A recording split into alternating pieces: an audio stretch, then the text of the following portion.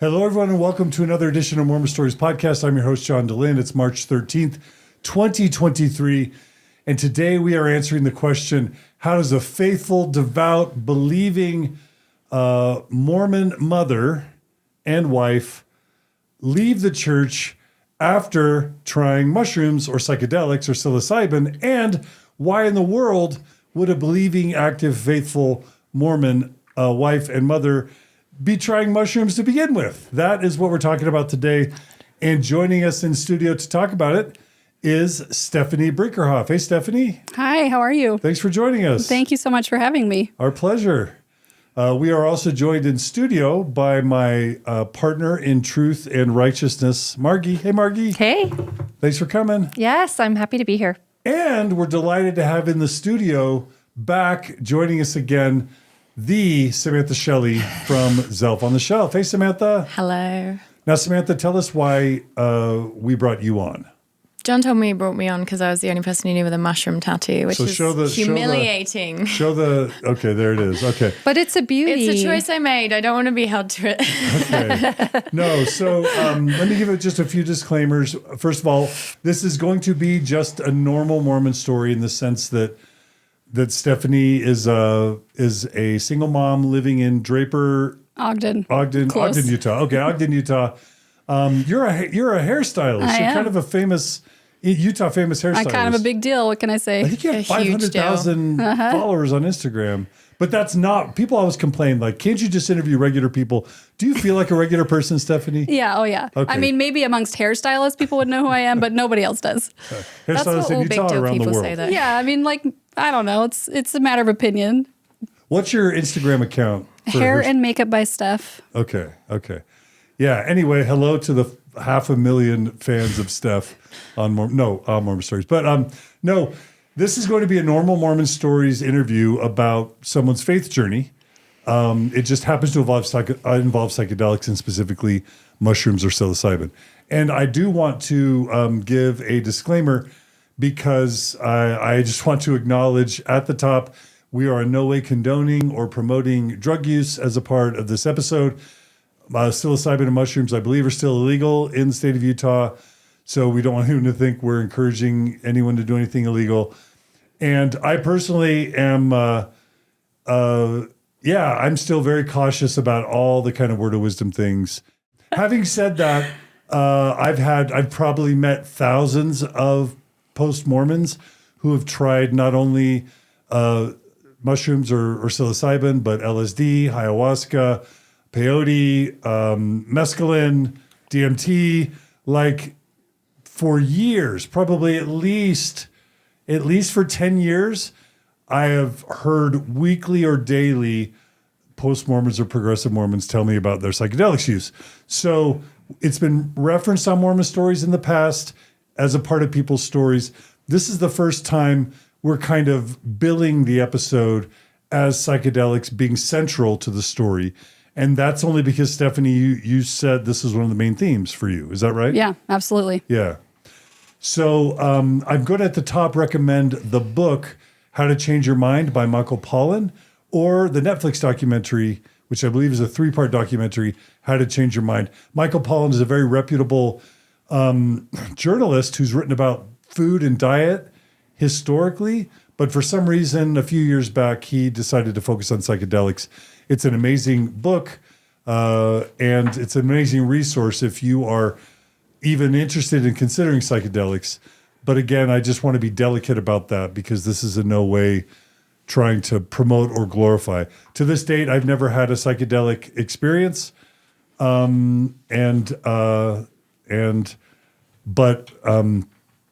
we want to validate that many people, thousands of people have said that it's been helpful. So I don't know. Any other disclaimers? Samantha, any disclaimer you want to add? No. No? Margie? No. Okay. All right. Okay. Well, with that, let's go ahead and jump in with maybe Stephanie. One of the things we like to do when we begin a Mormon Stories interview is just to give people a chance to talk about maybe why they're not doing the interview and why they are doing the interview. Is there anything you want to say just in terms of your intention? Yeah. So I'm not doing the interview to talk about the nitty-gritties of church history and stuff like that. I don't know very much about that still, even. That wasn't what led me to where I am now. So this more, I mean, my exit out of the church was more of like a emotional / spiritual process. So I just want to share my story of how I got to where I am. Okay, perfect. All right. And Margie and Samantha, please jump in with any questions or comments. It's great to have you both here today. Thanks, Faye. Okay. Well, Stephanie, normally I like to just ask if your lineage goes way back in the church, or if you or your parents were more converts. So where does your Mormon story begin? Yeah, it begins with the pioneers. Okay. Yeah, clear back at the beginning. So yeah, it's been in my family for many generations.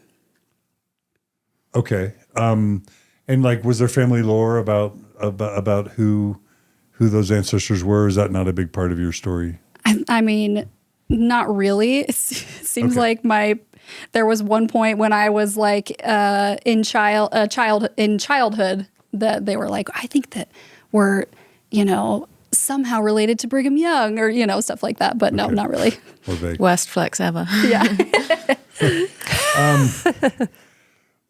Regarding your parents, how'd your parents meet? I'm just curious. How'd they meet? Yeah. I think they went to high school together. Okay. And do you know where? To Roy High. Okay, Roy. Yeah. All right. That's Davis County? Is that Davis County? It's technically Weber County, but it's up there. North of Salt Lake. Yeah. Okay. It's been around for like 1 billion years. Okay. Yeah.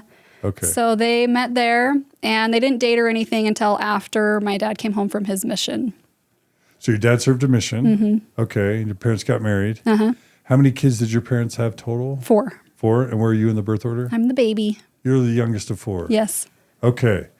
All right. So what do you want to share about your childhood, and how did Mormonism manifest itself in your childhood home? Yeah. So my childhood, I feel like, was very close to ideal.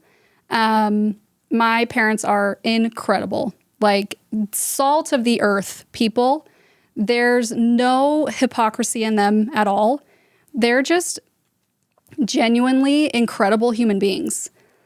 And so very attentive, gave all of us kids a lot of attention, always wanted to hear what we had to say, tons of family time. They were, the exact same people at church that they were at home. They're just really, really good people. And so my childhood was fantastic. I mean, you're essentially growing up in this sort of like ideal little safe, protected bubble where you're comfortable and you're taken care of. You have great community, great relationships with my friends, great relationships with all of my siblings. It was ideal. Did you guys do all the Mormon things at home, like family prayer, scripture study, family home evening, all that stuff? We did all the things, yeah. Yeah. What town did you grow up in? I grew up in Layton. Layton, okay. Yeah. And for those who don't know where Layton is, for those never Mormons who've never been to Utah, where's Layton? It's like maybe 30 minutes north of Salt Lake. Okay. And in terms of like the Mormon orthodoxy spectrum, like let's say Provo and like Alpine or Bountiful or Tens, what's Layton? I feel like Layton's pretty up there. It's not as bad as as high as like Farmington. Farmington, I would say, is like a 10. Okay. Layton's maybe like a 8. Okay. I would say. Farmington's where Lagoon is, the amusement park, right? Yes. What do you think makes the 2-point difference? I don't know. I think Farmington's very sort of like, it's just very concentrated and very kind of like well-to-do, and it feels like everyone's kind of the same, and you just get a lot of, people that are believing the same things in a very concentrated space, where I feel like Layton's a little bit more spread out and a little more diverse, I guess. Mm-hmm. Okay. Okay, so if you were to describe some of your most cherished Mormon church beliefs as a child, well, just really simple, what would those be? How would you have borne your testimony back then? I mean, I really loved Jesus. I felt such a connection to Jesus, you know, even as a small child. I loved the idea that you had people that loved you, that were watching over you and taking care of you, even if you couldn't see them. I loved that.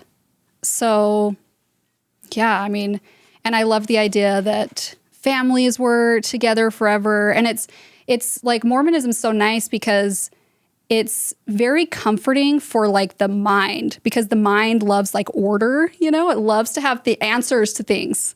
And so it was just so nice to be like, oh, I know what's going to happen. And I know where I'm going to go when I die. And I know everything, you know, like I don't have to have any questions. And it's all conveniently in this little container. What did you believe about Joseph Smith in the Book of Mormon growing up? Oh, yeah, like 100%. What about how would you describe? I mean, I would feel the spirit when I sang the praise to the man, you know, and read the Book of Mormon several times and just really felt like a connection to it. I mean, yeah, it's like you look at those paintings of Joseph Smith and you're just like, yes, I'm a part of something so special, you know? Mm-hmm. You can really feel it. So you were a sincere believer in all that in those years. Okay. Yeah. Any family events or personal events in your childhood that you want to mention as a part of your story? Let's just say pre-middle and high school. Not particularly, no. I feel like most of childhood, like things didn't shift for me until I was in my 30s. Okay. And for my family as a whole, things didn't start to shift until, you know, we were all graduated from high school at least. Okay. Yeah. Are you comfortable sharing what professions your dad and or mom had? Yeah. So my mom was a teacher. An elementary school teacher, but she didn't teach while we were young. I think she went back to teaching when I was maybe a senior. Okay. And then my dad, he owned a fiber optics business. They sold software to help people map their fiber optics. He like developed the software and sold it and whatever, but he has since sold that and is now retired. So he was kind of a techie guy, or I guess, yeah. Software guy? I still get very confused about he's technically a manufacturing engineer. So he's kind of like a Mr. Fix-It. Like anything that's broken, he can fix. Okay. So. Okay. And do you all have any questions about her childhood? I guess it sounds like it was all very, you maybe tell me if I'm wrong, but your relationship with Mormonism was more like carrot than stick. Like I feel like a lot of people tell their Mormon story in childhood through the lens of guilt and shame, but it sounds like for you it was like this genuine joy. Absolutely. 100%. Like my experiences in the church were 100% good. But I was always following the rules.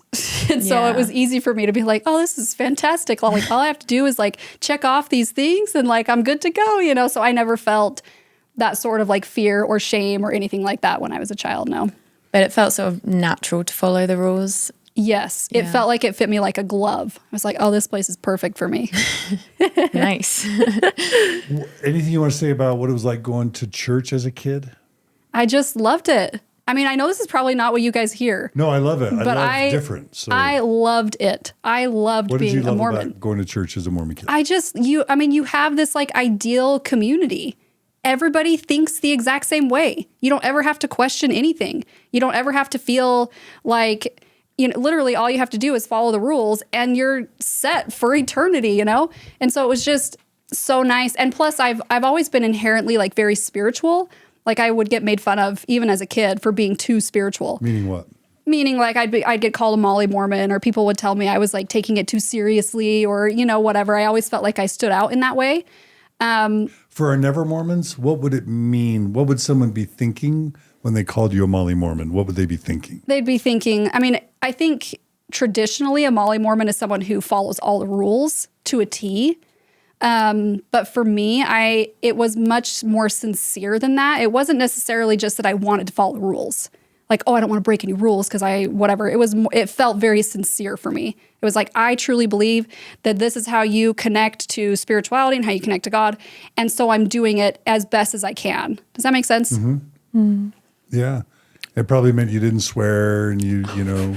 I think I said my first swear word when I was like in my 20s. Okay. That's embarrassing. I shouldn't admit that. You probably didn't see PG-13 movies. I did, but I was very, very cautious. Right. I was so sheltered, but it was of my own doing because I truly believed that that's how you could have this connection to God or whatever you want to call it. You said your prayers and read your scriptures at night. Yeah, I was an EFY counselor for like 5 years. Yeah, we'll get there. Yeah. Or I guess I wasn't a counselor for 5 years, but anyway. Yeah, I have a quick question in the way you're kind of describing your childhood with regard to your family and the church. It's kind of like two different systems. And what I'm hearing is an experience where it's really working for you, a lot of warmth and alignment, Mm-hmm. I'm curious if you have any memories of like connecting to yourself outside those systems that stand out to you. In particular, or would you say that in your memory, it's kind of, you're really at one with like your family system, really at one with the religious system? Yeah, it was completely enmeshed. And so I couldn't see it at the time that it wasn't what was actually happening underneath, for me, like emotionally. But at the time, it was just, there was no separation. Yeah, it's like if I were connecting to myself, it would be through that lens. Got it. And I just have a quick question with regard to your parents. So I'm hearing you kind of say that you really loved rules, you obeyed, and so it really worked on, in an important way for you. Did you ever observe your siblings be in a different kind of place where maybe they weren't, they related in a different way and maybe experienced different feelings with regard to your parents? Or did you feel like it was kind of unilateral, just, unequivocal warmth? Like, how would you talk about that? Yeah. So my siblings, I definitely watched and learned from them in their processes because some of them were like more rebellious than I was or whatever. But my parents were never like the punishing type. And so even though it was like difficult for them to navigate those situations with my siblings, there was always a lot of love. It wasn't like they were like disowning anybody or, telling anybody that they're going to hell or anything like that. It was just like, I could see that they were genuinely trying to navigate the situation in like the best way that they could, in the most loving way. But I was definitely very observant of that. Mm-hmm. Yeah.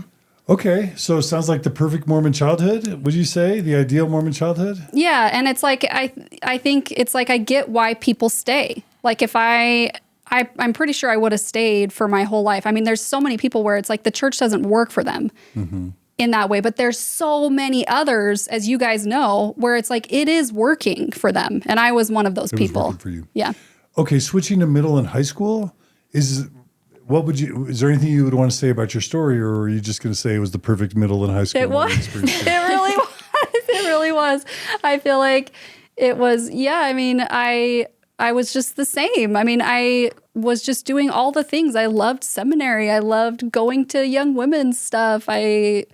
I loved all my friends. I just had like a really good support system, and so, yeah, there's not, I mean, I can look back now and talk about it differently, but at the time it was just really good memories. Did you go to youth dances? Just did all the Book of Mormon length. Between you and the boy you were dancing with? Yeah. And you went to seminary all 4 years? This was release time during school? Is that right? Yeah. Were you weren't a Davis Dart. You were a Northridge Knight. Northridge Knight. Yeah. And that's in Davis County? Yeah. Okay. Northridge. So there's Dayton, Layton, and Northridge. Are those the three kind of? Layton, Davis, and Northridge, yeah. What did I say? Dayton? Did you say Dayton? Yeah. Are those schools all close to each other? They are, yeah. Are they all kind of rivals? Yeah. Okay. I'm assuming they still are. Yeah. Okay. So, and your testimony, did it grow in high school? Yeah. Yeah. I mean, I feel like that's when I really was sort of stepping into my own identity. At least I thought my own identity, my own way of being. like shortly after is when I started or I guess I went to EFY. You go to EFY when you're in high school, right? Is that the age? I cannot remember. Yeah. So I went to EFY for like 5 years, all 5 years, just living my best Mormon life. For Never Mormons, EFY is especially for youth. It's like A church camp. Righteousness Mormon church camp for youth, right? Yeah. Yeah? And you dug all the music. I was just loving it. Just eating it up. So oftentimes there's this conflict arises at this point in the story for many where either they have some type of shame, they're tempted to break the word of wisdom and try alcohol or drugs or sexual experimentation or some type of shame with bishops' interviews or whatever. I think I know what you're going to say, but I never, like it was so indoctrinated into me that those things were coming from Satan and that they were dangerous, that I just didn't even consider it. I'm like, why would anybody risk being tempted by the adversary? You know, I was just so convinced. So I just completely, I never had to confess anything to a bishop ever, you know? So no drugs or alcohol as a teen, experimentation. No, nothing. And dating in Utah is weird. I don't think people realize how weird dating is. Do you want to talk about what it's like to not date in Utah? Well, I mean, it's like, how do you even call it dating? You know, it's like you meet someone and you can't really see if you're fully compatible. It's almost like you just become really good friends with someone. And then you're like, maybe we should get married, you know? So it's very bizarre. But isn't there a thing where like you'll have all these dances throughout the year, like homecoming or like some type of Sadie Hawk Girls' Choice thing or whatever, or prom, but you can never go with the same person twice? Yeah, you can't. Yeah. You're not supposed to like have one person that's like exclusively who you're seeing, you know, or a lot of parents had rules that were like, if you go out with this person 2 times, you have to go out with someone else 2 more times. And then you can, you know what I mean? Dilute it. Yeah, to dilute it. Spread it out a little bit. It's like, I just weird stuff like that. But I never had any of those rules because I didn't want, like, I was like afraid of, you know, boys. And so it wasn't even an issue for my parents, you know? So no boyfriend in high school? No. Not at all? None. No. Whoa. Not even a big crippling teenage crush? Oh, tons of those. Okay. Yeah, but there was like ones where you like see them from afar and you don't ever talk to them. They call you the enormous stalker. Yeah. And then you can kind of create them into what you really Totally. That's the best part. Sam knows. Okay, so lots of crushes, but no boyfriends. Yeah, no. Okay. I was much, I mean, if you guys can't tell, I was very, very naive, very innocent, very just like, I mean, what I would have called at the time, very pure. Okay. All right. Gorgeous. What kind of things stressed you out as a child or teen? Or if you got upset about things, what would they be? I know that's kind of broad, but. I mean, I feel like similar things to a lot of people, like feeling left out, feeling like I was different, feeling like I didn't belong, feeling like I was weird. And was that because of how pure you were? Yeah. Like I felt like I was too Mormon. And so I felt, but then I felt like the other people who were also quote unquote too Mormon, I didn't really mesh with their like personalities. So I was like, I don't know like where I fit, if that makes sense. Yeah, I sort of relate to that. Yeah. Oh, I was going to ask, you know, what your interests were kind of in your developing years. Yeah, I was a cheerleader, but I was one of the like ones that nobody knew I was a cheerleader. I was like in the back always. People would be like, wait, you were a cheerleader? But my best friends were cheerleaders, so we did that. I danced, and I was big into painting. You'll love this. My dream job when I was like in high school was to paint murals in the temple. That's like literally what I wanted to do, was grow up and do that. Now look at me. Beautiful.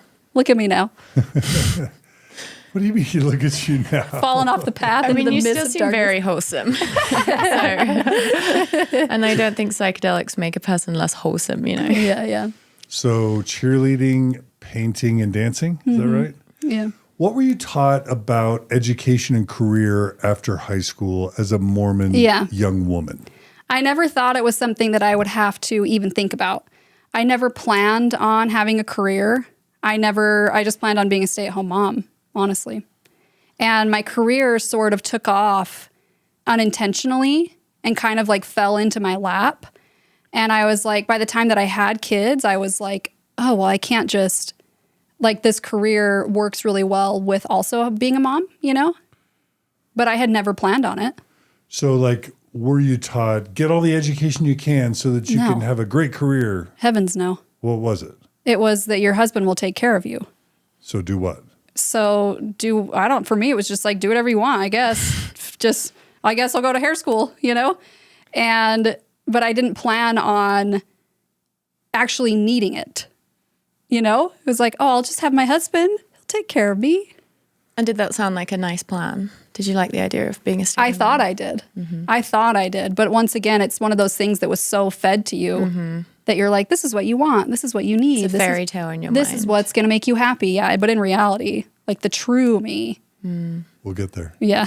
When you went to hair school, did you love it? Like, was there part of you that kind of I did love came it. alive? I did love it. Yeah. I actually knew it was at like a young women's activity when I had my hair done by somebody. And I was like, oh my gosh, I love this. And so I knew from the time I was probably 13 that that's what I wanted to do. So yeah, how I about loved that? it. Yeah. You knew you wanted to do hair Yeah. since you were 13 Yeah. because of a young women's event Yeah. in the Mormon church. Yeah. Well, Okay. it was hair or paint the murals in the... Exactly. I mean, either one of those. They're both beautiful. Okay. Okay. Anything else about your high school years in terms of like important things in your story? It was just ideal. You loved it. I loved it. Yeah. You loved being a Mormon young woman in Layton. I did. Yeah? It fit me like a glove. You went to prom and all that? Mm-hmm. Okay. Yeah. I have a question about that because you say it was ideal, but then you also talk about how you felt like a bit of an outsider. Was the amount you kind of felt like an outsider? It just felt sort of manageable. Yeah. Like it wasn't this huge. Exactly. crushing- Okay. Exactly. Yeah. Did you have your crowd of friends? Yeah. I had my close friends, people Yeah. that I ran around with.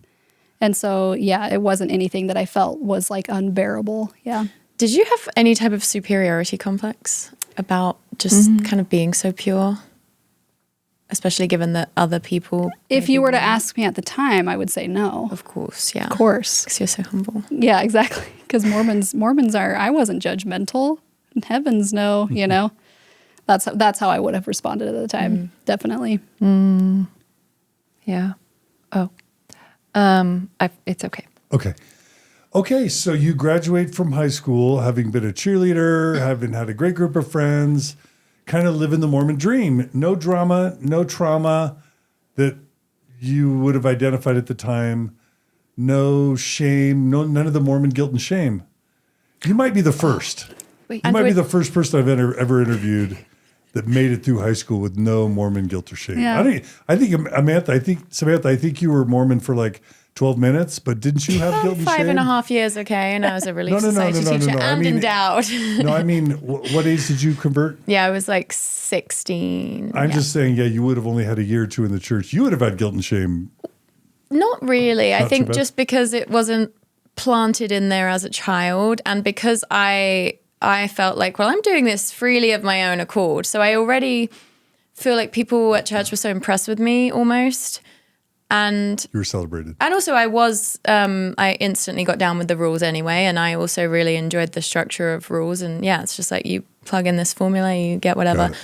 So, I mean, guilt and shame maybe came into play a little bit in college and stuff. But I feel like for my high school years, which I think was like a year and a half that I was a woman in high school, not really too much guilt and shame, Okay. just hype. Right. Okay, cool. Margie.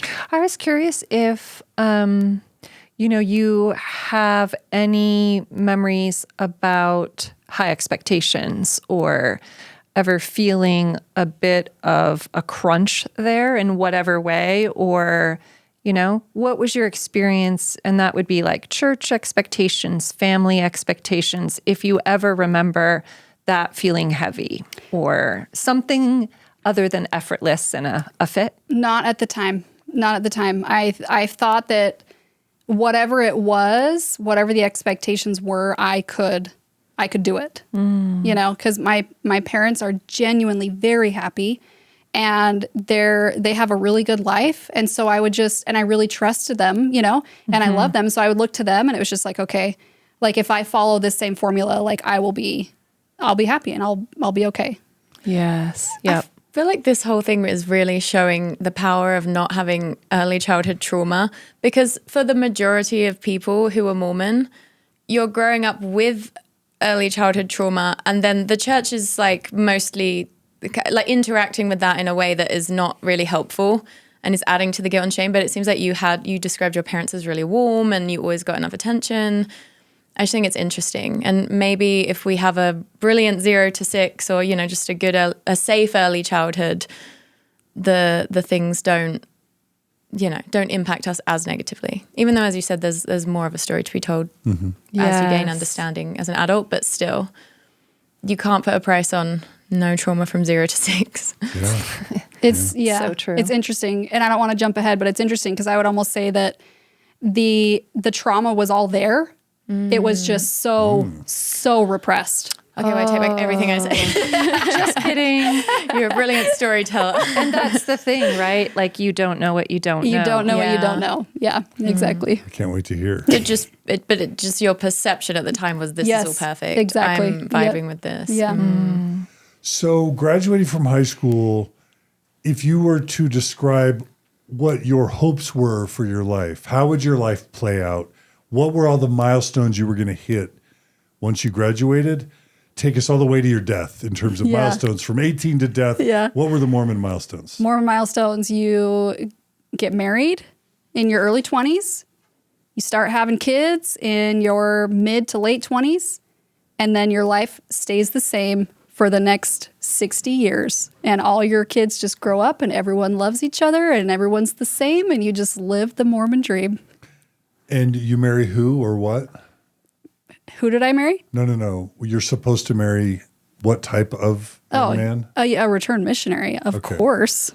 Where? Marry them where? In the temple, of course. Okay. Yeah. And then hopefully your kids will all what someday? Yeah, do the same thing. Right. Yeah. Follow in your footsteps. And then when you're old and retired, you do what? You go on a mission. Right. Yep. I'm not trying to plant all this. Was this Yeah. was this all part of the dream? Totally. Okay. Yeah, I used to dream about like being a mission president's wife and stuff like that. What a dream. What a dream. It's going to be great. It's going to be fantastic. Love excess labor. Okay. So did you consider college at all? Outside of beauty school, no. Okay. Yeah, I knew that that's what I wanted to do. So where'd you go to beauty school? It was called Taylor Andrews up in Layton. Okay. Yeah. And when you did that, what were you thinking would happen in terms of like, how would your career play out? Yeah, I was thinking I would just like work in the salon until I had kids, and then I would just maybe do hair out of my house, you know? And then a lot of the people that I meet who have been Mormon planned on finding their spouse at BYU. You didn't even plan to go to BYU. Talk about that. No. Yeah, I mean, I was like, maybe I'll meet him at Mutual or at these, they do some sort of like firesides, right? Like for like young adults, stuff like that. Or maybe I'll meet him through friends, you know? So yeah, I was always on the lookout though, of course. You always got to be looking for your spouse. Eternal companion. Yeah. So your parents didn't encourage you to go to college? No, but they weren't against it, but they were just like, it wasn't something that they were like pushing me to do either, you know? I just always knew I wanted to do hair. Okay. Yeah. Okay. So what happened after high school? So I went to beauty school and met my ex-husband now at I probably was 19 or so. We were married by, I think I was barely 22. Got married in the temple. Did you date for 3 years? So I know, right? That's like very un-Mormon Your like. first scandal. I know. No, we were friends for a long time. He actually came in to me to get his hair cut. Oh. And I cut his hair for probably a full year. That's how you met him? Yeah, well, kind of. We met after a football game, a Weber State football game. And we had mutual friends, and he heard that I was a hairstylist, and then he was like, he's like, this is how I'm gonna sneak in the door, And so he started coming to me to get his hair cut, and I cut his hair, for probably a year or over a year, and then we were friends for a while. So total, I think we knew each other for a minute before we actually started dating. But from the time we started dating to when we got married, it was less than a year, you know? And had he already served a mission by the Yep. time you first met? Yep. So he was the return missionary. Okay. Yep. And so you are engaged by what age? Like 22. 22? Or maybe 21, Okay. 22, somewhere in there. And married? Married, yeah. So married less than a year later, maybe at like 22. 9 or 10 months later, yeah. Okay. What were your kind of your beliefs about marriage and kind of what you were looking for and how it was going to work? I mean, I mostly was just hoping for what my parents had. And even my siblings will all say that too, where it's like they had this sort of ideal marriage where it was, I'd never heard my parents yell. I've never heard them yell still. I don't think I've ever even seen them argue. I mean, I know they do, but it's not something that's like this, anyway, this huge issue for them. And so I was hoping for that, you know, just like really peaceful, you know, sort of wonderful addition to your life who just only makes your life better. And then you work together just so nicely without any issues. Was he your first relationship? Did you have any? He was my first long-term relationship, yeah. I mean, I think before that, the longest I had dated somebody was maybe 4 months, which is very common, I feel like. So kind of your first real boyfriend you married. Yeah. Is that right? Yeah. And that's pretty standard, I feel like. Yeah. Okay. Okay. So anything you want to say about like the temple marriage? Was that everything you hoped it would be? Was it a Davis County, Weber County wedding? We got married in Bountiful Temple, Okay. and then did our reception after in Layton, you know, very typical Mormon setup. You do your temple wedding, and then you go do like a luncheon, and then you have a big open house where, you know, all your stake members come that you've never even met, half of them, and you stand in a line and you say thank you for coming, and yeah. Okay. And did you pray about him, whether Heavenly Father wanted you to marry him? Yeah. What did Heavenly Father say? I mean, I remember that I didn't get an answer. And that was your answer. And that was my answer. Because you already knew. That I didn't listen to. But I was like, oh my gosh. But then of course, you have ways of being like, well, if I'm not getting an answer about this, then that means that Heavenly Father trusts me to decide That's for right. myself. So That's how that works. it works out. Yeah. So you never got the answer, No. but you kind of talked yourself into. Well, I loved him. I loved him a lot. I was like, this person is fantastic, you know? And so I didn't, you know, it's like, Heavenly Father, trust me to make this decision. Nice. In Young Women's, did you ever like write lists Oh, of yeah. qualities that you were looking for? Absolutely. Do you remember kind of what you wrote and if your first, like if your ex-husband was It like, seems like I wrote things about like that he would go to the temple with me regularly and that we would like read our scriptures together, and somebody that made me feel like I wanted to be a better person, things like that. But yeah, it's really, I wouldn't say that he wasn't those things, but you know, it's no surprise that my ideal sort of perception of reality, it didn't match up to what I was actually experiencing in my marriage, you know, but that's just reality. It's not like there was anything horrific happening. It was just not what I had perceived based on my upbringing, you know? such a good point. Okay, so you get married at age 22. 22, and did he have college plans? Was he already in a profession? And then what did you guys decide about kids and stuff? Yeah. So he was in school. Oh, wait. How was the temple ceremony for you? It's good. Yeah. You enjoyed the temple Yes. And so many people talk about how when they go through the temple the first time, they're like, what? And I was just like, not that way at all. It's like, this is beautiful. Oh my gosh, I love this so much, you know? So I thought it was great. ceremony? Okay, this is awesome. Am I blowing your minds? Yeah, just A little. Maybe it's just who I choose. I feel like it's probably blowing your minds that I'm sitting like that. Where I'm at now. Probably It's blowing like, your mind. yeah, it is blowing my mind. It's blowing a lot of people's minds. Most people are like, you left of all people. Don't you think that are quite, maybe the sample of this podcast is skewed for obvious reasons, but I do feel like there are a lot of people who just have an ideal Mormon upbringing and never doubt or... I'll be honest. If it's skewed towards people who were bishops in bishoprics and Relief Society presidencies. Because Right. I always, if I have a bias, it's probably trying to get the most in it to win it types of people, because I think those make the most powerful stories. But the people in that are spite of willing to that- tell their stories, I mean, That's true. are the people Yeah. who have analyzed it enough to have that, you know what I'm saying? Like, Yeah. I think it's not, I don't know. It doesn't seem that atypical for people to just kind of have it all be idyllic and for them to just love it. And I know a lot of people do hate the temple, but I bet there is also a lot of people who are just like Loving so it. into it. Yeah. No, this is super atypical, and I'm loving it.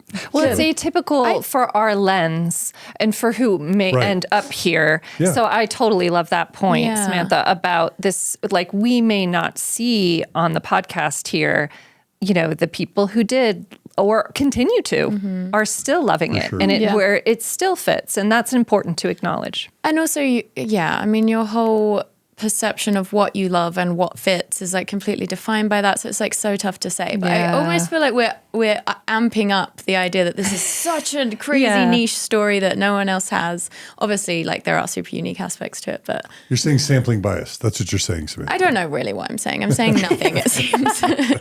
We'll just hold it. We hold it in You know what I'm saying, though? A lot As of people it have the is. ideal Mormon. Well, Yeah. I'll just try to say what I'm saying, which is that I interview people that were APs on their mission and Relief Society presidents and again, bishopric and Relief Society presidency and stake presidency and stake high councils. And for almost all of them, there's still family trauma. There's still childhood trauma. There's almost always word of wisdom or law of chastity, guilt and shame in their high school years.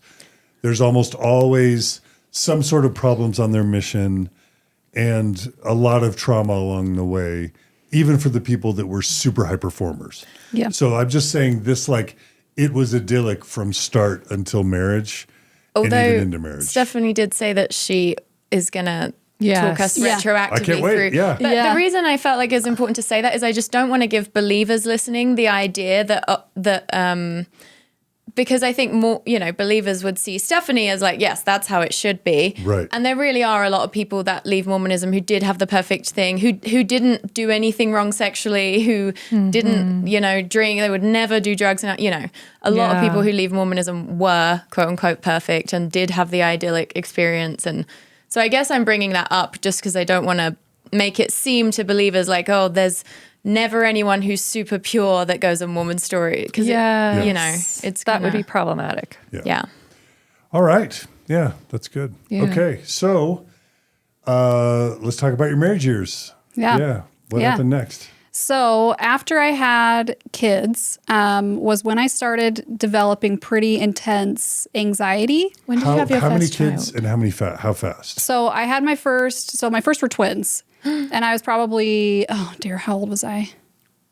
They just turned 9, so I was 25, and Was it easy to choose to have them? Like, did it just all feel like the right time? this is another one of those things where it's like looking back, I'm like, I can see a lot that I couldn't see at the time. But at the time, like I never felt like I wanted kids. I never felt that. A lot of people grow up with that sort of like, they just really like are hungry for that. I never felt that. It was kind of like I guess this is what we do now, And so, and we both kind of were that way, I think. I mean, I can't speak for him, but it was just kind of like, I guess we're at the age where we kind of start talking about having kids, I guess, And so it wasn't like it was an issue for us, but it wasn't something that we were just like dying to, get started with. So you didn't have honeymoon pregnancies though. So you decided to wait at least what, a year? We waited, I think it was like 3 or 4 years. Yeah. Yeah, that's atypical. Yeah. Even Margie and I were pregnant within a year of our marriage. Yeah. So what led to your decision to hold off a few years? I think it's just not in my nature. Like I was just petrified of being a mom. And for me, getting married was way less of a big deal than having kids. I was like, I can, marry someone and my life will pretty much stay the same. But if I'm having kids, like that is like your life is not ever the same. And so I was really just like freaked out by the idea, I think. Mm-hmm. So I waited till the ripe age of 25. Mm-hmm. Yeah. Okay. And so what was it like for you to have, you had twins first. Twins. Without, you don't have to answer this. Yeah, Normally twins are associated with like IVF or something. Yeah, no. And they're not genetic either. Apparently identical twins can just be like a fluke. And so, yeah, it was a total shock. I was in denial for many months. I was like, there's not two in there. Like, there's no way I'm having twins, So it was a huge surprise. Wow. And thinking about that with your earlier trepidation of like how it changes. I know.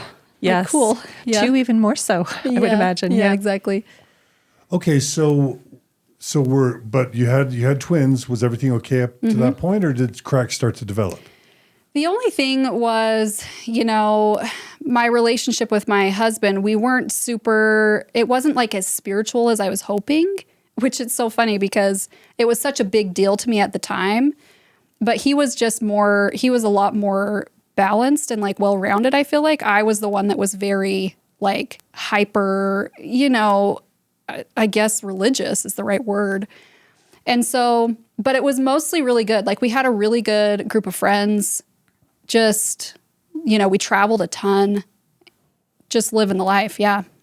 Was he, when you thought about spirituality, did you think about your dad or mom? Yeah. And were you comparing him to your dad and mom spiritually? Exactly. Yeah. And what was he not doing that they would do or vice versa? Well, he was like, I'm not going to go to the temple with you every week. Like, that's insane, And at the time I'm like so sad about it, but he's just like having boundaries, you know what I mean? Like practicing being more balanced. Did your parents go to the temple every week? I don't know that they went every week, but they were very regular, like very, very regular.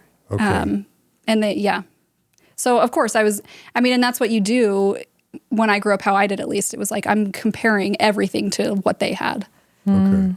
Mm-hmm. So you wanted to go to the temple every week? Yeah, I was that person. Huh. That was me. Okay. Yeah, it's crazy. And did you go without it?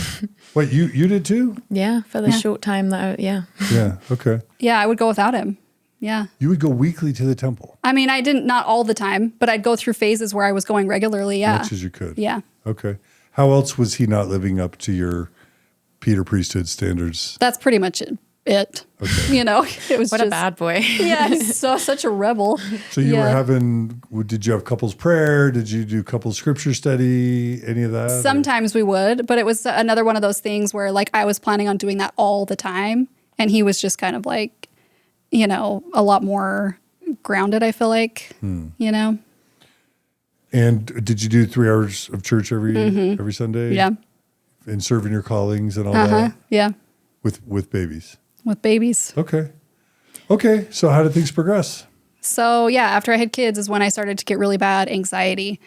And I would say depression too, but it wasn't like the typical sort of like constant flatness. It was like really high highs and then really low lows and, just like up and down, up and down, up and down. And so that's when I got on like an antidepressant for the first time after that. At what age? I was probably 26 or 27. Okay. Yeah. Because the anxiety and depression got really bad. Yeah. I think I had always had it, but I was really good at maintaining my life in a way that made me feel comfortable. And so now that I had kids, it felt like there was so much more that was out of control. It was just like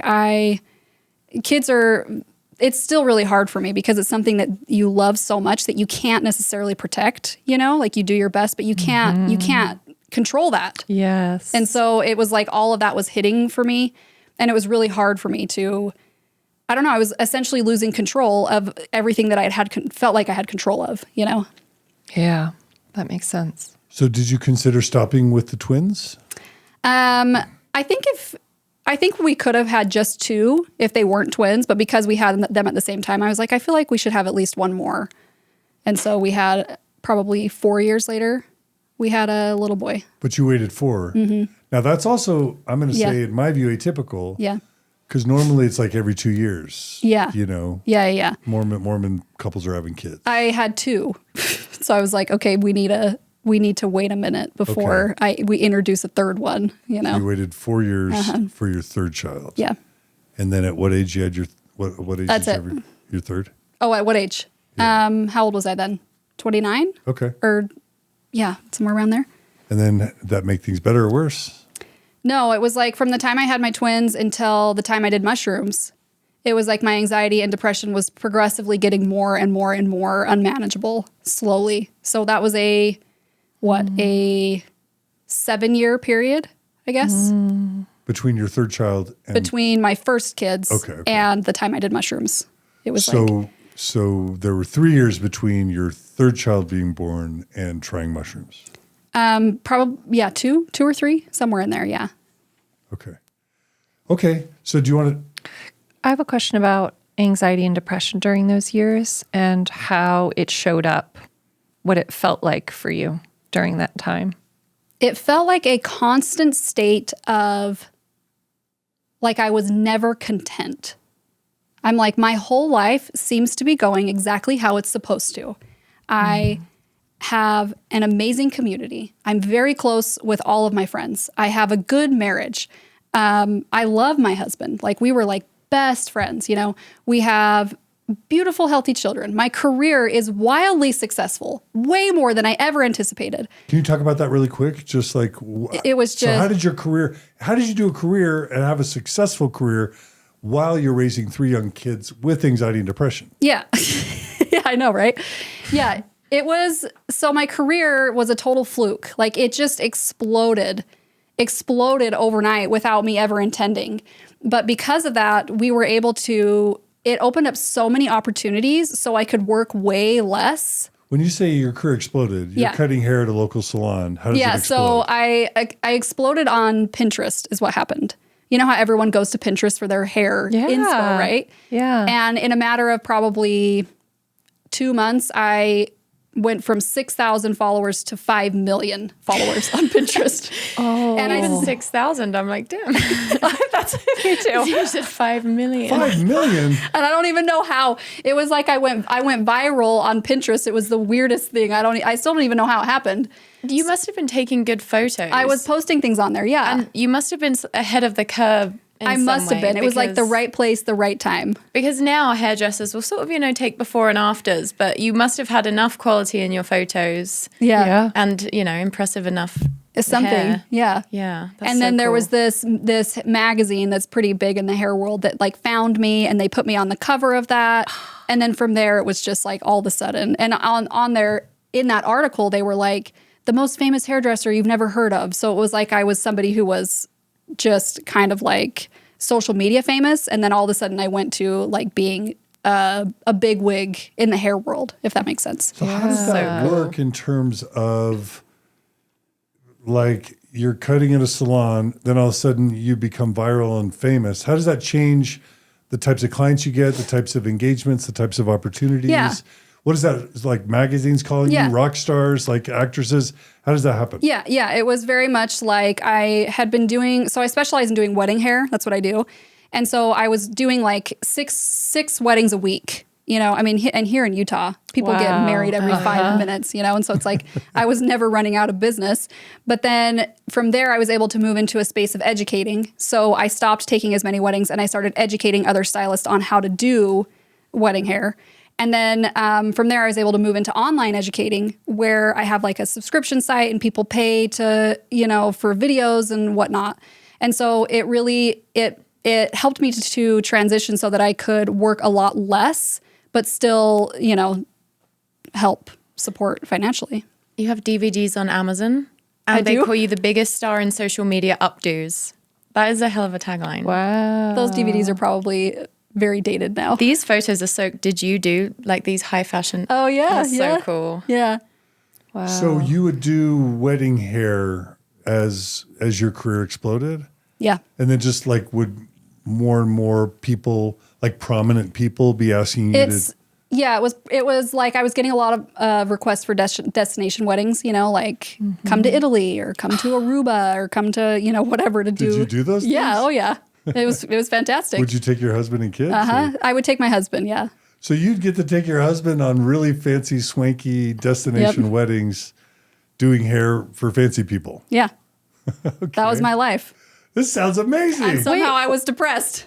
Yeah, but okay, but it's really a different dream probably when you're thinking, oh, I want to do hair. And, like you think of a salon, like you were talking about, working at a salon. And when you have kids out of the basement I'm just thinking the largeness, the pressure, did it feel positive? Did it feel like a match for you? Or did it also feel like pressure? Like, was there also a dark side to it? I gotta be honest, I just totally loved it.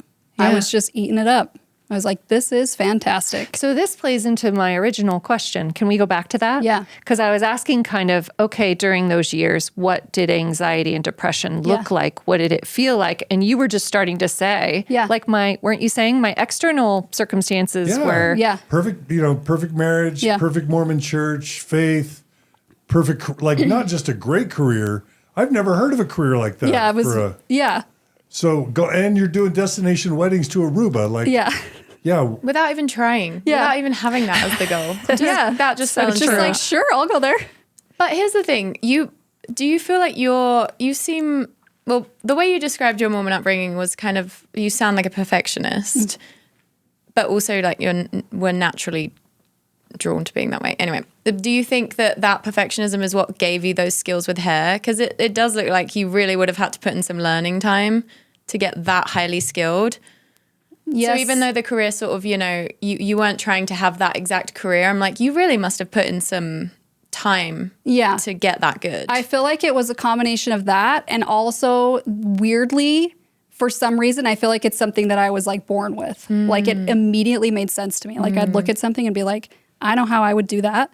And I would change it like this. And this is how you do it. So there was a lot of learning.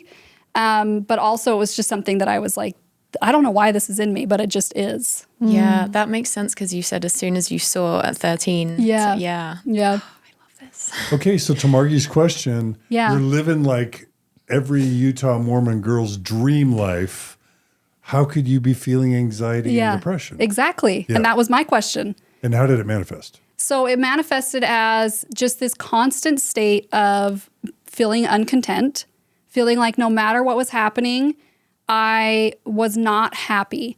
And I would obviously be happy when I was traveling or when we were with our friends. But if it was like I'm home alone or, just me and the kids or whatever, as soon as you come down from that high, it's like your real feelings are there, And I saw this quote just recently that was like, you can determine a man's level of, I think it was happiness or maybe inner peace by his ability to sit in stillness. And that's very much me. Amen. It was like, when I was just me, I was just all the emotions, so much anxiety, just feeling like, why am I not happy? Did you find solace in, because you obviously prayed and read scriptures, and that is a form of stillness, even though it's like filling your head with specific concepts. Did that give you any kind of comfort? That was like the only comfort I had. Absolutely. But it got to the point where it's like, I don't feel like me, and like no matter how much I pray, I don't feel like it's doing anything. Which, And you described it as high highs, low lows, not like this constant depression. Was the high highs kind of in relation to your career? Because obviously if you're in Aruba. Yeah, it was my career. And we really did have a really, really close group of friends that we were always doing stuff with. A lot of people get married and they kind of like disappear off the face of the earth. But we were just like living the life. We were always camping. We were always planning parties. We were always getting together, So it was just like fun all the time. That does sound fun. It was fun. And then you're motivated, I would bet, to keep moving. Yeah, exactly. Because if your experience is when I stop, I have all this flood of feelings that are really uncomfortable. Yep. Did you find that? So it was like all the things we can And I think a lot of people are like that. I think that they don't realize that they're like that. You keep yourself up. But then it's like, if that ever crumbles, you're just a complete mess underneath that. I feel like that's me. That is you, Like- John. I am always telling you this. Like I keep super busy Yep. because it's not good when I'm not. Exactly. John, sounds like you need psychedelics. Yeah. Because not to make this about you, but there's just, you'll feel so much more confident and powerful when you can sit in silence by yourself. Like there's just a freedom that comes with that. Yeah. And again, this isn't about me, but Mark, you might remember the most painful hour of my life, literally of my life. Do you remember what it was, Margie? Mm-mm. It's when we went to a Quaker service. So we were flirting with other churches, and we went to a Quaker service in Cache Valley, and this is their church service. You go and you sit for an hour in silence, and everybody's in a circle. There's no sermon. There's no music. You just sit for an hour in silence, and you're just kind of looking around and staring at people. And I swear, I think that was the most painful hour of my life. Anyway. Yeah, because what happens when you do that? You're forced to be with yourself. My brain goes crazy. Yeah, and you're like, I can't, what's in my body? Like, I can't be in here. And that's what was happening with you. Yes. Okay. Yeah. All the time. Yeah. And were you conscious of any dissatisfaction with being married or with having children during those years? Conscious of it is, it's like, kind of, but I thought it was my fault. You know, I'm like, oh, if I'm not enjoying being a mom, that's on me. I mean, not to say that it's on my children, but like, I would never have pegged it on my lifestyle. I would have only pegged it on my inability to keep up, my inability to be loving enough or to be selfless enough or to give of myself more, you know? So it's like I kind of was conscious of it, but I didn't think it was, I thought it was me. So did you go on a quest with your parents, with leaders or friends or elders that you respected or church leaders to say, what's wrong with me? Why am I not happy? Can you help me? Please help me. Mostly just with my husband. You know, I would talk to him about it. Obviously, he was very aware. He would help a lot when I was, you know, depressed or anxious. He would take the kids and let me rest and stuff like that. So he was really the only one. I didn't talk about it. I mean, I was very private. You wouldn't guess it by what I'm doing now, but I was a very private person. So, yeah. Okay, so no one knew but your husband, basically. Yeah. Not even my parents or anything, yeah. Oh, you didn't even tell your parents? Mm-mm. Okay. So did your husband try and give you blessings? That would be a normal thing a husband would do, priesthood blessings? He was the one who introduced me to psychedelics. So he was very supportive in wanting to help me feel better. Okay, but let's talk about rock bottom. Was there a rock bottom before the psychedelics? Did he try and give you blessings? No. He didn't try. He wasn't that type of Mormon. Okay. Yeah. So he was a slacker Mormon. I guess you could say technically by Mormon standards, you would call him that. Yeah, probably. But he wasn't. He was going to church every Sunday. He would go to church every week. Yeah. Yeah. Yeah. And do all that stuff. But did you ever think that he's part of why you're unhappy? He's not righteous enough. Yeah. Oh, absolutely. Absolutely. How did that not become a huge wedge in your marriage? It kind of did, but there was so much else that was like making up for it. You know, it was like, what do you mean? Like we really were like best friends. So it's like, okay, maybe he's not as spiritual as my Mormon self would have hoped, or religious, I guess is a better way to say that. But like we're happy, you know, for the most part. Did you pray to Heavenly Father to take your depression and anxiety away? Yeah, I prayed. Yeah. Oh, yeah. For years, of course. Like, why am I not happy? You know, what happened? Nothing. That obviously didn't work. You know, I mean, I thought I had come to the point where I was like, maybe this is just my lot in life, which is another sort of Mormon belief that God can kind of like will something on you for your own benefit. That's, you know, and you just have to kind of accept it. And so I had kind of like come to that space where it was just like, this is my lot in life. And like, I'm just going to be like this, I guess. But it got to the point too, like, I wouldn't say that I was ever like fully suicidal, but I was like, okay. And this is the only reason I did mushrooms is I was like, I would rather try something like this than just accept that this is my fate, you know? So you were about to say you weren't suicidal. Well, what did rock bottom look like for you? It was very like, just feeling like this is no way to live. Like I felt completely out of control of my internal state.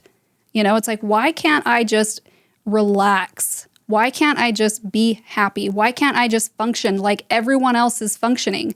Like, what is wrong with me? That's kind of what it was like. And,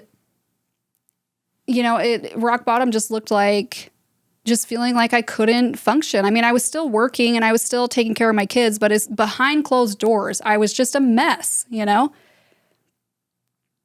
So one thing a Mormon might say to you at this point in your story is it's because you're working outside the home. A woman's place is in the home.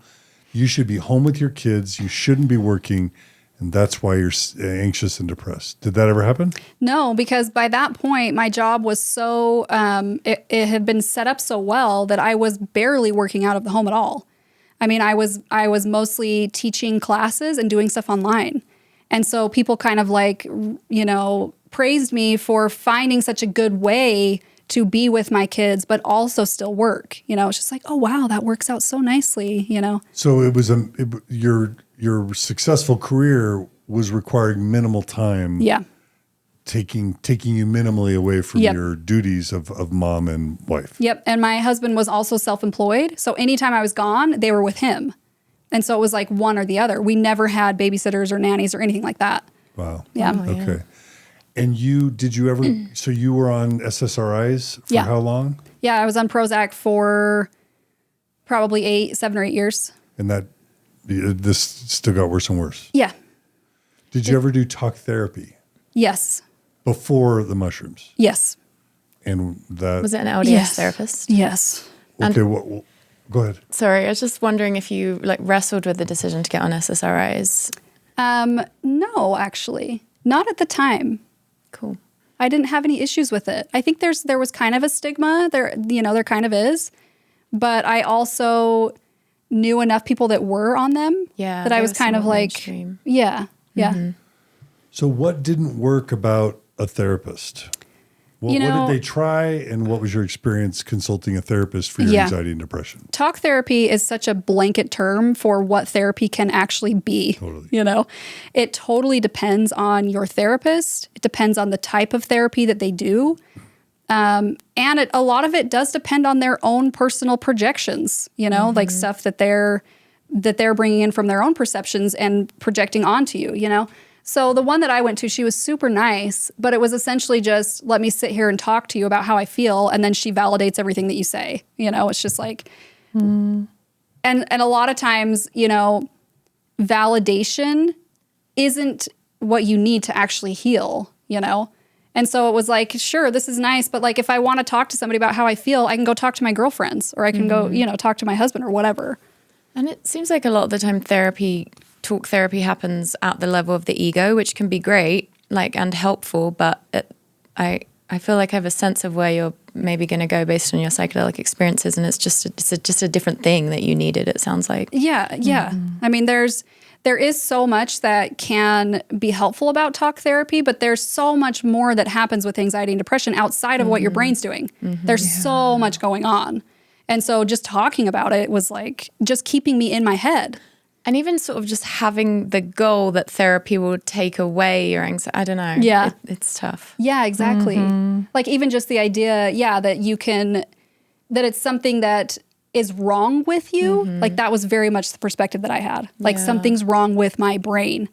And that perspective in and of itself is very unhelpful, Well, anxiety and depression can be chemical imbalance in the brain. Right? Yes. So I can only speak for myself. My experience was, you'll hear all about it, but my experience with anxiety and depression was very much not just related to my brain by any means. And isn't research showing more and more that, this idea that people with depression just, don't produce enough serotonin, isn't that being proved to be a bit of a myth? Like the idea that it's just this chemical thing, you're born with it. I feel like that was like the dominant narrative with anxiety and depression. Oh, yeah.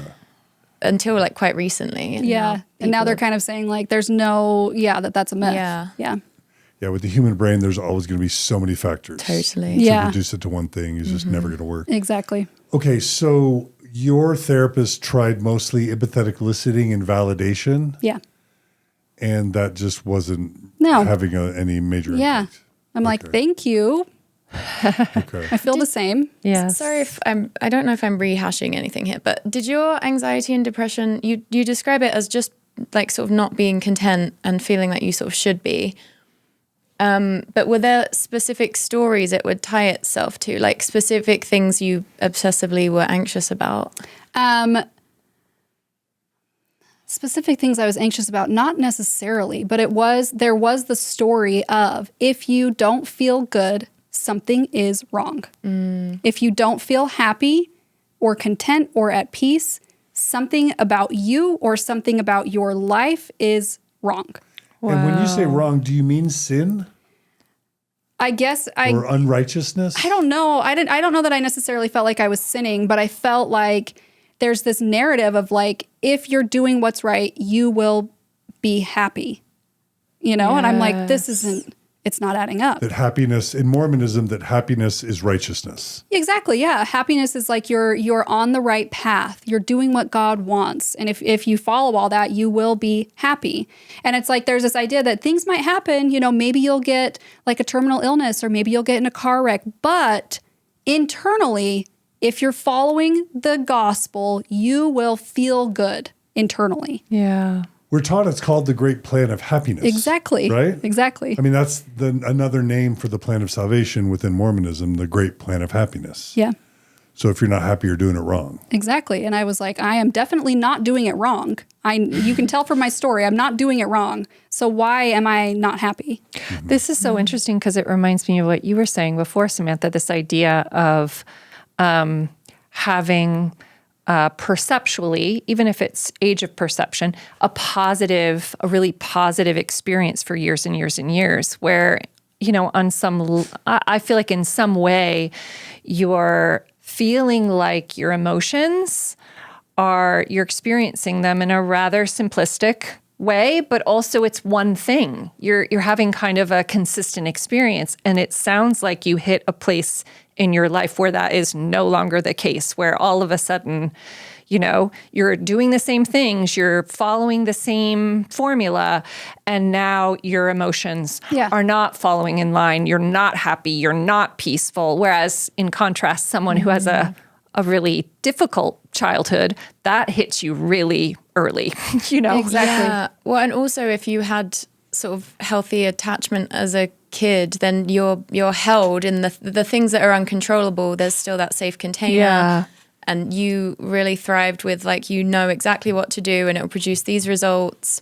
But then real life isn't like that. You have twins. Yeah. Yes. You know, it's like you weren't really prepped for sort of the wildness of life and of being like an adult woman. Exactly. And I feel like most people who can stay in Mormonism and make it work, it's like because, at least for me, I shouldn't say most people, I should say for me, I got to a point where I didn't realize how much control, sort of like perceived control I had until it started to dissolve. And then I was like, wait, I don't actually have control at all.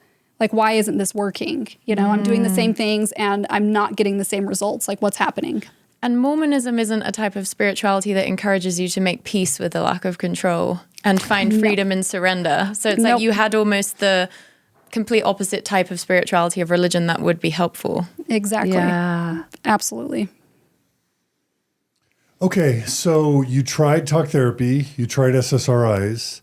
Is there anything else you tried before You tried talking to your husband, you tried prayer with Heavenly Father. You were hyper-righteous from the start. Is there anything else you tried before mushrooms? That was basically all I knew. I mean, there's so many things I just listed. Yeah. Okay. There's so many more tools for anxiety and depression out there, but those were the only ones that I knew even existed. Okay. So there is this really unuseful perspective that I grew up with that I still find very pervasive, that there's like a scale of like there's like a scale of harmful drugs. There's kind of less harmful drugs, perception of less harmful drugs and more harmful drugs. And because alcohol is legal amongst like a lot of Mormons who haven't ever thought about anything outside the word of wisdom, they're thinking, well, if you're going to self-medicate, start with the safe stuff like alcohol. And then, yeah, mushrooms, that's like super dangerous, crazy, weird psychedelic stuff. And, that's problematic, and we're going to talk about it. It's deeply problematic. But but then they would probably say, well, certainly alcohol is super dangerous, but I'm sorry, alcohol's bad, but try that, and then maybe marijuana, but then mushrooms are way awful. So did you try alcohol in any way to self-medicate before mushrooms? Heavens, no. No, never. So you never tried alcohol before I had never mushrooms. had alcohol or weed. Okay. How many years ago was this? This was, 2 years ago. Was when you tried mushrooms? Yeah. Okay, so it's already, I feel like by that point, a lot of at least younger Mormons, it is coming into the mainstream that mushrooms are. I think most Mormons would have a more favorable view of mushrooms than alcohol. We're going to talk about that. We're going to talk about that. But I just got in a debate, a Believing Mormon, when I was kind of talking about psilocybin and mushrooms this week. Literally, the Believing Mormon's like, how dare someone go to mushrooms when alcohol is a much more safe and viable option? You know what I mean? So I do think it's an important point to bring up. Do you think that's a pervasive view? Oh, yeah. I've never heard that. I can't imagine a Mormon saying, why wouldn't you try alcohol before? Do you want me to show you my text? I can understand the legality being, no, I believe you. I think there's a perception because alcohol is legal. Yeah. That it must be safer than things like LSD or at least you're mushrooms. not breaking the law, and that in and of itself is... I think that exists often with opioids too. Like this, there's like there's a current campaign that's clearly, but like initially there were feelings about that. Like if it's sort of given to you in this way by some type of, that does affect safe. people psychologically a little bit to feel like, well, they gave it to me, so It must be okay. it's approved of, or it's in this case, Spoiler alert, alcohol is probably one of the most dangerous drugs you could take. And so I just wanted to make sure we say that. And so are opioids. Like if we're talking like really super dangerous drugs, it's like meth. Well, it's probably, what's the stuff that's like synthetic opioids? Fentanyl? Fentanyl, super dangerous.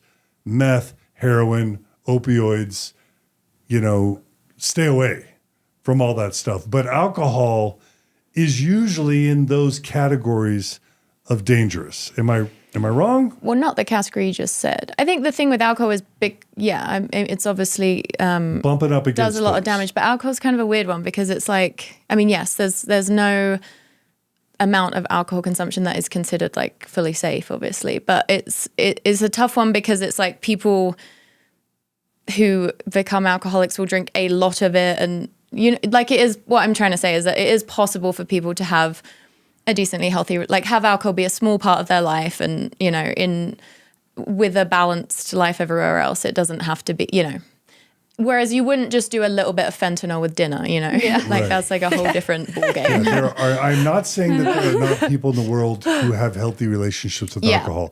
What I am saying causes is a lot of damage, I went and looked 10 different graphs on most dangerous drugs, and alcohol is always bumping up against cocaine, meth, heroin, opioids, fentanyl. It's always like right there grouped at the top with those other drugs. Now, it's not as dangerous probably as those other drugs, but I'm telling you, every list I looked at, it was grouped as right under it. But it's because those, yes, and I'm not like being an alcohol apologist here, even though I do drink alcohol, but it's because I think they usually do that data based on like how many deaths each substance causes. And obviously because alcohol is legal and easily accessible, right, it's going to be one that people are going to go to. Also because it's like accepted in mainstream society, and a lot of people, obviously alcoholics aren't able to have a good relationship with it, but they have to live among people who consume it. It's tough. Yeah. Whereas if you're a heroin addict, you don't have to be around people who, you don't have to be around people who drink alcohol either, but it's just so pervasive. Okay. Sorry if I didn't need to say all that. Okay, so alcohol was not on the table for you, and marijuana was not either. Why was marijuana not something you considered to try to medicate your depression and anxiety? By this point, was cannabis legal in Utah? For medical cannabis legal in Utah? I think medical, 2 years ago? I think. So I'm just curious, like straight to mushrooms, like what kept you from considering medical marijuana for anxiety and depression first? Yeah, because for me, in my Mormon brain at the time, marijuana and alcohol were coping mechanisms, whereas mushrooms was something that I had learned could potentially heal things. It's like all about, rewiring your neural pathways rather than just like, what can I do to help with my symptoms? So it was like, I don't want to cope. I want to fix my brain. This is what I was telling myself at the time. How did you get introduced to all that? Because your husband was a believing Mormon at the time. Or how did you two? Yeah, he just is very into podcasts, very into, he was always just like learning a lot about different things. And so he'd heard people talk about it. He's like, hey, you should listen to this podcast of, so-and-so talking about their experience with mushrooms. Do you remember what the podcast was? I feel like it was like Joe Rogan or something. Yeah, probably. Cool. But then there was like, that documentary called Fantastic Fungi. Yeah. And just things like that where it was like, we were watching them together and he was showing them to me and kind of like, maybe this would be an option kind of a thing. Cool. And they were presented in like a medicinal way, which they are. I feel like they are medicinal. And so it wasn't like this, okay, I just need alcohol to make me feel better. Or, my view of marijuana at the time was the same. Like, oh, all it's gonna do is just like help me feel better temporarily. Whereas mushrooms, it was like this medicinal sort of substance that had only become illegal because of the war on drugs, but it actually wasn't in the same category as the other illegal drugs. Yeah. It's So like, you wait, knew about the war on drugs and all that. Okay, cool. yeah. So it's like, okay, this comes from the earth. It's not addictive. And it's literally healing, helping people heal from PTSD and all of these like severe sort of psychological ailments. And so for me, it was like a beautiful thing, even though it took me probably a solid year to convince myself to do it. But it was like, by the time I convinced myself, I didn't feel bad about it. Yeah, I can totally see your line of reasoning. Yep. Because that's my question is, how does a totally faithful, Orthodox, believing Mormon woman, mom, who's never tried a sip of alcohol, never taken a puff of cannabis, go to, not just be like, not even be angry at your husband for even recommending it, but then considering actually trying it? Yeah. Was that a journey for you? It was. Yeah. Yeah, it took like a whole year. But it seems like you've always been an intelligent person who takes in information. I mean, I guess that's debatable. You were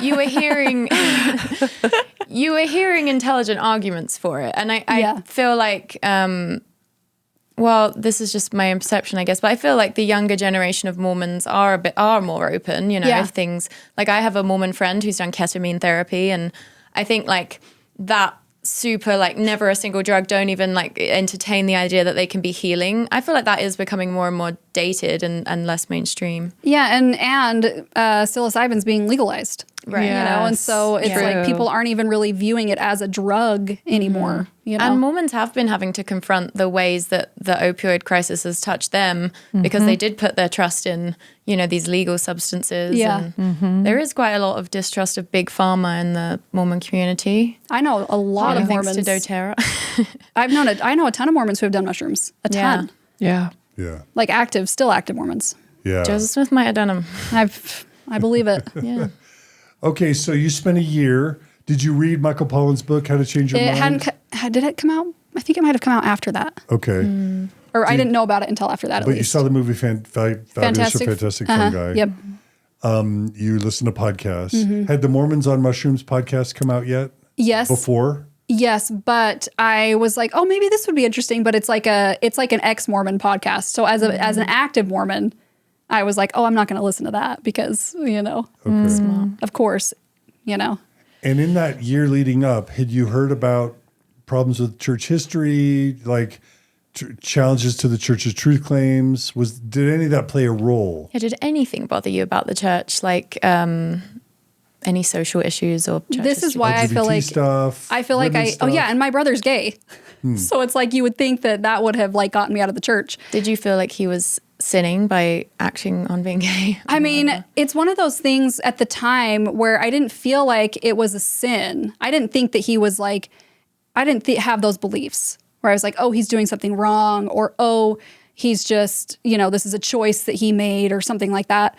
I didn't understand it, but I was very much, I could compartmentalize. It's just like, I don't know what this is, but God knows. So I'm just going to leave it in God's hands, and I feel like, for me, this is why I can relate so much to why people don't leave the church, because there was no cognitive dissonance for me, because everything that was coming in that would make me uncomfortable or maybe make me question was immediately doing one of these, being put in a place in my mind where it was like, this is unsafe information.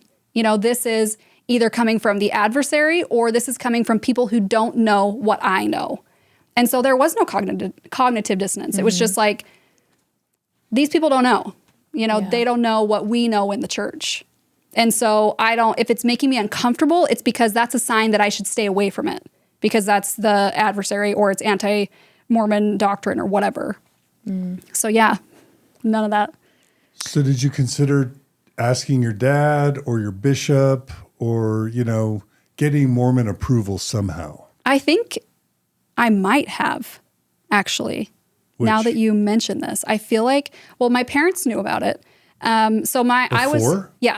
was the last one of my siblings to leave the church. And so all of my siblings had left maybe 10 years earlier. Oh. Yeah.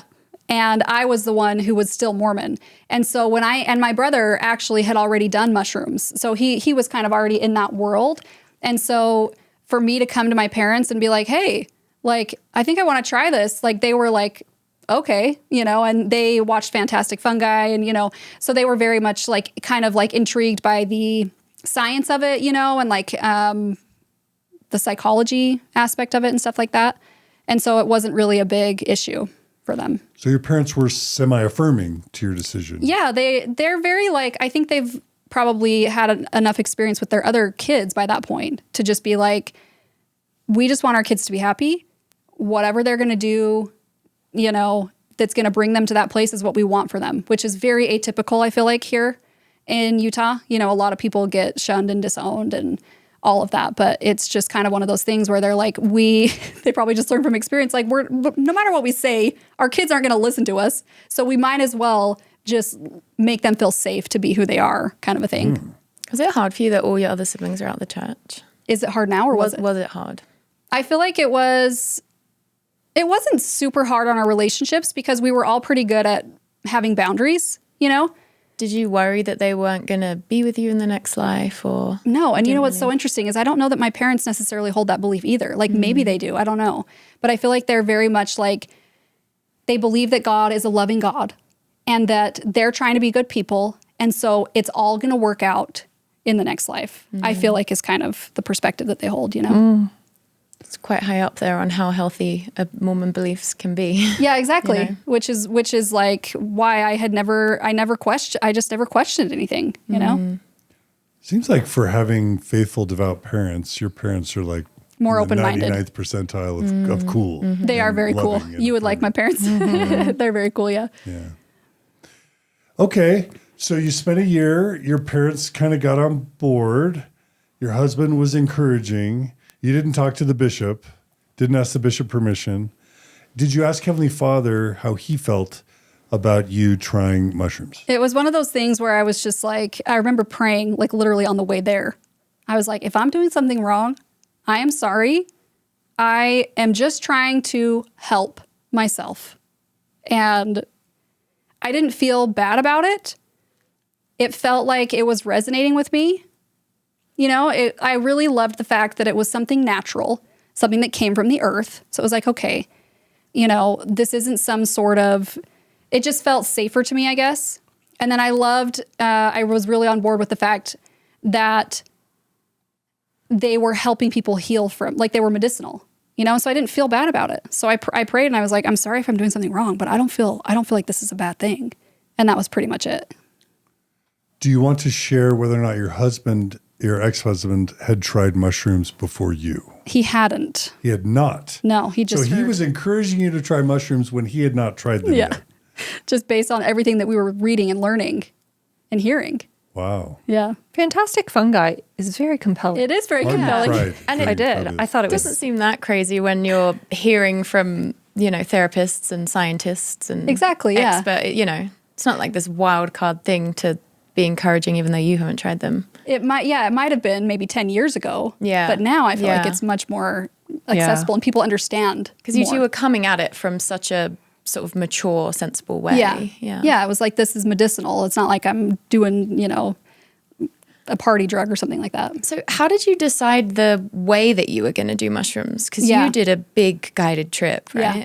And I knew that Just that's huge what I dose right off the bat. Also, there's lots of questions. It's like how much to take, where to get it, set and setting, who to have around, where to do it. Mm-hmm. Talk us through that whole decision process. I had no idea what I was doing. I've learned a lot now, but I literally had no idea what I was doing. I was like Googling like mushroom guides in Utah, and I found this woman, and we like texted a few times, and then that was it. That was literally it. Which, looking back, I'm like, there is so much that goes into what type of psychedelic experience you have, but I was just going into it blind, totally blind. So So you went with her? Yeah. Mm-hmm. Okay, so you found someone on the internet, you texted them, and you said, let's do it. Yeah. So how was it set up? Tell us all the details. I got there and she was very not what I was expecting at all. And at the time especially, it was like she had like crystals everywhere, and she was like a tarot card reader, and she was like saging me, all this stuff. And especially for like a true believing Mormon, I was like, what have I gotten into? The aesthetics alone are going to start messing with your psyche and how you're experiencing it all. Yeah. But she was, she ended up being good. It wasn't a bad experience. The mushroom trip itself was not a bad experience. How many grams did you take for your first? My first time was only 1 gram. 1 gram. Oh, okay. Because I think she could tell. She just had, I don't know, she was just like, you don't need very much. And so it was only 1. But that was enough. And what was the set and setting like? It was just at her house. We were in her living room, and then we were out in her yard, and I was still very much present because it was only 1 gram. And so it was like it wasn't super, super insane. It was just kind of like, oh, this is weird. Like I'm kind of seeing things and I kind of feel weird, but I wasn't like blasted to the moon or anything like that. What were sort of your first experiences of being high, if you can call it being high? But what were sort of like the things that surprised you about how it made you feel or see things? Or I remember, what's interesting is the biggest differences I noticed after I was done. It wasn't like necessarily when I was on it. Like when I was on it, I was seeing the shapes, and I remember looking in the mirror. They tell you not to look in the mirror, but I was like looking in the mirror, and I like looked like a lizard, and I was like, this is strange. With 1 gram? Yeah, with 1 gram. I feel like to explain it to you, John, it's not like you look in the mirror and you literally are seeing a lizard. It's just kind of like the power of suggestion. So you might like look at a tree, tell me if I'm wrong, but you might like look at a tree and people will describe like the tree is breathing, but it's not like you're hallucinating. It just, your mind is just sort of more open. And I think you probably are like seeing the way the tree actually moves more normally. It's just that your brain in regular life has to make things more static and sort of like filter more things out. It definitely, it opens you up more. Yeah, but it's not like, oh shit, I'm a lizard. It's not like, Yeah. I think people imagine, I know mushrooms can make you hallucinate, but Yeah. in my when you experience, said I've that, never. that's what I would have You pictured me guessed, looking that like a you lizard? actually, and then I'm like, oh my gosh, was that terrifying? Yeah. I like what I will say about psychedelics is I feel like the range of what can happen is massive. It can be anywhere from you're not really seeing or feeling a whole lot, and it's just kind of like you're feeling connected with nature, to you are full on hallucinating and you're not in your body and you don't know where you are and you don't know what's going on. Like there's just a giant spectrum. Yeah. Realistically dose dependent though, not always. Yeah, dose dependent. And then like, it just depends on where you're at psychologically at the time. It depends on your setting, you know, who you're with. There's just so much that plays into it. So did you have particular insights that came out of that experience? Yeah, like the Mormon church is not what I thought. That first Okay, one. with the first one. So before we jump to that, is there anything about the experience itself you want to describe? So you're having light hallucinations, you're feeling like anything else you want to describe about the Are you actual realizing experience? things during the trip, like big or small? No, Are but you you feeling know, good? if I were to compare it to my second trip, the first trip was very much just like I'm talking to the guide, feeling good, Feeling safe. feeling safe. Yeah, it was just a good experience, interesting, nothing too crazy. Okay. And then processing it afterwards, you said, was when Yes, the insights came. yes, Was it just you and the guide? yes. Was your And your husband husband. there? He may or may not have been there. Oh, okay. I don't know if that's a thing I want to say. Oh, that's fine. Yeah, say no comment. All the yes, always. Okay. Yeah, no comment. Okay. Okay. So the guide was there, and one of the things that I'm really sensitive to is when I hear about guides that are suggestive or active in the processing and the experiencing, to the point of I've even heard about, in really horrible cases, memories being planted by guides. Or I've also had several people write in about abuse, people being abused by their guide while they're under the influence. Absolutely. So what was your interaction with your guide Yeah. during your first trip? So it was good for me. For me, it was. She wasn't super suggestive. We were just like, I can't remember what we were talking about. But what you're describing, I have experienced because, you know, obviously after doing mushrooms the first time, I've done other plant medicines and mushrooms again multiple times. And so I feel like I've experienced a lot of that. And I feel like, yeah, who your guide is can make a huge, huge difference. And I feel like the fact that you started with 1 gram, it's pretty unlikely you're going to be that susceptible. I mean, Yeah. unless you're a very vulnerable person, 1 gram, you're going to be able to keep your composure. You're going to be aware enough. Exactly. You're not going to be as vulnerable. Yeah. That's a good point. Were you on your SSRI still? No. So you I had gone gotten off. Yeah. I got off a month before that. And That's what they recommend, right? Not that you quit cold turkey. Did you taper off? yeah, I your tapered SSRIs? off. Yeah. And I've heard of people that do mushrooms while they're on their SSRIs. So I think it just depends. But I was given the advice that you should taper off of them. And so I did. Yeah. Yeah, Marty, you're alluding to what we read, which is that SSRIs will blunt or mute potentially the impact of your experience. Is that right? Yeah, I thought it could do either. I thought there was just it interacts with it. Well, in I think some you way. can have serotonin syndrome, which is where your brain gets flooded with too much serotonin, Right. which can be really dangerous. Plus, I'm sure there's other things that can happen that I don't know about if you mix psychedelics and medications. Well, I think normally with SSRIs, you just won't feel the mushrooms. They won't be able to Dulls get to it. That's you. what yeah. I've heard. Or as the blunts Seems most to be the main common thing they say. reaction. Yeah. Yes. With LSD or... So you chose to taper off your SSRIs before your experience. Okay. So you have the experience, a minimally invasive guide, some hallucinations. Anything else you want to describe about the beauty or the terror of your first experience? No, I definitely felt good. I felt a lot of love. I felt safe. I felt very clear. Very clear. I remember feeling very in tune, very attuned, you know? Just like all of a sudden you're in your center and you're like, oh, like this feels like me. This feels like who I actually am. This feels like there's no noise, you know? That seems like a perfect first trip experience, just dosage wise, setting wise. It seems like it was. It good. was. Yeah. I just got a lot more than I bargained for after the fact. Yeah. Okay, I'm so so- excited to hear. So processing then? Yeah. So did you do processing after your experience was over with the guide or not? Well, I mean, I don't know how everybody is with mushrooms because everybody's so different. But my experience was that I was literally never the same ever again. After that first time with 1 gram, how are you different? It's almost like, I mean, one way I would describe it is that if done properly in the right setting, in the right container, they can allow you to take a step back from yourself and see your own conditioning and also the conditioning of your environment.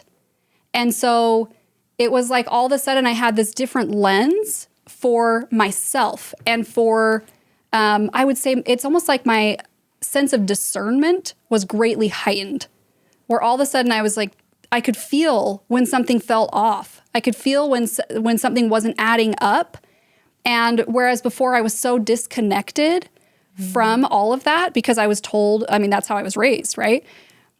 So before I couldn't even feel. I was just so disconnected from my body in that way. And then all of a sudden I was able to look at myself and look at my surroundings and be like, wait, this isn't adding up.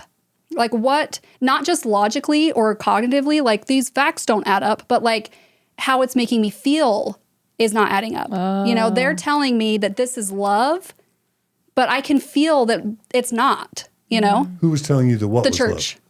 Okay, so you immediately after your first psychedelic trip, you're tapped into your own feelings, Your own now, center. Mm-hmm. and you're starting to feel things about the Mormon Church. Yep.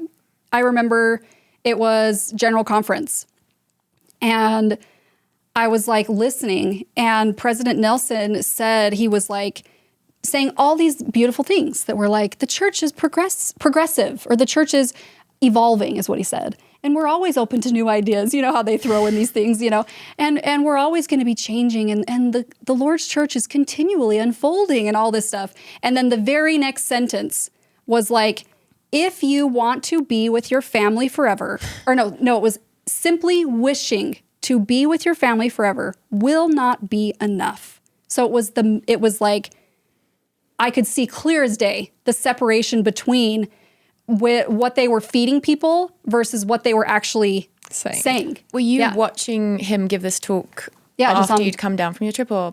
Yeah, it was maybe like, it was shortly after that. Yeah. And it was like the second I came out of and at that point when I was listening to General Conference, it had been maybe like a month or two. And so I had already been like examining everything in the church and being like, wait, like this is not making sense. And then listening to General Conference, it was like blaringly obvious. It's like, oh my gosh, like they're manipulating everyone. And I couldn't see it before because everything is masked as love. And then all of a sudden I could feel the disconnect. And once if you've never been taught to like establish that really grounded connection with yourself, I feel like once you just even have a glimpse of it, you can't undo that. You can't really go back. The same way we talk about how once you realize that Santa isn't real or the church isn't, you can't like unsee it. Yeah. It just shifts everything. Yeah. It's almost like eating the opposite of the tree in Lehi's dream. Because every ex-Mormon, the first time they try mushrooms. Says this? Yeah. Well, what? So I'm just going with you guys. But like when you hear about Lehi's dream, there's the tree with the fruit. And you partake of the fruit and you feel, according to the Lehi's dream, the love of God. And then you're never the same again. And then you want to share the love of God with everyone. I'm hearing that you partook of the mushrooms, and that immediately led you to interpret the Mormon Church's relationship with its members as not being about the love of God. Absolutely. It was like I felt in mushrooms pure love. If you want to, I mean, I feel like people misuse the word love even, but it was just like pure.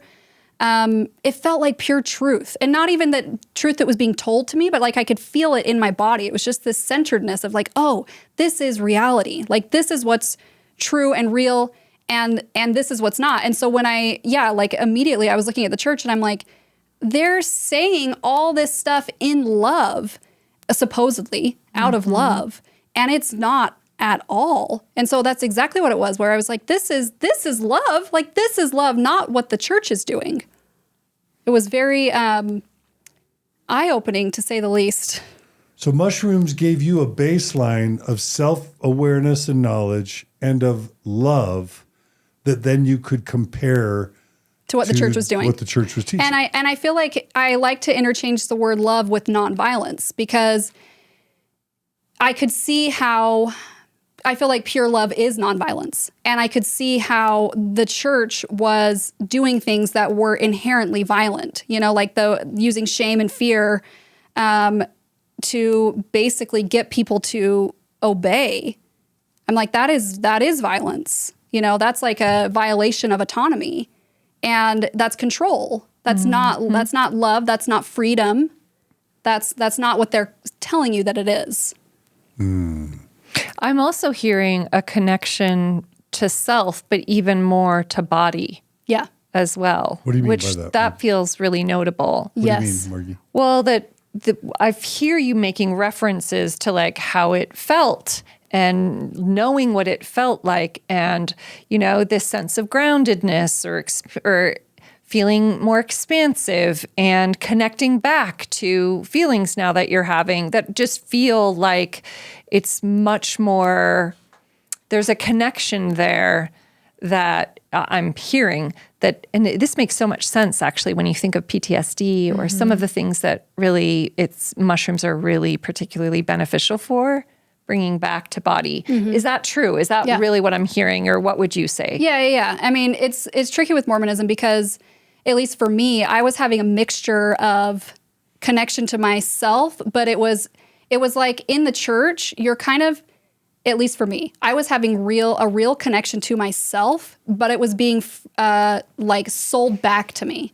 So like they essentially tell you what you're feeling. I mean, that's how they get you. They're like, hey, if you're feeling that while you read the scriptures, that's because the church is true. If you're feeling that while you're at church, that's because it's true, right? And then everything else just comes with it.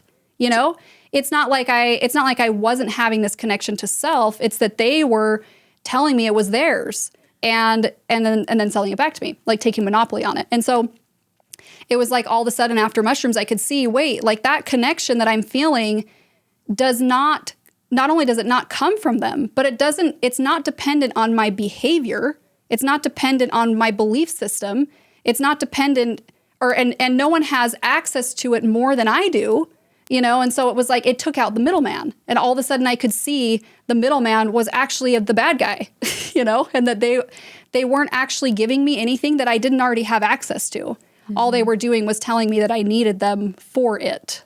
Yes. And adding concepts on top of it. And adding concepts, yep. It's like in Mormonism, you have like a conceptual sense of self, but I'm glad we're talking about the body piece, because I feel like our sense of self, or just a lot of people's in the world, it's like you think of, it's so mind-based. Like the body is just like this thing that you make do your bidding, and it's just, maybe it's there for decoration or for function or for whatever, but it's like we really don't have like a holistic view. And I didn't even know what that felt like. Me neither. Like, talking about how like, oh, you need to get back in your body. I'd be like, what? Like I am in my body. Like, what does that even mean? And that almost felt like twee to me. Like that wasn't the real thing. Like I needed like the grand philosophical, but What word did you just say? Twee? Twee. What is twee? I don't know, just sort of like cute and it's sort of insignificant, or just almost like a bit saccharine, or it didn't like hearing messages about connecting to your body, or it just didn't like click not with credible. Psychedelics. It didn't resonate in any way that felt useful to me. Yeah. Got it. Yeah. Wow. Okay, so you're going to General Conference now as still a faithful Mormon wife and mom, and all of a sudden everything that the general authorities are saying. Did you go? Were you in the room, or were you just watching it? I was just watching it on TV. Yeah. But you start processing what they say as being the opposite of love, as being guilt and shame and fear-based. So what does that do to your life? It exploded my whole life. My whole life exploded. Yeah. Talk about that. What happened? Tell the story. It exploded. My marriage exploded, and I left the church. So within a matter of probably 4 months, I was divorced and no longer going to church. Whoa, 4 months. Yeah. From one trip, or were you having other trips in that time? So during that time, I'm trying to think. I don't think I had any trips for a couple months. I think I waited until probably 5 months or so, because I was preoccupied with my life falling apart, But yeah, it was incredibly traumatic. It was almost like, and I said this to you earlier, but it was almost like if you were happily married, like I was happily married or in a relationship with the church, and then I walked in on them having an affair. It was just like, oh no, like this was not what I thought it was. And I know that we don't want to get into, obviously divorces are messy and whatever, but like I'm thinking about somebody who's thinking, okay, I'm open to, mushrooms if it'll help me with my mental health. Immediately what I'm fearing is, and this displays some of my bias because I love Margie and our relationship, but like I'm fearing that people now are going to hear, take mushrooms. It's going to blow up your religious worldview and you're going to leave your spouse. Yeah. Right? Yeah. You might. It will reveal what is true. It will clear away the dust. It will take off the masks. So yeah, if like your marriage isn't a true, like, if it's not in alignment with what your soul is actually, it's like people can do a lot of things to get by. Yes. But then all of a sudden... Symptom management. Yeah, symptom management. Yeah. But then all of a sudden, the mushrooms just blew all that off. Like it blew the lid off of that for me. And it was just like, you can't put the toothpaste back in the tube, But if somebody like, go ahead, Samantha. Well, I was going to say, obviously, there are a lot of ex-Mormon couples who do mushrooms together and they don't get divorced. So just... Yes. I don't want to make people too scared, but there is a level of bravery. And I do think when you take psychedelics, you're signing up for, like you're using them, I think, to have truth revealed to you. And it's like, how courageous are you? But I think for a lot of us, we had this experience of not knowing they were going to reveal that much truth or do that. And then suddenly we're confronted with all these realities that we didn't even necessarily know we weren't confronting or couldn't identify. So that is kind of the name of the game with psychedelics is not that everyone who takes psychedelics always arrives at greater truth and, there's a variety of experiences that people can have, but I feel like when they work well, that's what they're doing. So Stephanie, would you use the term Samantha just used in your story, the truth was revealed to you? Are those words you would use? Yeah. Oh yeah. Okay. Thank God. Because I'm triggered now. And here's what I mean. Like Mormonism, the truth is stored, the truth is revealed. Joseph Smith had the truth revealed unto him. So number one, like anytime any source is claiming to reveal truth, I'm worried. Yeah. Right? Mm-hmm. I'm conditioned to be worried. But then I'm also like, this is just a piece of food. Like this is a little plant thing that you're eating. It doesn't have the power to reveal truth. Or does it? I want to let Stephanie answer. She's better than me. No, you're great. I just want to start with like truth revealed. Yeah. It's a mushroom. You eat it. Help me understand that. Truth is a very relative term. It's a very relative term. And there isn't like a truth that we all need to be revealed to that like the church likes to make us think that there is. So it's not like that. Other than maybe, I would say concepts like interconnectedness, the fact that we're all interconnected, or that like, to me is kind of like a universal truth that we all kind of do need to arrive at. Or ideally. like love. Yeah, but it's not, like, a specific, it's pretty broad. And then beyond very that, broad. everyone's going to have. So for you, what was it? It was just what actual love was, it was just like the idea that love doesn't actually have conditions and that all the conditions are entirely fabricated. They're just completely made up. And it was interesting to, I don't know, just compare and contrast so many different traditions and belief systems and philosophies and be like, they're all doing the same thing. They're taking spirituality and they're adding stipulations to it. But did you find that because for me, I was completely just like anti-Jesus, anti-anything religious, but then I would revisit these words that Jesus wrote about what love is, and I was like, this guy gets it. Yeah, exactly. Like there's a huge, I want to say, impulse to sort of throw the baby out with the bathwater, especially after leaving Mormonism. But what I hear you saying is that mushrooms helped you realize what true love is, and you realized that the Mormon church wasn't selling that form of pure love.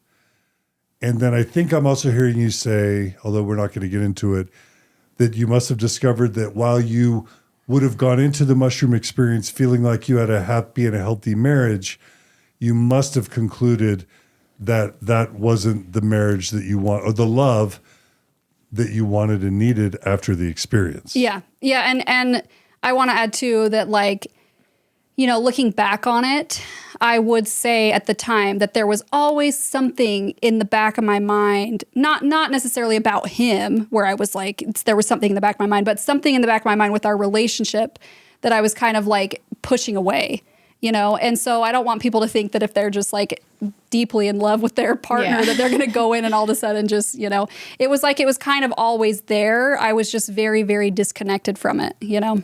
And I feel like when you sort of expand your view of love to be, you know, less conditional and more about complete acceptance and non-possessiveness and all those things, you realize that sometimes people don't necessarily leave their spouse because they're like, oh, we don't love each other, but because they realize how much they do love each other and they access that like undefiled love that is not being, you know, interfered with by like culture or conditioning or any, you know, they're accessing that true place of love within them. And then they realize that the most loving thing we can do is to go our separate ways. So it'll be better for each of you to separate. So it's like when we're talking about, you know, it sounds so scary, the thought that some people might have realizations like that. But at the end of the day, it's kind of like with, maybe it's not true for everyone, but it's sort of like with leaving the Mormon church. It sounds like the absolute worst thing that can happen, you know, the idea that you would lose your faith when you're in it.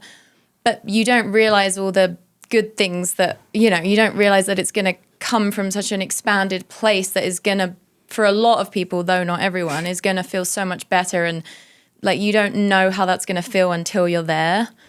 But what I get that makes sense. But in your case, there were also 3 kids involved. Yeah. And so like, I'm trying to imagine a 4-month, your husband's like, I love you. We have a great marriage. Maybe mushrooms will help. You try them. 4 months later, you're out of the church and divorced. What can you tell us about those 4 months in terms of like your story? Because that's a lot. It was absolute chaos. It was absolute chaos. It was literally like the blinders got removed, you know, the glass shattered. It just completely exploded. Was it like constant realizations after that? Like once sort of the lid came off, were you just like every week, every day? I was having my mind blown constantly. Yeah. I was just like, what? Like, I can't believe this and this and this. And oh my gosh, what about that? And this is insane. And it was just like, it was absolute chaos. Can I ask you a question about that experience? Like, how did that feel, that process? Like, did it feel liberating? Did it feel like honest? Did it feel really destabilizing? Did it feel like, how was your anxiety after? It felt incredibly traumatic. It was very, very traumatic. Like, I didn't feel like there was something in me that knew that it was the right thing and that I was doing the right things, but it takes a lot longer for your nervous system to catch up to that, you know, to get on board with what's happening. And so even though I could say, like, this is the right thing and these are the things that I have to do and this is happening, and, you know, every ounce of my internal state was like, oh no, you know, just like it very, very, very traumatic. Because your conditioning wants to fight back as well and just get back to the familiar, I imagine. And it's not like you, like a lot of people, I see a lot of divorce. It's sort of like, you know, church isn't working, question the church, lose your faith, leave the church, figure out your marriage, and then maybe some point down the line, you either leave the church and or don't and or leave your marriage. I'm just trying to process within 4 months, you go from Molly Mormon to divorced and leave the church. That velocity, again, we talk about atypical on Mormon stories. That velocity is light speed, both in terms of marriage and your relationship with the church. Yeah. So how do you explain that? Mushrooms. That's the only way I can explain that. It was Altered state of consciousness. Yeah, like your brain is like, it was like an expanded state of awareness. All of a sudden I could see things for what they were. And it was like, this is not good. You know, I mean, there's no other way to describe it. And I know that doesn't happen to everyone. Like I was saying, everybody's psychedelic experiences there's such a wide variety of what can happen. But for whatever reason, that was my experience. And so bringing it back to your mental health, you went into the mushrooms experience with severe anxiety and depression. So would you say that the insight you gained from that first mushroom experience then led you to make the changes that you needed to make to get in a healthier state of mind? Yes, but that is a long process. At least it was for me. Some people I know, they go into mushrooms. They go into mushrooms or some other like psychedelic, and they immediately feel better, or, you know, they're receiving a lot of like, I guess I want to say it's more of a peaceful process for them. But for me, it was basically like, oh, the reason that you're anxious and depressed is because of everything that you're repressing. Like everything that you're repressing in your life that you didn't even know that you were repressing because of your upbringing and your conditioning being in the church, you know? And so in order to get to a place where I was healthier as far as like anxiety and depression and all that goes, I had to work through so many of the beliefs that I had been fed about myself, about the world, about God, spirituality, whatever, all of that. It was like, it became clear to me that my beliefs about life were what was making me anxious and depressed, and I didn't even know it. Let's dig in. What were the top 3 to 5? Just the idea that you can do something that makes you unworthy. That's, you know, it's interesting because when you're in the church and you're following all the rules, you don't realize that belief gives you anxiety because you're following the rules, you know, but it's like, that is a fear-based belief. That is not a love-based belief. And so the idea that you can do something that makes you unworthy is constantly going to be feeding this sort of like perfectionistic mindset in order to keep yourself in an effort to keep yourself safe, I want to say. And then the idea that there's like a dark force that's trying to tempt you and trick you. I'm like, it wasn't until after I did mushrooms and I started working with like spiritual coaches that I was like, oh my gosh, like the belief in Satan is entirely optional. Like you don't even have to believe in that. I'm like, why would anybody choose to teach that to their children? That was so harmful for me. Just like, not only that like God or whoever was like watching everything that you did, but that like there was an active force that was trying to harm you, that was trying to get you off the path. Like that is like, how can you believe that and not have anxiety? Not just Satan, but billions of his spirit. Yes. And they're followers. around you all the time and you can't see them, and they're very tricky. They're going to trick you. They're very deceptive. And so you're constantly like, can I trust myself? Can I trust this thought? Can I trust this feeling? I don't know. Is this coming from God or is this coming from Satan? And then, which leads me into like the next belief that like your feelings come from outside of you. You know, you're essentially taught that whatever you feel, it's either something that's coming from God or something that's coming from Satan, essentially. And so you're constantly in this state of wondering, am I worthy enough to be in tune with the guidance that I'm supposed to be receiving? Or am I secretly being tricked by Satan and I just can't see it? That was like my entire life. And not having the sense of self-efficacy that the wisdom was within. Yeah, exactly. But mushrooms helped you be open to the idea that, like what Jesus said, the kingdom of God is within you. Yeah. Right? It was literally like, oh, it's all here.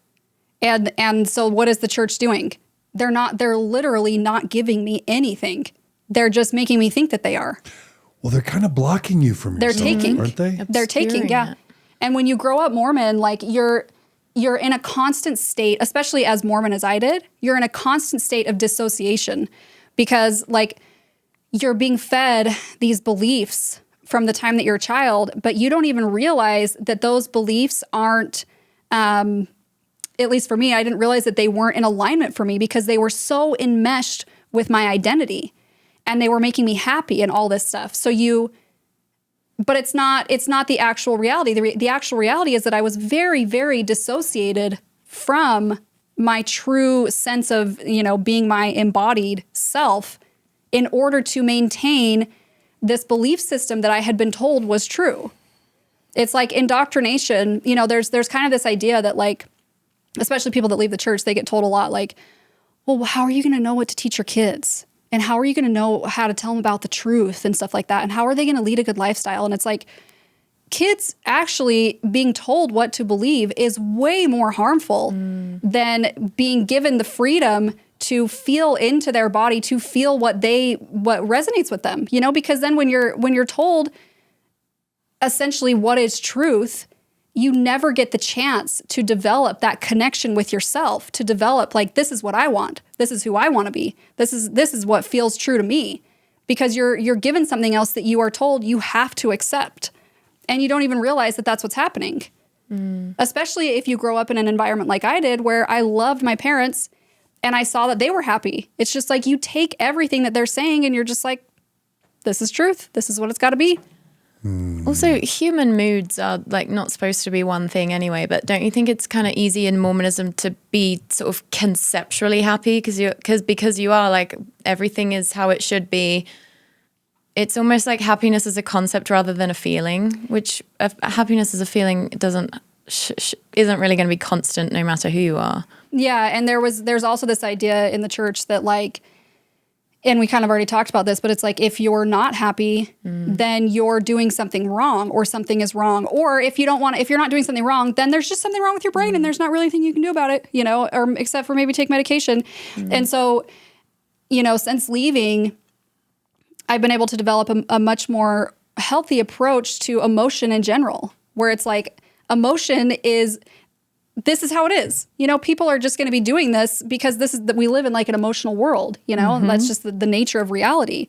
And that it's not an indication that something is wrong or that something is wrong with you, you know? Right.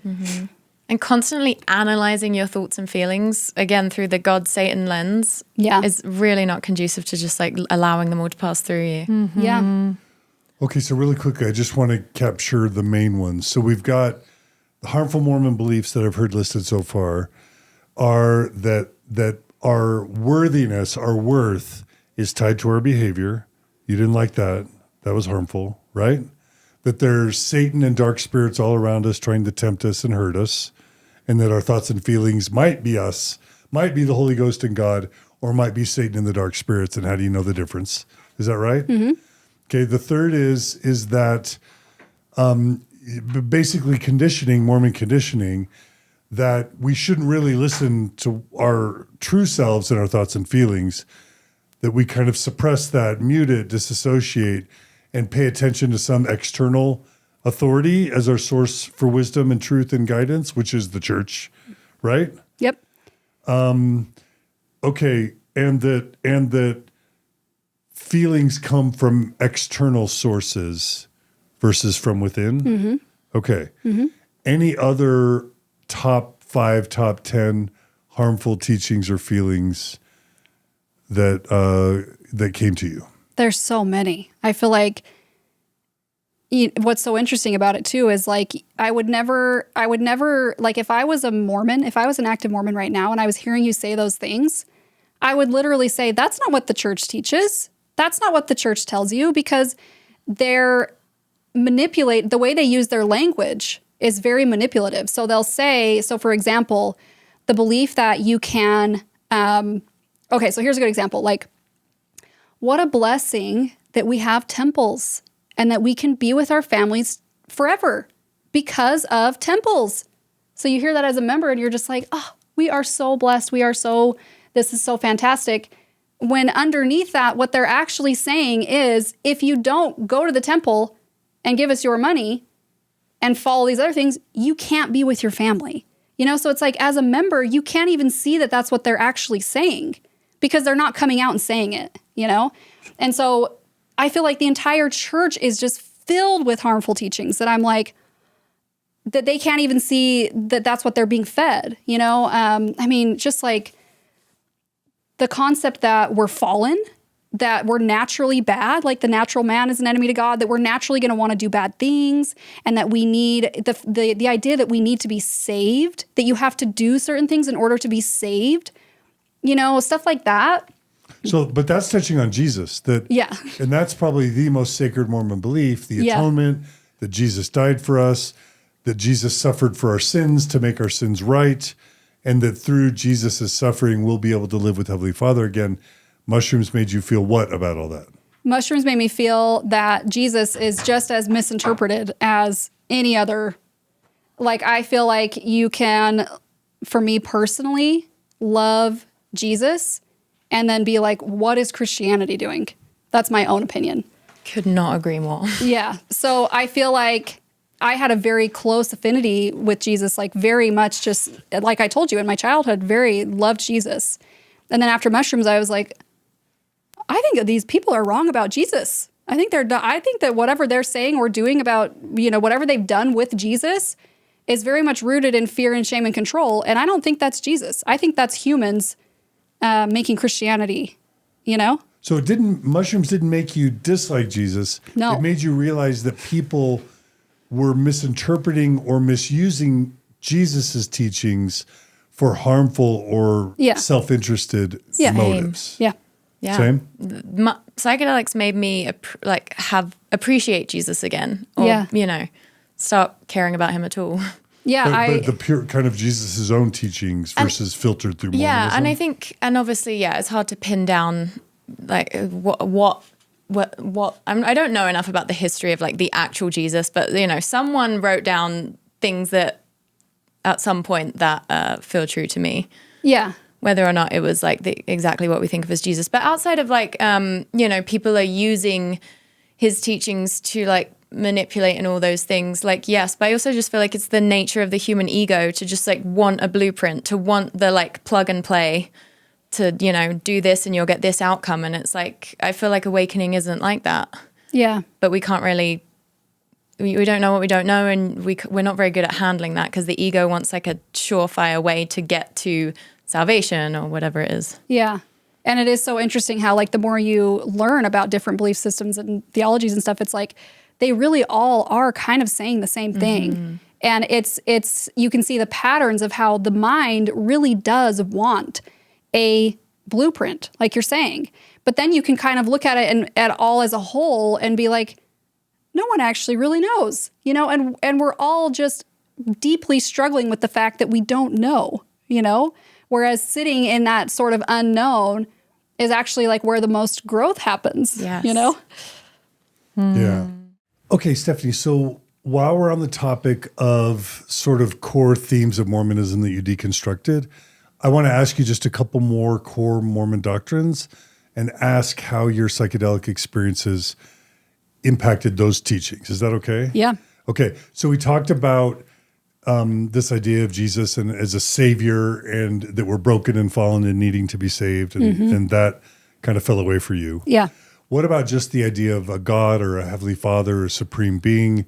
How did that change for you? Yeah, that also fell away.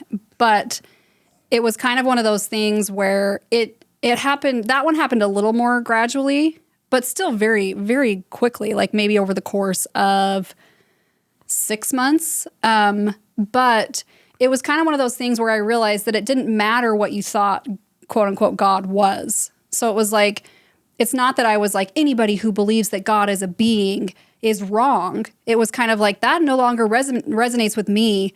But if it resonates with you, that's okay. But no one really knows, and the church is giving us this thing, like they say, we know. And it's like, no, you don't, like, you can find what resonates with you, but that doesn't mean that you know. So essentially, it was kind of like, hey, the psychedelics kind of showed me like what resonates with you. Like find what feels good in your body and go with that. And that's, going to be different for everyone based on where they're at in their own progression. So psychedelics made you an agnostic. Is that what that makes me? Well, I mean, isn't that kind of textbook? Agnostic means you don't believe that people can know. I right? know. I get what you're saying, but I feel like my friend Tanner Gilliland always said that he doesn't believe in a higher power. He believes in a wider power. And I feel like that is sort of the psychedelic experience where it almost makes you is it polytheist? What's the word I'm looking for? I can't remember. Pantheistic? Pantheistic, yeah. It's like you can see how words and concepts are only ever the finger pointing at the moon. They're not the moon. And so like if someone else finds a certain framework useful. Like I think Taoism is a useful framework for sort of describing like how I experience life and what seems true for me, but you don't have to care about Taoism or use that framework to, you know what I mean? There's different ideologies and philosophies can describe the same things in different language or with sort of different concepts. Yeah. It seems like that, right? Yeah, and kind of like this idea that what we're doing on Earth is just storytelling. It's it really is story. It's all story. And those stories are, resonating for people in different ways. And it's not to say that there aren't some like sort of underlying things like we were talking about earlier, like this sort of like underlying sense of consciousness or this underlying sense of love or togetherness or whatever. But inside of that, we're all just telling stories. At least this was how it unraveled for me at the time. So what about a belief in a unifying power or an energy or something that's bringing it all together for you? Yeah, I mean... Because some people have that psychedelic experience and they feel connected as one to the universe. I definitely had that, where it was kind of this sort of realization that like, we appear separate, but we're actually connected, Meaning humans? Yeah, like sort of like an underlying sense of oneness, But once again, that's just me. I think that there's so many ways to sort of like connect to your own spirituality that don't have to even involve that. You know what I mean? Mm-hmm. Although wouldn't you say that interconnectedness is kind of like is a self-evident truth in that, like, we are all interconnected. Yeah. So, I mean, I feel like you can believe in interconnectedness without necessarily having to say that you believe in some sort of greater power necessarily. Like, I know what resonates for me, but it's like, I just know how it's so individual. And I hate that there's, especially after leaving religion, there is so much emphasis on very specific ways that you can, quote unquote, be spiritual. And it's like, that's not even accurate. Like, there's a ton of spirituality in atheism, I feel like. There's a ton of spirituality in just accepting your humanness and accepting that this is, like, what do I want to do while I'm here? What connects me to my heart? What gives me greater meaning and greater purpose, And so it's like, I feel like in that sense, I don't feel like there is like a one size fits all, you know? So that was the next question I was going to ask. So Mormonism, spirituality means, do you feel the Holy Ghost or not? And this is some member of the Godhead that can come into your body and tell you to turn left or right or who to marry or what major to do in college or where to find your keys, right? So or spirituality is the warm fuzzies you get when the Mormon Tabernacle Choir sings or when someone bears their testimony, hair stands up on your arms or your, spine tingles or whatever. So what does spirituality mean to you now? Yeah. And I would add to that as well that spirituality for me when I was a Mormon was a connection to a deity. And now spirituality for me is very much being a human is a spiritual thing. Like it's like you have your mental and your emotional and your physical and your spiritual aspects of yourself. And it's like a part of your makeup. And your spiritual makeup is literally just anything that drops you into your heart. It's like being with your children, walking your dog, being in nature. What I was saying a minute ago, like what do I want to do while I'm here? It doesn't matter if you believe in a God. It doesn't matter if you believe in an afterlife. It's like when you're connecting to that sort of deeper sense of like meaning, that to me is spirituality. And it's so sad to me that people are fed a very specific narrative about what spirituality is. So then when they leave the church, they have no footing. They're like, I don't know how to, be connected to that sort of aspect in myself because it was given this lens and I no longer want that lens. And I feel like within Mormonism, people will mock the idea that you're spiritual without being religious because their idea of spirituality is all about like having the right concepts, believing in the right concepts. When I feel like what's been a more useful spirituality to me is like shedding concepts and, becoming more sort of unified. I agree. I feel like religion all, in my opinion, what it does is it adds, at least in my experience with religion, with Mormonism, it adds concepts to spirituality. It's just adding a bunch of stuff that's completely unnecessary. Like complicates it. Unnecessarily. Complicates it. And not only complicates it, but is harmful. I love how I feel like you just described the concept of like embodiment versus transcendence. Like a lot of the time in organized religion, it's all about trying to like transcend your humanness and like what's the next thing, the next life, like how can we overcome our human nature versus what you just described, which is just embodiment in the human experience and like having a fuller, richer human experience.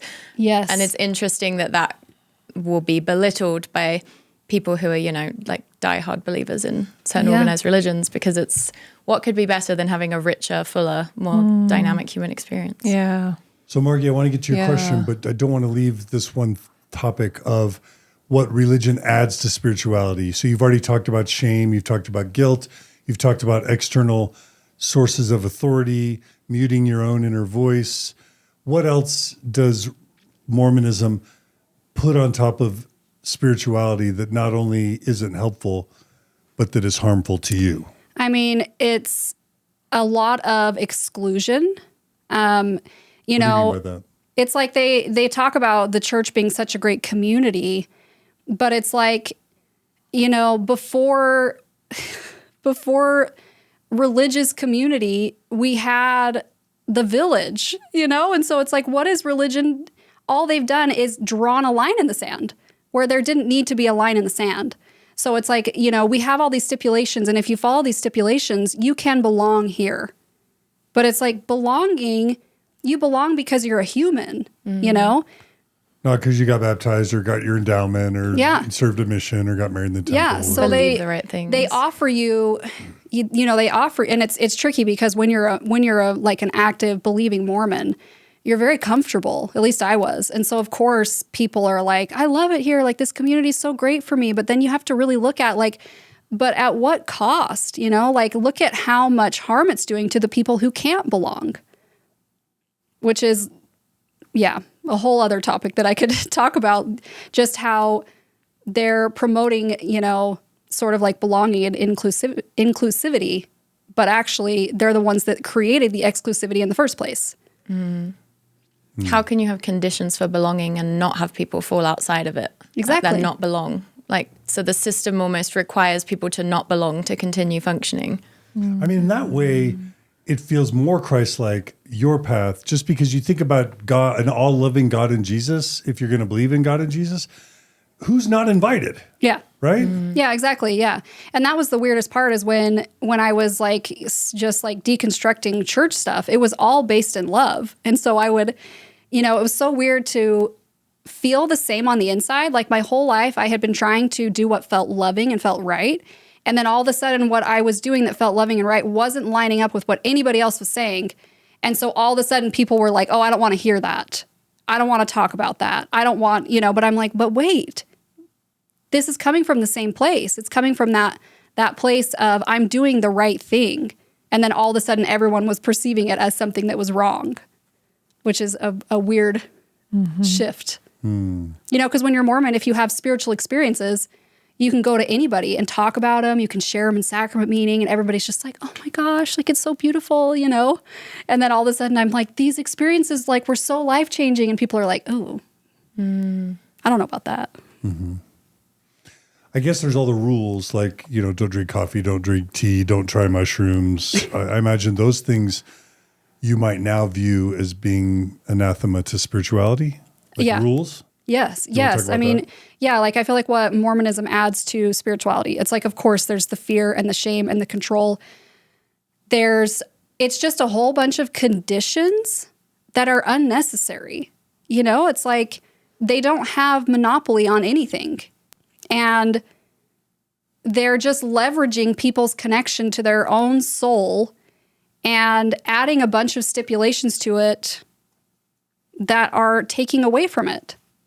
So whether it's the rules, or it's telling you how to dress, or telling you that this and this and this makes you unworthy, or telling you that you have to confess to someone, or telling you that they need your money, or telling you that, you know, your you're fallen, just like there's so many. I feel like the whole thing, I'm just like, it just completely, I guess I just did a complete 180. And so you said spirituality now is a sense of love. It's a sense of connectedness. Any other ways you want to describe what spirituality means to you now? Yeah. I mean, I think that's what's interesting is once I dropped my religious definitions of God, all of a sudden God became everything. It was like I would be doing the dishes and I'm just like crying, like this is so beautiful. Literally? Yeah. Like After I the can't ecstasy, the laundry. Yeah. Like I can't believe I get to be alive. I can't believe I get to be a human being. I can't believe like spirituality is like your relationships, like being able to touch people, being able to connect, like sitting in the grass. Like it sounds so corny, but literally you're just like, oh my gosh, like God is not, at least for me, something far away that I'm trying to reach. Like it's here everywhere in everything that we do all the time. So like a sense of wonder and a sense of gratitude? Yeah. And I love how accessible it is, Yeah. as opposed to kind of our conditioning, where Yeah. it was like you really have to work and you have to like get everything right and be doing Yeah. everything right. And then even then, maybe, you're going to be tested and it's not going to come to you and you're going to have to have feel too faith. good about how you're doing, or then that will get you. Right, because of Yeah, it's so accessible. It's everywhere and there's no scarcity of it. It's like abundance. Exactly. Yeah. That's exactly how I feel. So yeah. And it's, like I said, it doesn't really have anything to do with what you believe per se. It's like a state of being that we all have. And it's like if you want to be atheist, that's fantastic. I've read so many articles about atheism that just like make me cry, and then I'll read things about, different aspects of different like ideologies and theologies and whatever. And I'm just like, oh, there's so many different ways to approach it. And we were just given a very, very, very specific lens. Okay, Margie, you had a question or comment you wanted to make. Do you still have it? Oh, no, it was tied to something she was saying before. Okay, you're good. Samantha, were you wanting to? Have you had that quote that's like, spirituality isn't peeling the potatoes while thinking about spiritual things, it's just peeling the potatoes, being fully in it. Yeah, and I think nice one. Love that Nhat one. Hanh is really into, he's a like Eckhart Tolle or the Buddha or whatever, Lao Tzu. He would talk about like mindful washing the dishes, mindful walking down the street, just mindful brushing your teeth. Is that kind of just living in the present moment? He may have said that quote, I can't remember. Yeah, just really living in the present moment. Yeah. Can be spirituality, just Yeah. being aware of everything around you. Yeah. It's Living- like there's living this, in that. sorry, didn't mean to cut you off. There's like this magical realm that you can have access to if you're just still enough to tap into it. And it's like this undercurrent, I feel like we were talking about this at dinner the other week, but it's like, it's there the whole time. If you just slow down enough to sort of feel into it, everything can be magical. Yeah, and That's how it feels. not only is it there if you slow down, but a lot of times you can't even access that if you have such rigid mental conditioning, Yeah. which is what I feel like mushrooms did for me, where it like pulled me outside of myself. And I was like, whoa, I was fed all of these beliefs that are preventing me from seeing what was actually just there the whole time, that I didn't actually have to do anything to earn. So the belief in prophets, that's a core teaching that God speaks to us through men that he called prophets. Did that change? And so how?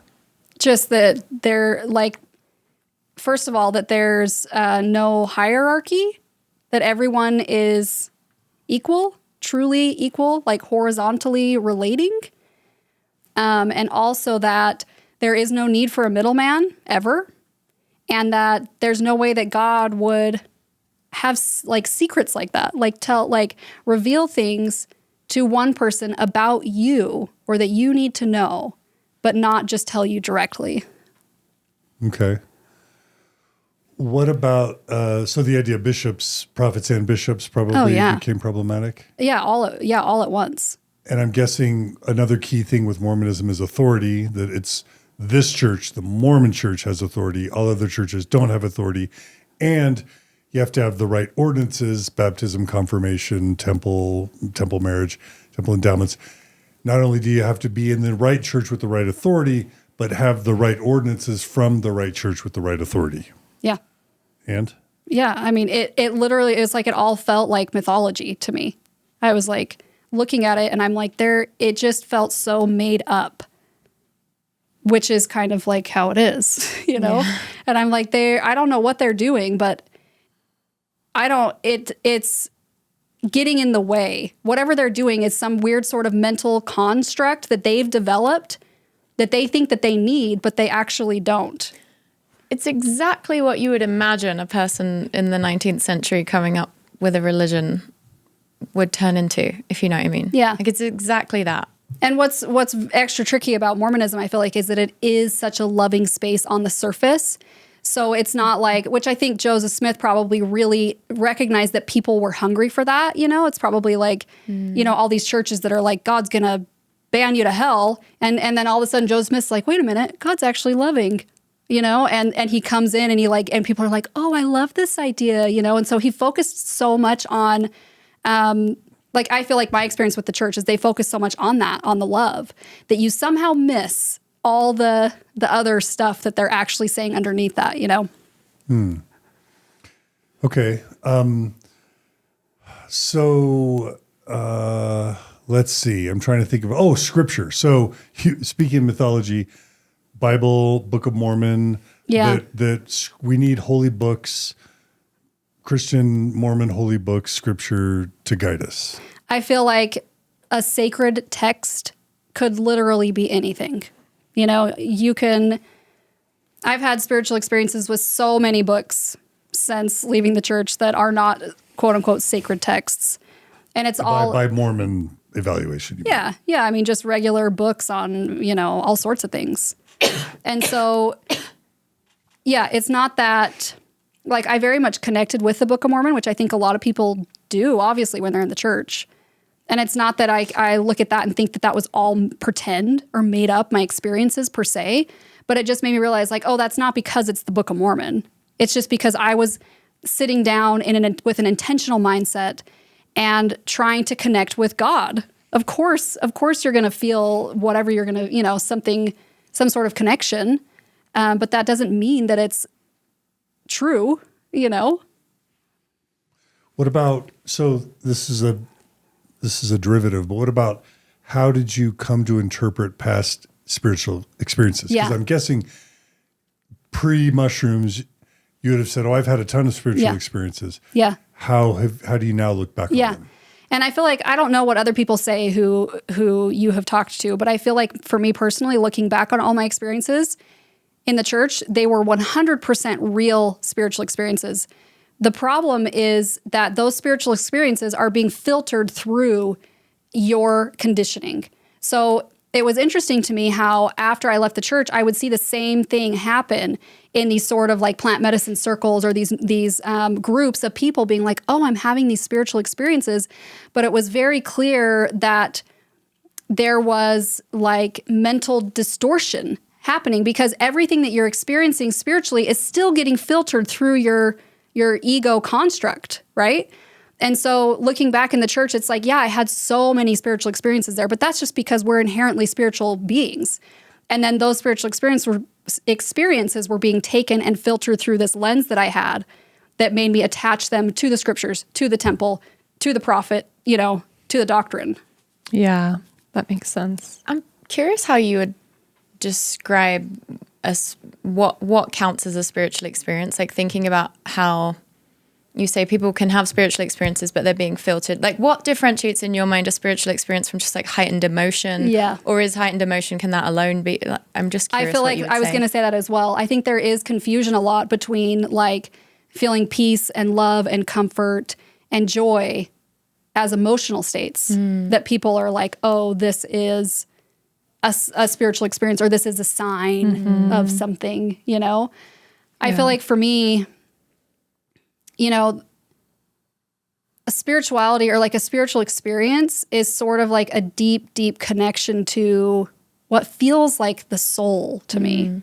It's like a deep part inside of me. It doesn't necessarily feel like, yeah, I don't know if that makes sense. And so it almost seems to me like if there's not kind of a lessening of your ego in some way or like a falling away of cultural baggage, then I almost struggle to see it as a spiritual experience. Maybe I don't need to be defining it this much, but Yeah, and that's the thing too, is we've definitely been given, like when we hear the word spiritual experience, that we've been given like a very specific idea of what that is. And it's like, it doesn't necessarily have to be defined in a certain way. And it's most certainly not only defined by how we were taught growing up, you know? Yeah. So, but I feel like there is, you know, there is a lot of sort of, it's just like for me, my spiritual experiences were very sincere and they felt very real. But I also know that there were other spiritual experiences I had that were simply just a specific emotional state in the right setting, in the right context. You know, so it's like I had both. Okay. Because one doesn't necessarily connect you more to life and to things. It almost just can strengthen your ego or Yeah, it can just make you to your feel good. concepts. Yeah. Exactly. Okay. So how did you think about morality? Because obviously, I wonder if you felt like a little bit like Eve in partaking of the forbidden fruit. Like Eve was commanded not to partake, but she knew there was wisdom in the fruit. So she broke the law, but she knew that it was going to be good for her, and she partook of the fruit, and she became wise.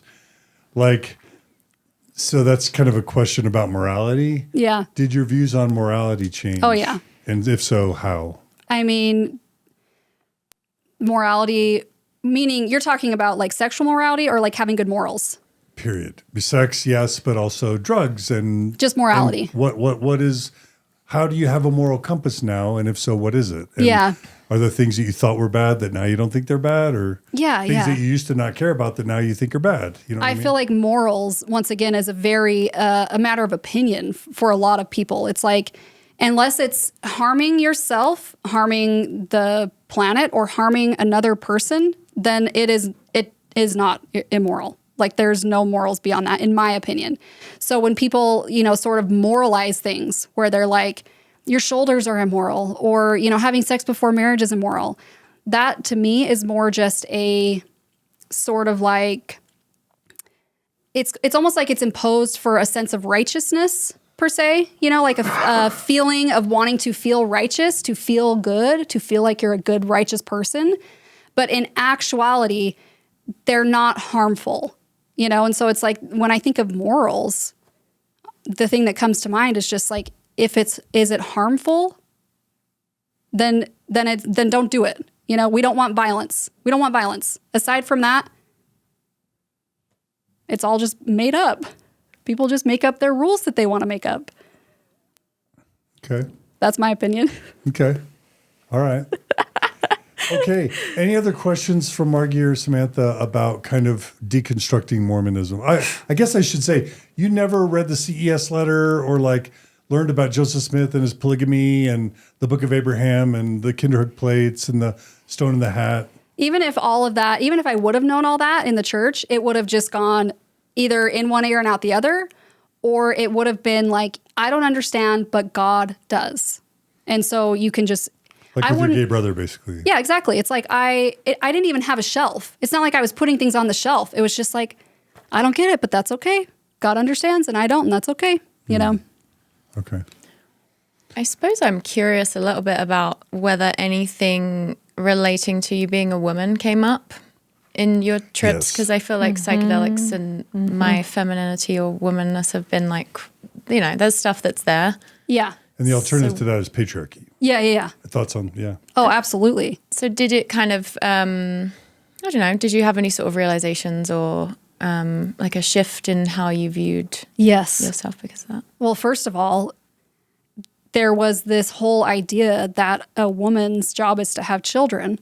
And not only is that her job, but like it's what should make her the most happy, you know, of all the things that she's going to do in her life.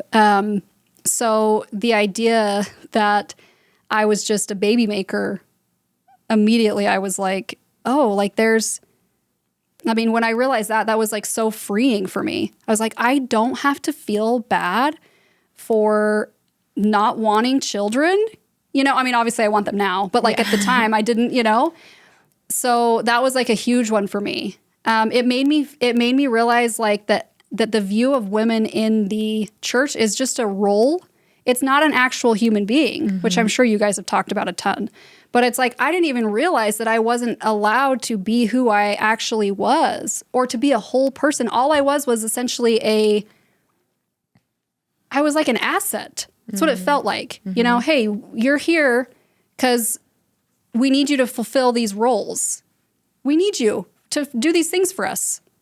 You're an asset. You know, you're not an actual human being. So definitely. Yeah, women are treated like things, like assets. Yeah, too often, I think, in the world. Yeah. And in Mormonism, yeah. Okay.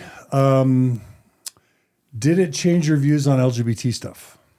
I feel like yes, but well, yes and no. It's interesting because I felt kind of that same way the whole time. That Which way? The way that like I didn't think that being gay was a sin. I didn't have some of these weird things that I hear people say where they're like, well, being gay is not a sin, but acting on it is. You know, like I didn't hold any of those views. I just thought that I didn't understand, but that God did. But I didn't see anything wrong with being gay at all. I wasn't secretly like judging them or thinking that they were evil or anything like that. I just very much compartmentalized. But after I left the church, it made me realize how much harm the church is doing, which is one thing that I didn't realize before, because they do a very good job at concealing that, so that you think that like, oh, they're not that bad for the LGBTQ community. Like it's just, you know, like they can still come to church. So you don't really realize the amount of harm that's being done. And so when I left the church, it was like all of that hit me as well, where I was like, wow, this is so messed up. So messed up and entirely unnecessary. So did you come down with the impulse to want to evangelize both psychedelics, but also church is bad to everyone? And if so, how did you deal with that impulse? Well, I feel like going through the process of transitioning out of the church is very messy. And I don't think there's anything wrong with that. You know, I think that I talked to a lot of ex-Mormons who kind of have this air of like arrogance about them if they're not angry or they're not bitter, as if that somehow is like, well, I just like they're somehow, you know, they've moved beyond that or whatever. And I feel like that being angry or being bitter is very much part of the process. You know, it's kind of like your anger is saying that your boundaries were violated. And your anger is like, that's not okay, you know, or your anger is saying, hey, other people are being harmed and that's not okay. And so I definitely went through and still go through a lot of anger, you know. But as far as like trying to talk to other people about it, I mean, I think that's pretty much why I initially made my Instagram page, which is how you found me, is because I didn't want to talk to my family and friends about it because I'd seen my brother go through this process with my parents where he sat and talked to them, you know, over and over and over and over again. And they were just like, at the end of the day, we're still going to be Mormon. So it's like, I'm not going to say anything to my parents that they haven't already heard. And I knew how I was when I was a Mormon. It's like people could have told me anything and it wouldn't have stuck. It would have just completely just like went, you know, right off my shoulders. And so I had to find a sort of outlet that I felt like could actually be heard. You know, because a lot of times when you try to convince everyone to think what you think as an ex-Mormon, it's like it's falling on deaf ears and it's not doing anything. And for me, it wasn't actually helping me. But that's just me. You know, everybody has their different way of approaching it. So tell us again the name of your personal Instagram account. Stephanie Ann again. So like Stephanie Ann and then again. ANN? Yeah. Stephanie ANN again. Yeah. I did not realize you had this account. And I that's just how followed you on your... Oh, really? Yeah, I'm like, great. That's how I found you, is through Yeah. Stephanie Ann again. Yes. Yeah. I had to do Stephanie Ann again because I have my hair and makeup by Steph business, a page. So it's like, here I am again. I love it. Okay, so can I just say, isn't it mind-boggling? So you have these lovely parents who we all are going to agree are lovely, who raised, I'm sure, 4 lovely children. I'm sure your siblings are also lovely. And all 4 of them who are lovely can leave the church. And it can belief can be so entrenched that your parents they poured all their love, all their best wisdom, all their effort, all their knowledge into these 4 wise, beautiful children. And then they all decide, they wake up, they learn, they live, and they're like, this isn't true. This isn't working for me. Isn't it a testament to how powerful Mormonism is that parents can have all 4 of their kids leave the church and not even bat an eye? Yep. And it's funny because I would have been the exact same. Like, had I not done psychedelics, I would have been the exact same. I would have been the type that was hearing about all this like tax fraud stuff and would have been like, that's probably not accurate. Like we don't know if we can really trust those facts, you know? So, and it's like, what's so tricky to me about, I don't even want to call it religious trauma. I feel like it's spiritual trauma because the spirituality, the connection to your soul or to, you know, whatever you want to call it, I know that that's what very active Mormons are feeling. I know that that's what they're feeling. And they don't realize that it's being manipulated. And I feel like that type of manipulation is so damaging. It's so damaging. And so it makes sense to me why they're staying, because they're feeling real resonance that has been deeply, deeply, deeply distorted, you know, through a lot of mental conditioning for many generations. Mm. Yeah. You don't know till you know. You don't see it till you see it. Yep. Yeah.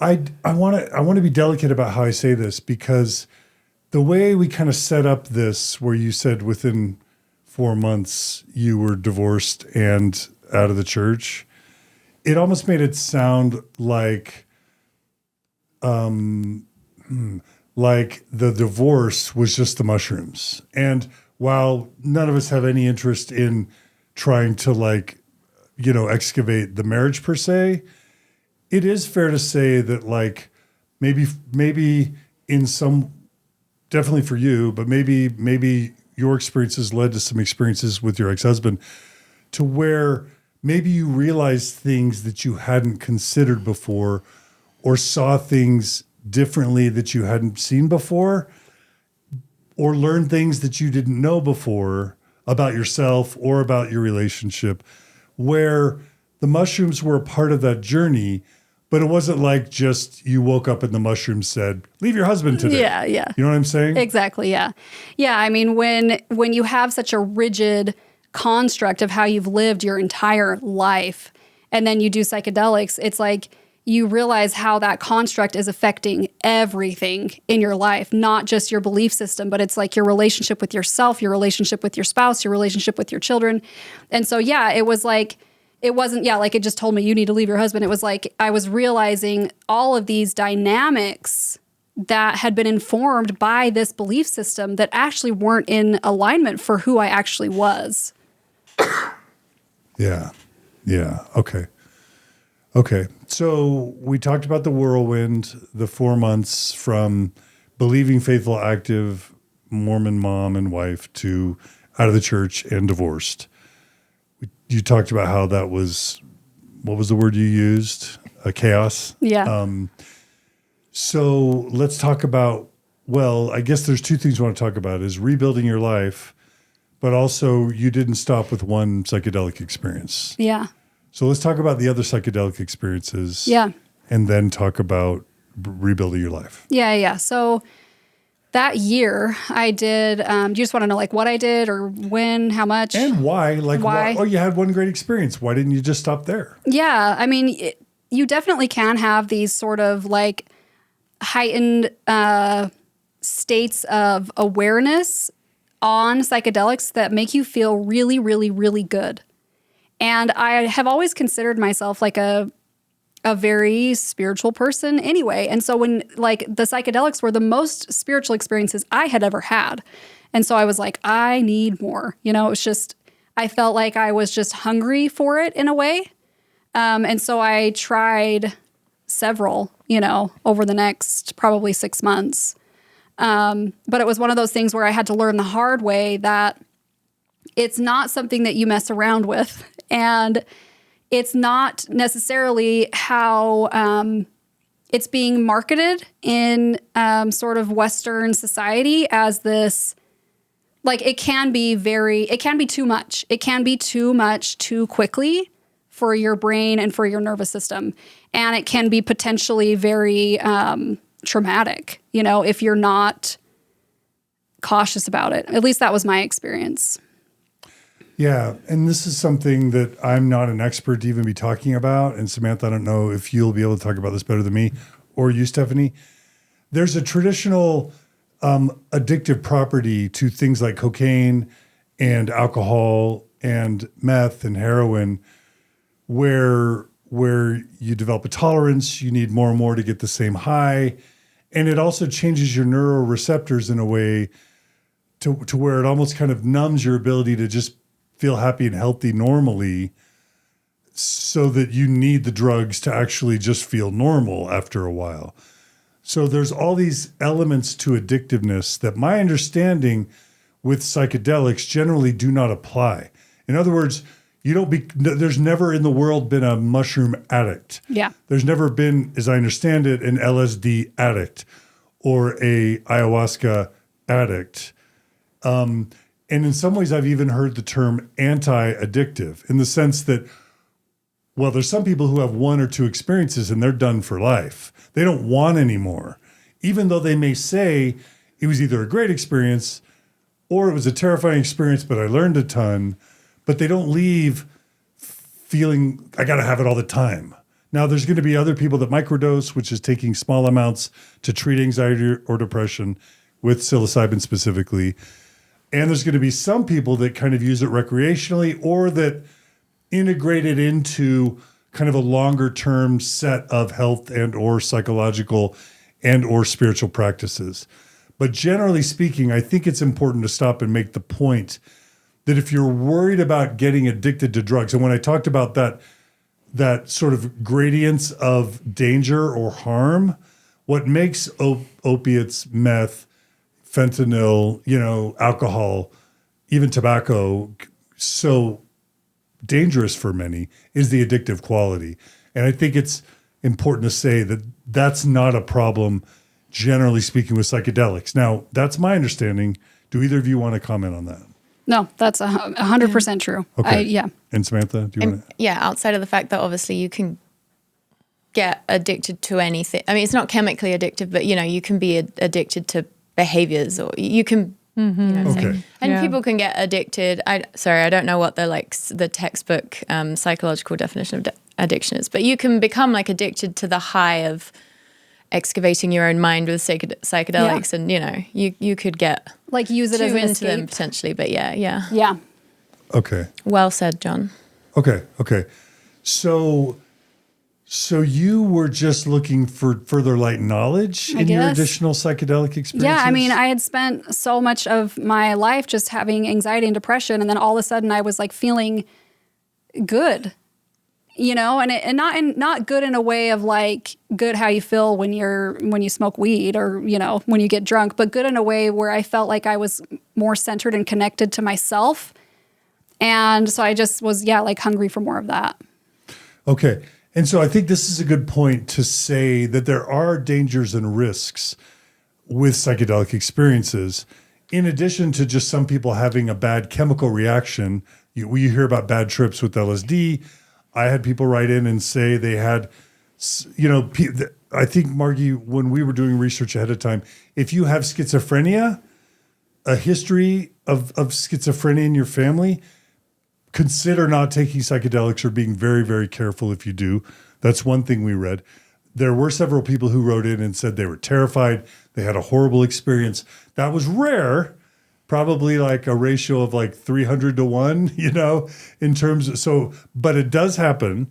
So don't think that it's just a default guarantee that if you try any psychedelics, you're going to have a wonderful, euphoric, happy experience. You could have an aversive experience, and in a worst case experience, it could lead to some sort of psychoses. Yeah. Although that's rare. Yeah, and I don't feel like, I mean, this is getting more into territory where I'm not the expert, and all I can do is say my own experience and the things that I have learned. Because after I did mushrooms the second time, it seriously just, it was too much, first of all. And I like what I tell myself, what I said to myself at the time is like, I broke my brain. I didn't actually break my brain, but that's what it felt like. And I was in utter hell, for probably at least 6 months. Okay, so you did a second psilocybin experience? Yeah. And that, quote, broke your brain? Yeah. And was that because you did 1.5 grams the first time? I did 1 gram the first time, and the second time she only gave me 2.5, but... So you went to 2.5? Yeah. But you're also not, 6'6" and 235 pounds. Yeah, but I think that my system, for whatever reason, is very, very sensitive, which I didn't know. I didn't know until it was like too late, And so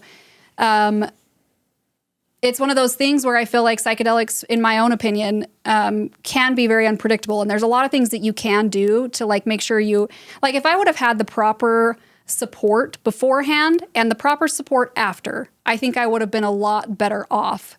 But I kind of went into it blind. It was too much. And then it was almost like my brain couldn't handle what happened.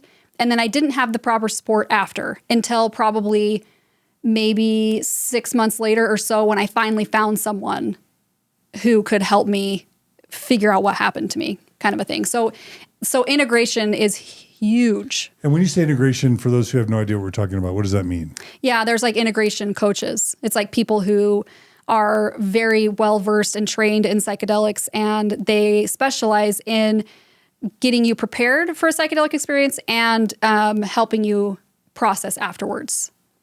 Meaning like a therapist would talk through? Yeah. Okay. Yeah, yeah. And you're saying eventually after your second bad trip, we can call it. Can we call it a bad trip? Yeah. You were able to find someone that could talk you through what you experienced so that you could derive value from that difficult experience. Yeah, it's so complicated. And I feel like the more that I talk about it, the more that I realize that I am like the one in a million. I've worked with probably 3 or 4 different plant medicine integration coaches, and all of them are just like, yeah, your case is like not worst case scenario, but like pretty high up there. Because it wasn't that I necessarily had a bad trip. The trip itself was relatively okay. It was just way too much. And so afterwards is when all hell broke loose. Afterwards, I could not like get back in my body. I was like dissociating super, super hard. I was like in and out of like a state of psychoses for months where I was just like, I don't know what's real. And I'm not trying to like scare anybody because I feel like it's good for people to know to be careful. Yeah. Yeah. It's just. So you had a couple months of feeling symptoms of psychosis after your second trip. Yeah, and psychoses, I feel like, too, is one of those terms that's defined very differently in Western society versus, if you look at it through different lenses. So if I would have gone to like a traditional Western psychologist, they would have medicated me, but like working with a plant medicine integration coach, they were like, okay, this is what happened to you. This is what's going on with your, your state of awareness.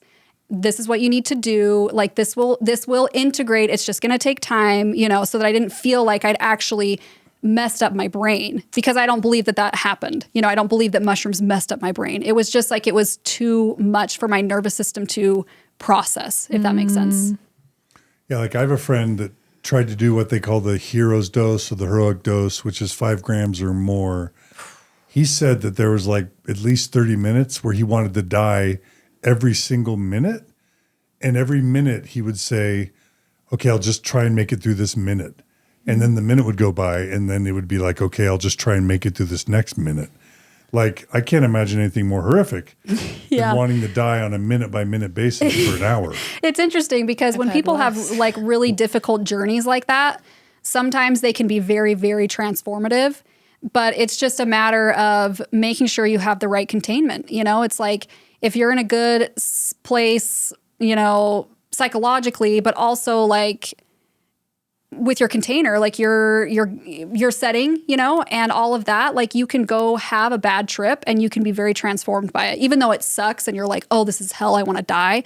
But then you can also have a bad trip where it causes trauma, meaning it's not just difficult, it's like it's actively traumatizing you. Does that make sense? Which is something that I've had to like work through since then. Because if you don't have the tools, like, because some people come to psychedelics not even having yet developed the tools to navigate regular life emotions that are difficult. So then to be thrown into such an intense Yes. version of, way more intense than you'd ever feel in regular life. Exactly. And especially coming from a Mormon lens. It's like the only tools you're given is to pray and read your scriptures, and you're so dissociated from your body without even knowing it. And then all of a sudden, for me, the psychedelics just dropped me into my body, and it was just like chaos. It was utter chaos. But also, I don't regret it. And I feel like it was the most life-changing thing I've ever done, The bad trip. All of it. Okay. Yeah. Okay. I mean, the bad trip, it's like, it was horrendous, but I feel like it completely, I guess, like broke me open in a way that probably I would have had to go into it blind, in order to have that much of a transformation. But I definitely don't want to say by any means that, you need trauma in order to heal. You need to go through something traumatic in order to break open. One of the common outcomes for people that take maybe dosages on the higher end, they call it an ego death. Mm-hmm. Do either of you want to describe, well, one, if you've experienced that, and if so, what that means? Yeah, I think that everybody kind of has a different perception of what ego death is. I mean, some people do psychedelics and then they come out and they realize that their whole life is a sham. And then that's their ego death. It's essentially them realizing that everything that they've done up to that point has been either a coping mechanism or something that was fed to them as that made their sort of persona and their mental construct, right? And they come out and they're like, oh my gosh, my whole life I've just been following what people said, and I've just been doing this and that and this and that, and none of that is even who I am, and that's kind of like an ego death. For me, ego death, it's like a very specific, like, this is just how it was for me. It's like, I actually thought I was going to die, and it's not, I know that a lot of people have experienced it this way as well, where you're not like, oh, I'm having an ego death. You're like, no, I'm going to die. Like, if they don't take me to the hospital right now, I'm going to die. Like, something's going on in my body. Something bad happened. I don't know what this is. I'm literally going to die. And then your guide's just there going, surrender. You just got to die. You just have to die. Just die. And you're like, oh, and so then you literally like let go and you're like, goodbye, children. Like, I was like, I messed it up. I'm dead. I'm never going to see anyone ever again. And then you like surrender into it. And then all of a sudden you're like on the other side of it. Does that make sense?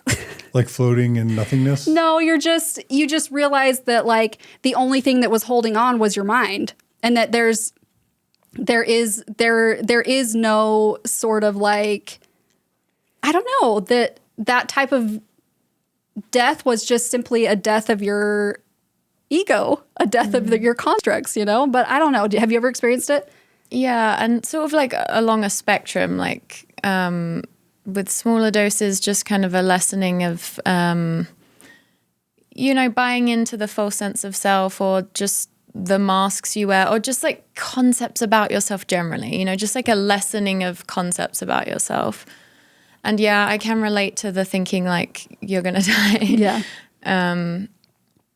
Yeah, I suppose that there's so much that could be said about ego death, but I suppose it is just, for me, it was like the thing that facilitates the interconnectedness, right? And the zooming out from yourself. And yeah, sorry, my brain is so full of answers right now. I don't know what to say, but I think you nailed it though. I mean, if I think about Buddhism and Eckhart Tolle and the things that I've learned from and acceptance and commitment therapy, some of the problems, some of the baggage that we gather psychologically are labels, stories, ways that we interpret the world, our schemas for understanding ourselves and others. So stories, labels, and the way we interpret our emotions and the world around us.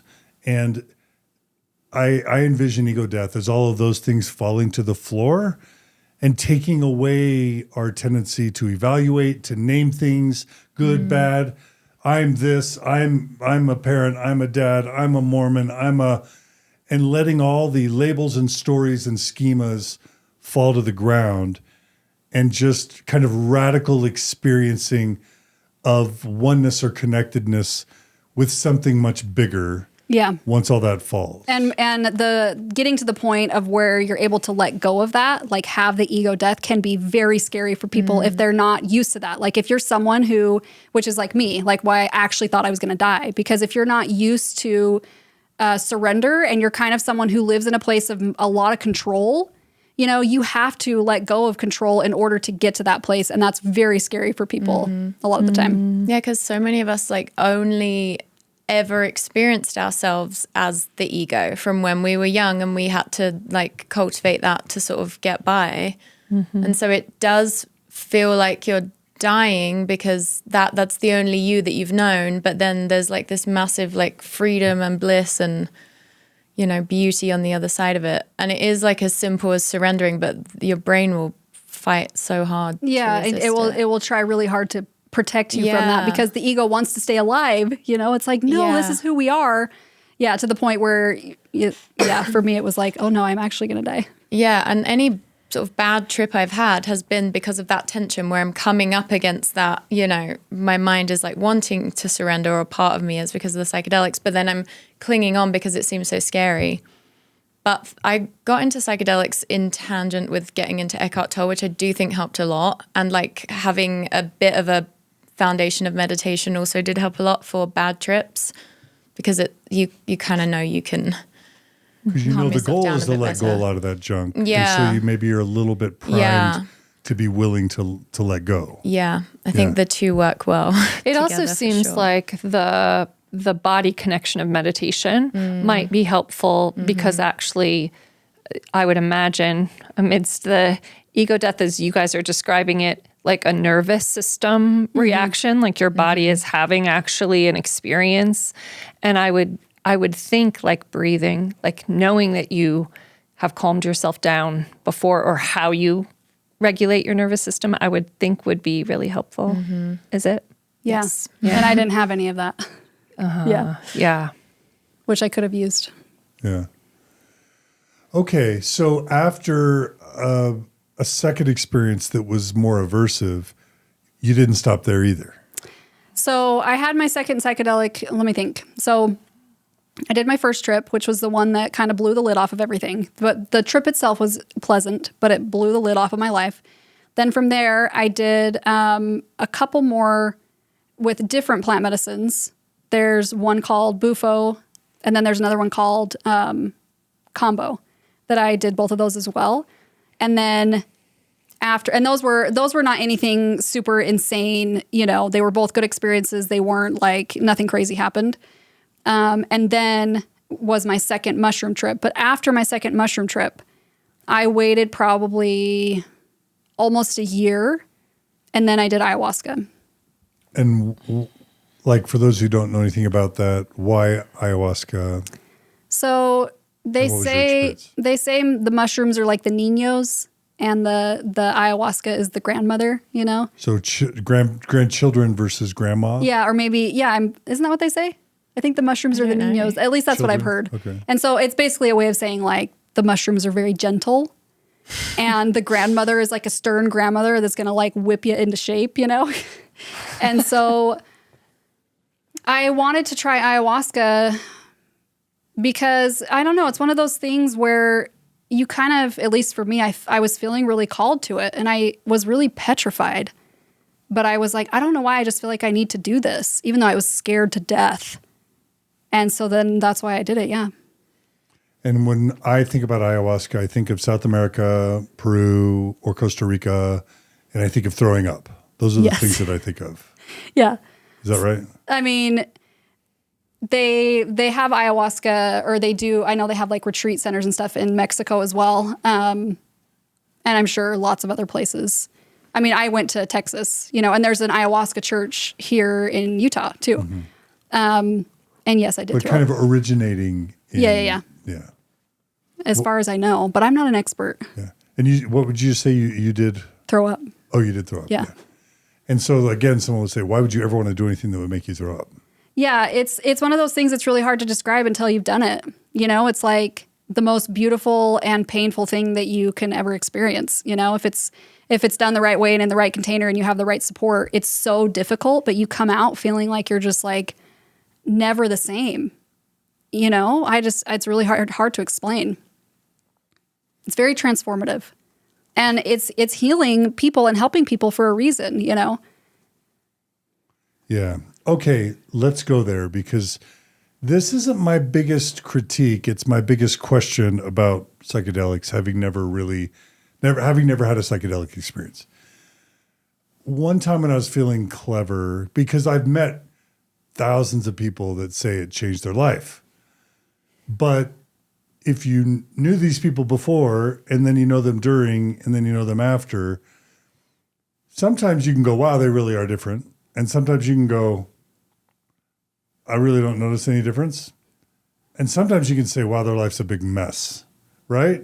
So it's hard as just an observer to really kind of assess how much their life has actually changed versus kind of the cute little saying I thought of at one time was, what if all psychedelics do is give you the feeling that you've had a life-changing experience without actually changing your life, but they're the things that trip the neuroreceptors that make you feel like your life has been changed, and you really believe it, and you cry when you talk about your experiences, and you go to the grave saying, I was never the same, but everyone around you is like, same person, same pain in the rear. You know what I mean? Yeah, totally. Would that not still be worth it if your internal experience of life was better? Or That's what I was going to say. I feel like it's more of an internal thing.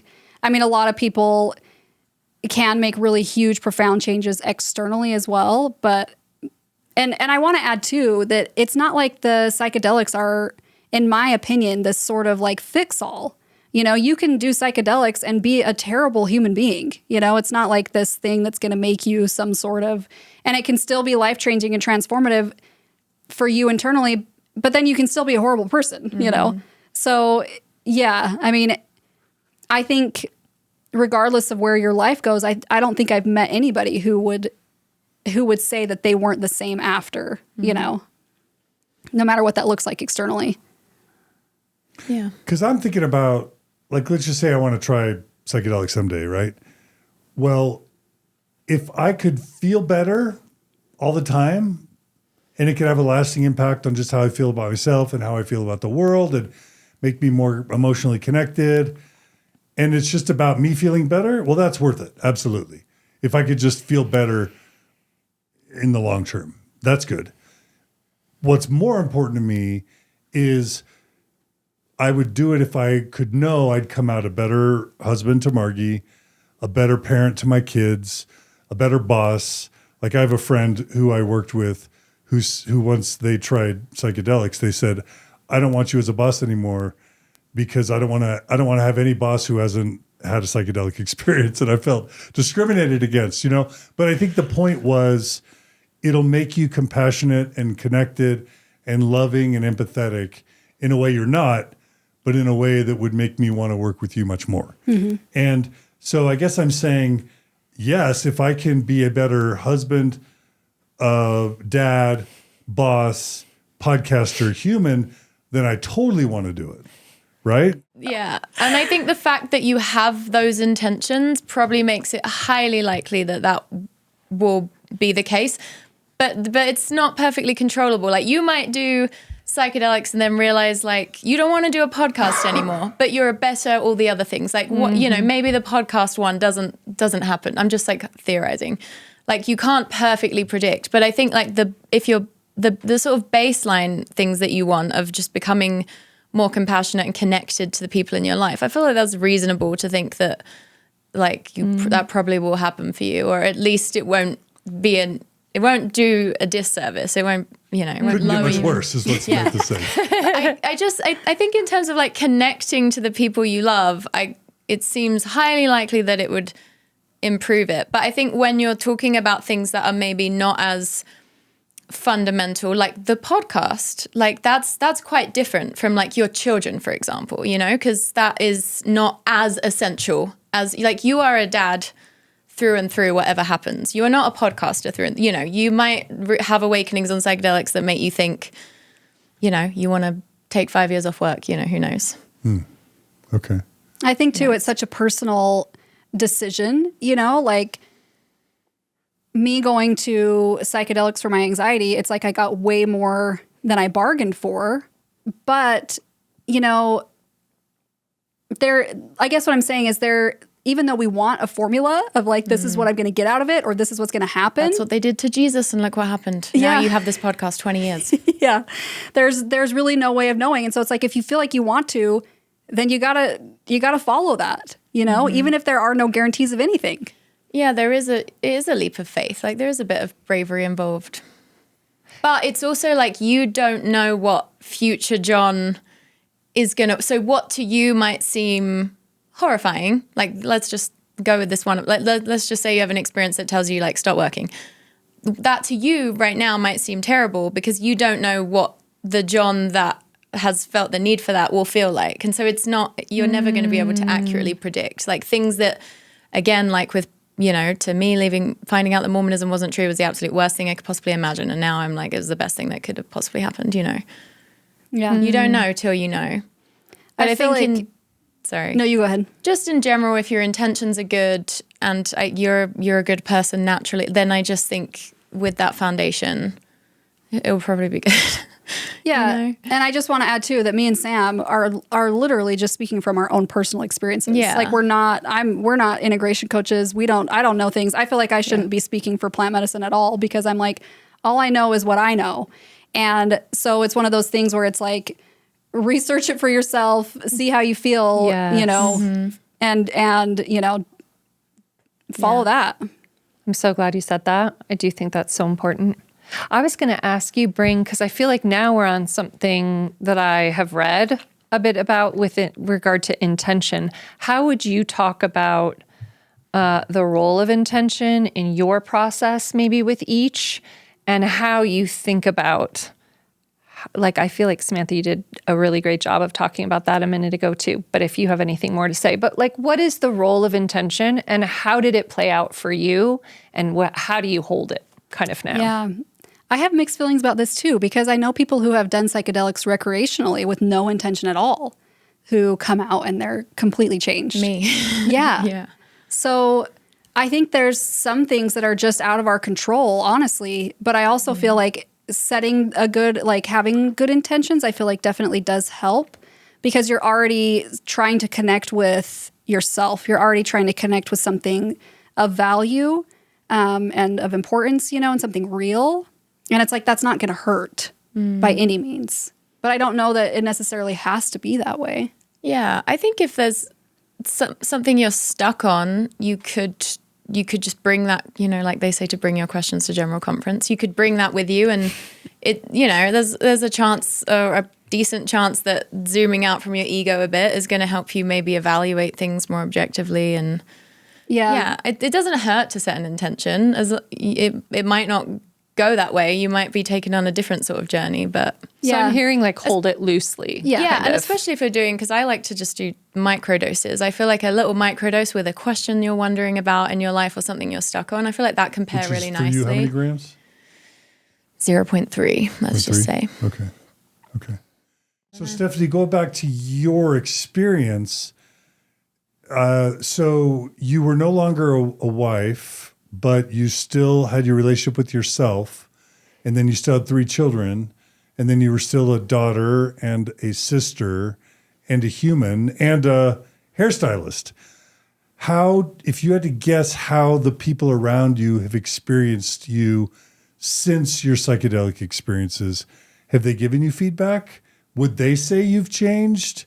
Would they say they've noticed a difference? And not that you need their validation, because that's part of the whole point.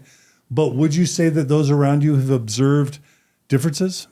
I mean, probably just in the traditional Mormon to ex-Mormon way, where most people that I'm still close with who are Mormon just accept me for how I am, and they feel like they just support me in my path.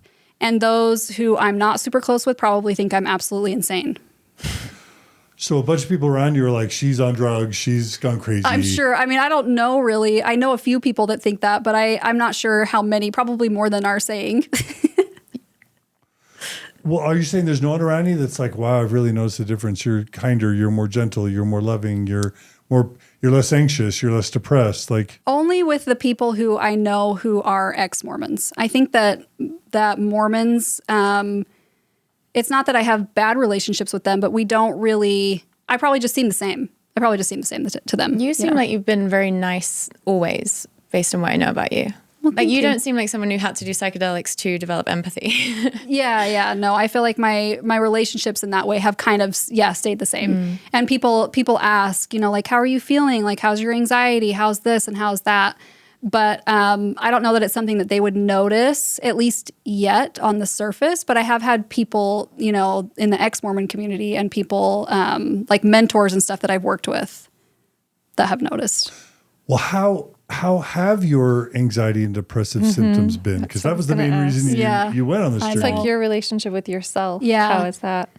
Man, it's such an interesting question to answer, because I think everybody wants to hear just like, oh, you feel better, like that you're fixed. We love the fix it. Yeah, we love the fix it. But I think my path has been so tumultuous for a reason, to show me that tumultuous is not dangerous per se. And it's kind of the way that it's all unfolded for me has given me a greater capacity to hold the things that I don't want to hold. So it's like I'm still scared all the time, but I feel like now I can see it for what it is. I'm like, oh, okay, this is what my mind is doing. This is what my nervous system is doing. This is what this is, and blah, blah, blah, blah. And so I can hold myself through it, so I'm not absolutely just losing my mind. And then on days where I do feel depressed or I do feel down or whatever, I can see it and I can hold it and have empathy for myself in that way. Whereas before, you're very blended with your emotional states. There's no separation between your emotion and you. And so you're just in it and you're flailing, and now it's like, okay, I can feel these things and also maintain a sense of myself and centeredness and a sense that things are okay. That was one thing. It's like when I felt like things were not okay before, I really was just like, things are not okay. And now I'm like, things are not okay, but it's also okay that things aren't okay, Yeah. What strikes me as psychologically sound about that, just as someone with a training in psychology and who studied Eckhart Tolle and Buddhism starts with the premise that life is suffering because it's healthy to view life that way. So the goal isn't to always be happy. No one is going to always be happy, ever. Doesn't matter what religion or psychedelic experience you're a part of. Life contains suffering. The question number one is, do you learn to accept that suffering? And there's liberation. And this is also heavily borrowed from Noah Roshetta's Secular Buddhism, which I highly recommend. Learning to accept the suffering in life can help keep you from adding additional pain and suffering on top of the suffering that life is always going to dish unto you. That's one. So acceptance is huge. It sounds like it's helped you with the acceptance of the suffering that life brings you is one. Is that true? Yeah, and it's not only acceptance, but just a deep core belief that everything actually is okay, like existentially.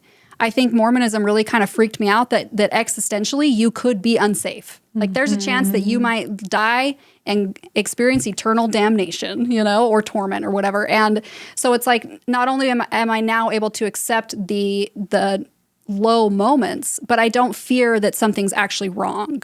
I don't fear that I'm somehow unsafe, if that makes sense. Yeah. The second thing I'm hearing that's very psychologically sound, not to evaluate you or judge you, but I just have to share what sounds good to me.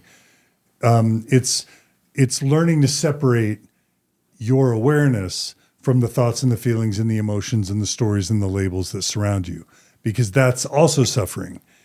And so when Buddhism or acceptance commitment therapy or meditation center you on present moment mindfulness and or meditation, the idea is to learn to be the observer of your thoughts, even in a non-evaluative way, to be the observer of your thoughts, the observer of your emotions, but to hold them loosely and to let them even come and go without infusing or imbuing onto them more meaning and significance than the fact that they're literally just words or even just sounds that got strung together. Like, what are stories but sentences? What are sentences? They're but words. What are words? They're but letters. What are letters?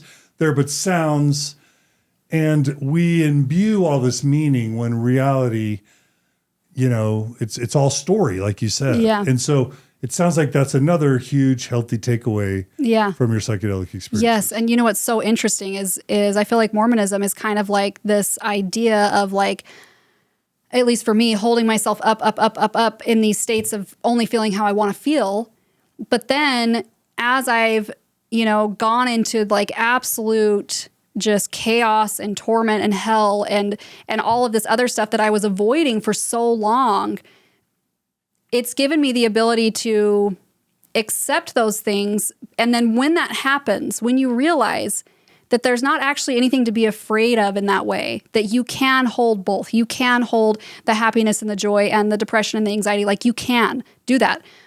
There comes something that's so much deeper than just happiness, and in a strange way, it is happiness. It's like this weird sort of like deep inner contentment that I've never had ever, where it was like for the first time in my life, I'm like, I don't feel like I wish I was somewhere else.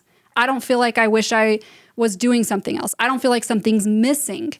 I feel like it's wholeness. It's all here and I'm able to hold all of it. I'm not running from anything. I'm not chasing anything. I have space for all of it. And that gives you like this deep sense of safety and peace and contentment that I had never had before. And I would take that over happiness any day. But it is somehow like I am happier, but it's not in the traditional way that you would define happiness, if that makes sense.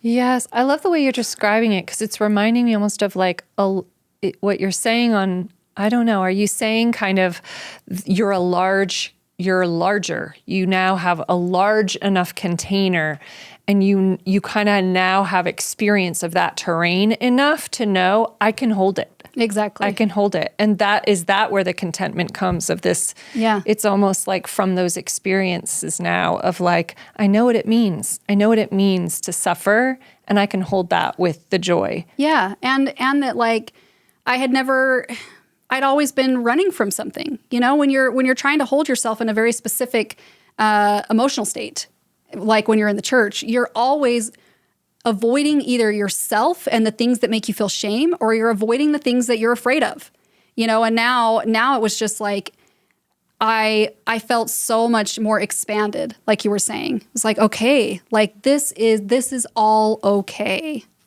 And it was, it's just like this deeper sense of contentment. And I feel like it's also opened my heart more to reality, kind of like we were saying, where all of a sudden everything becomes God. It's like, oh my gosh, it's not that God is only these things. God is also in all of the garbage, and it's like that can be found there too. It's not Satan. It's not the devil that's making me depressed. It's like there's beauty that can be found in all of it.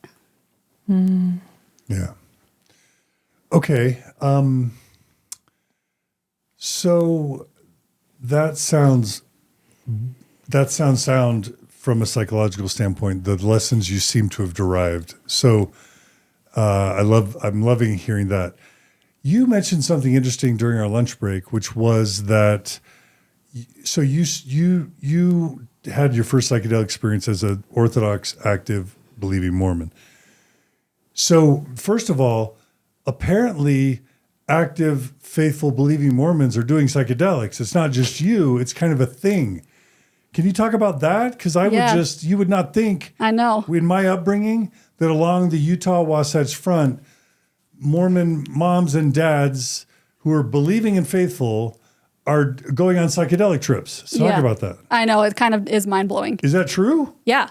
Oh yeah. Like it's common? Yeah. I feel like it just goes to show you the power of narrative, because the narrative in the media is changing around psychedelics to the point where people can be actively Mormon and feel okay about it because of the way it's being presented.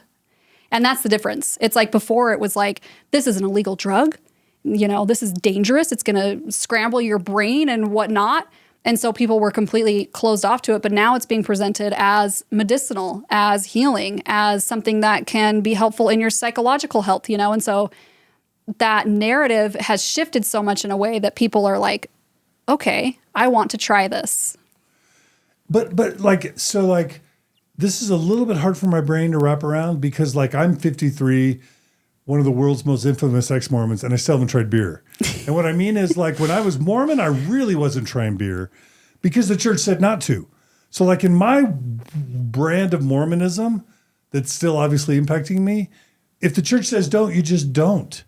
So how are people feeling? I mean, I guess there have been criticisms of the Word of Wisdom, Doctrine and Covenants, Section 89, where it's like, I wish it'd be updated because it forbids all this stuff that's really not unhealthy, right? Like tea or coffee, for example. And so people wish it would be updated. I guess one of the benefits of an outdated Word of Wisdom is Joseph didn't envision psilocybin or ayahuasca maybe explicitly, or didn't see it as a problem. But either way, because it's not named, the church doesn't have a formal position on it? Like, what's the church's position on psychedelics? Yeah, other than it's illegal. But it's like, if it were legal, would that all, does that even fall under the Word of Wisdom if it was legal? I mean, I feel like two things are probably happening with Mormons that are doing psychedelics. It's either Mormons who are more of like the apologists, who are like not TBMs,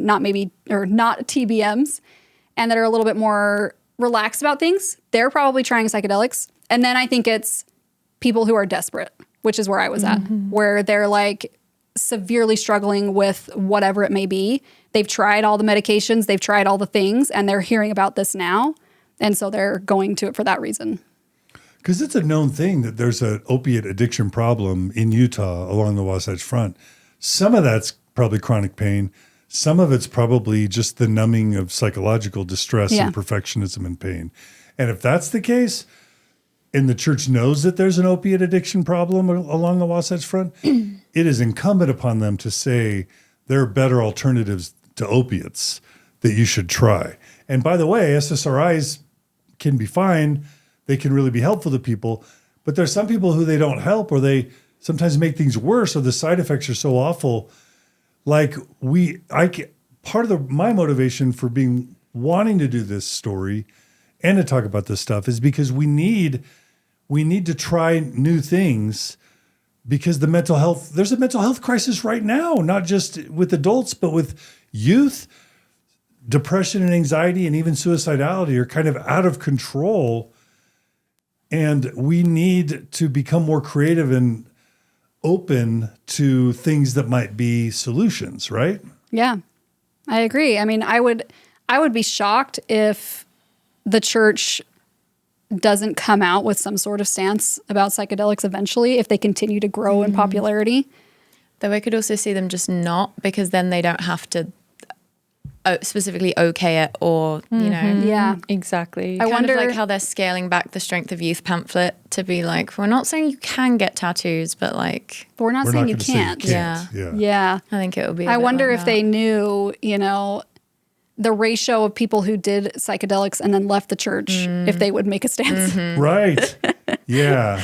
Well, a couple of things I want to say there. One is that Utah, just this past legislative session that ended a couple weeks ago, they psychedelics and or psilocybin bill was evaluated for medical purposes, and it didn't pass this year. But the people that I talked to who are kind of lobbyists working the bill say that within the next year or two, they think there's a decent likelihood. And of course, what kills any legislation in Utah? The Mormon Church. So the Mormon Church killed it this time, most likely.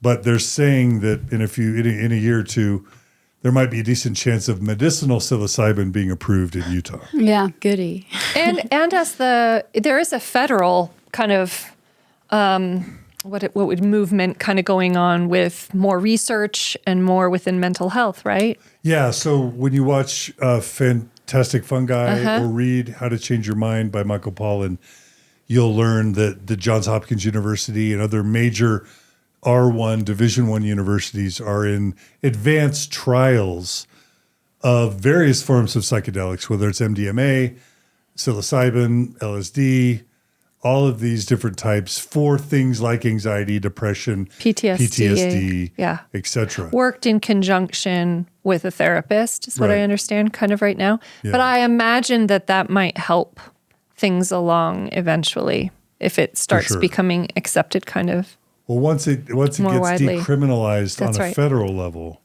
that's because you don't hear about people getting arrested these days for mushroom possession or mushroom usage at all. I don't even hear for cannabis these days. So many drugs are being decriminalized. So anyway, so that's one thing, is that Utah is in the process. It may take a few years, but Utah is in the process of eventually approving medicinal psychedelics. Second thing is you talked about the church doing how many people leave the church when taking psychedelics, like Stephanie, versus stay in the church when taking psychedelics. You said that you know people who had psychedelic experiences as active, faithful, believing Mormons, and it even strengthened their beliefs or made them stay in the church. Is that right? Yeah. Yeah. Because, like I said, and once again, I feel like there's going to be some real psychedelic experts who are going to listen to this and be like, this girl has no idea what she's saying. But from my own understanding, psychedelics can also amplify what's already there.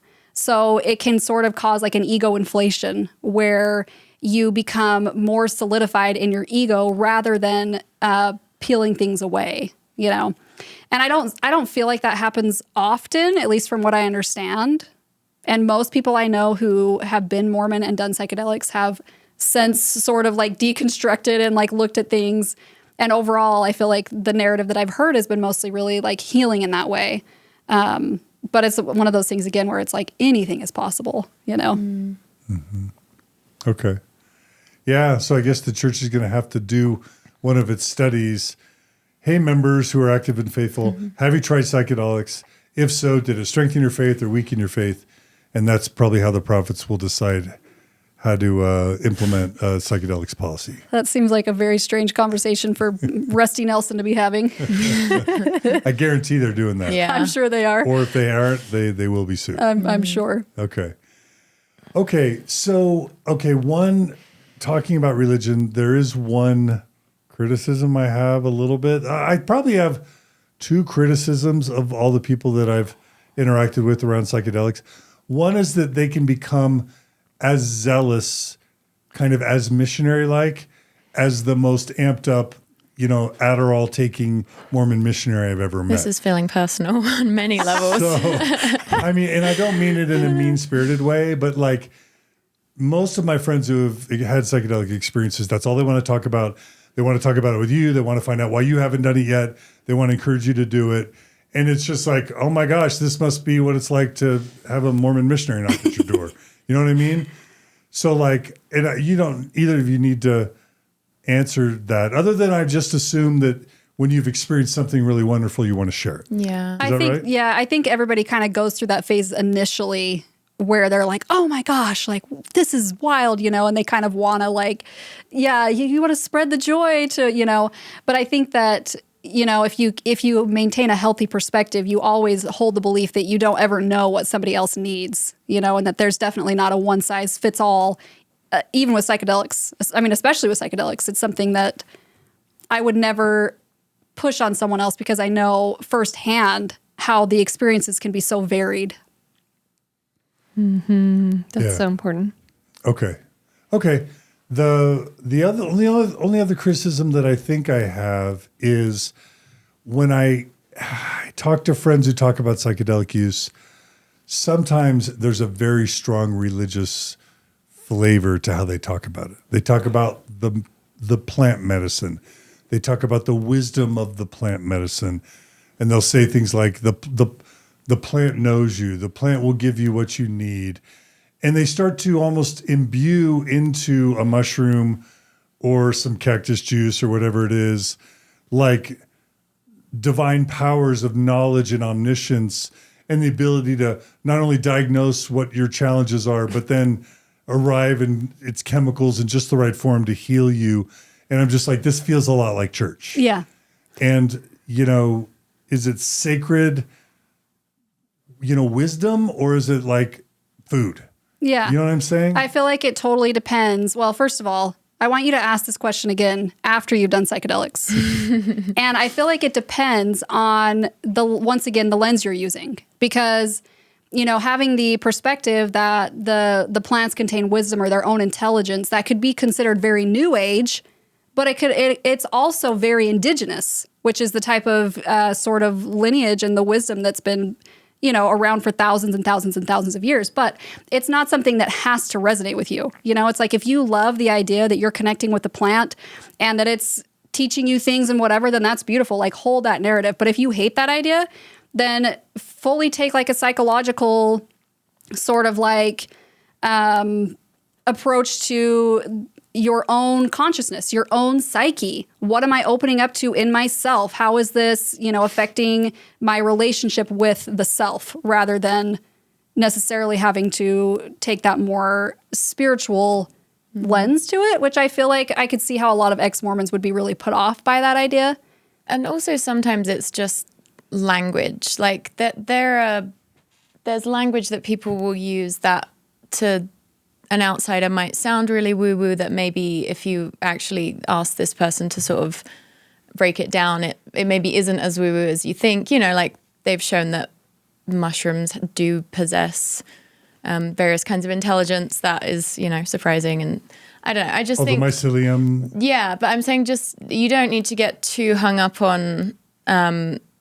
language. The people who are advocating all the language they use, because again, it is just so personal and it's just and I feel the way you like to talk or conceptualize things. It's almost like they're all kind of describing the same things, but it's kind of being projected through their own lens. Mm-hmm. And people can get religious about it, and like my opinion might be that it would be good for them to have a little extra dose of skepticism there, or like have a bit more of a sense of humor about it, or like maybe hold something a bit more lightly. But at the end of the day, people are just doing what they can, Yeah. There's always going to be personalities that are going to be more intense, or... I feel like I was very much in that position that you're in when I started going to my integration coaches, because I was like, I don't want you talking to me about spirits. I don't want you talking to me about some sort of divinity and all this, like, no. And so the two people that I worked with primarily were both Jungian psychology based. And so their perspective was all about the self. It was like, okay, this is about the psyche. This is about symbolism. This is about what you're being opened up to in your own consciousness and your own awareness. And that very much resonated with me because it felt spiritual, but not in relation to anything else. It was just like my own relationship to myself. So you might like that. Yeah. Well, when I express my criticisms, it's not from a place of judgment or mean-spiritedness.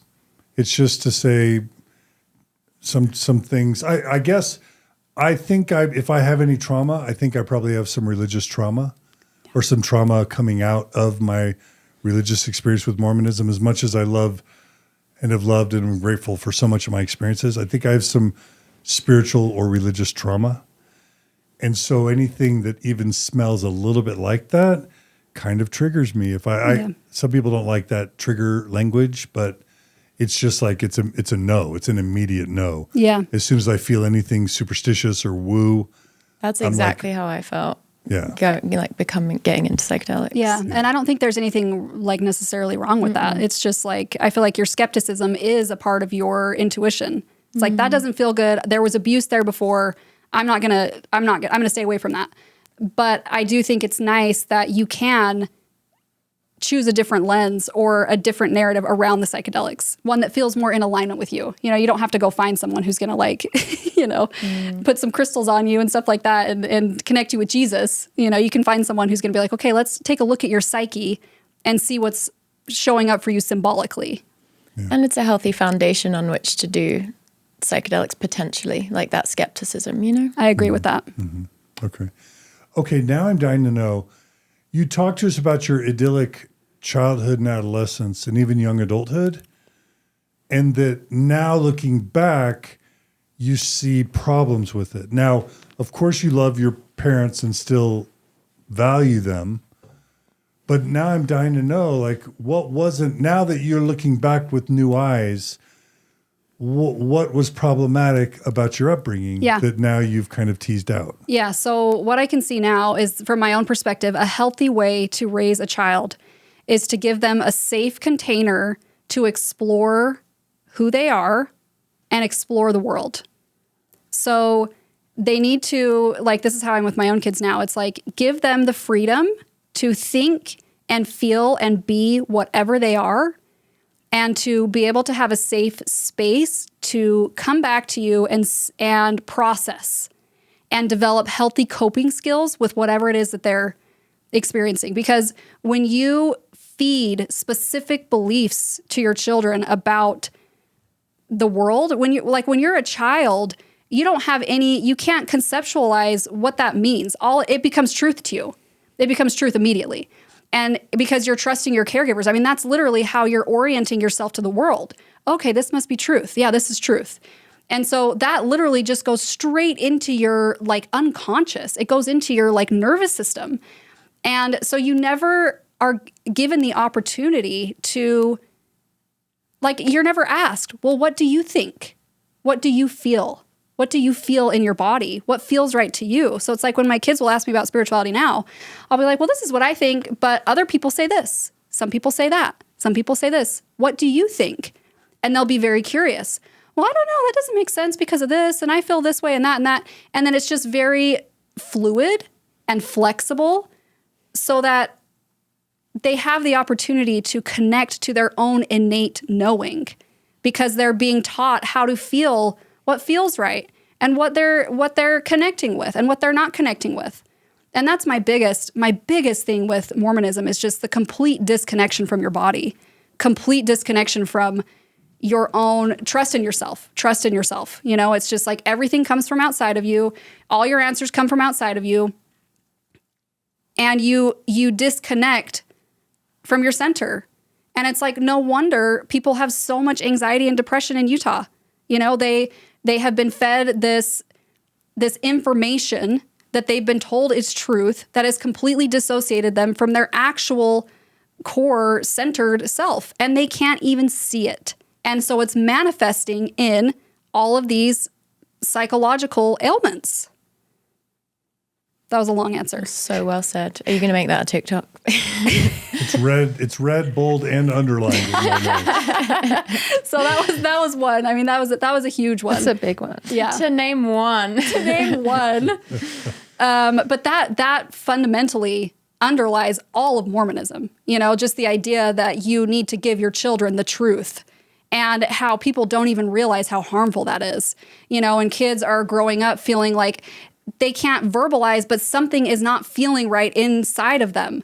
And so they're having, you know, like kids are feeling suicidal like younger and younger and younger because they're not ever taught safety in the body. You know, they feel just so disconnected from themselves. And I feel like that is at least in my own personal experience, the biggest issue with mental health things that we're struggling with is people's disconnection from themselves, you know? 100%. That was totally mine. You know, it was like, I thought it was just my brain, but it's like, oh no, I've been completely dissociating for my whole life in order to uphold this belief system that I was given. Mm-hmm. And you don't even know how to reconnect or go still. You don't know how to sit in silence with yourself for 10 minutes like I couldn't. Yeah, exactly. And I had to take psychedelic drugs to cultivate that ability. Not that you can't do it outside of that. But. Yeah, and just the idea that, you know, like the Mormon way of thinking is so black and white.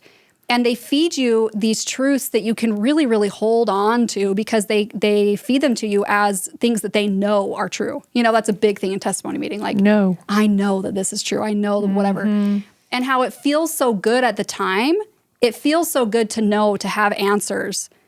But how incredibly unhealthy that is. Because once again, you're never forced to live in the unknown with the rest of the world. And living in the unknown is really where you develop that sort of inner resilience and that inner trust in your own guidance system. So you can be like, I don't know exactly, but I know I'm going to be okay.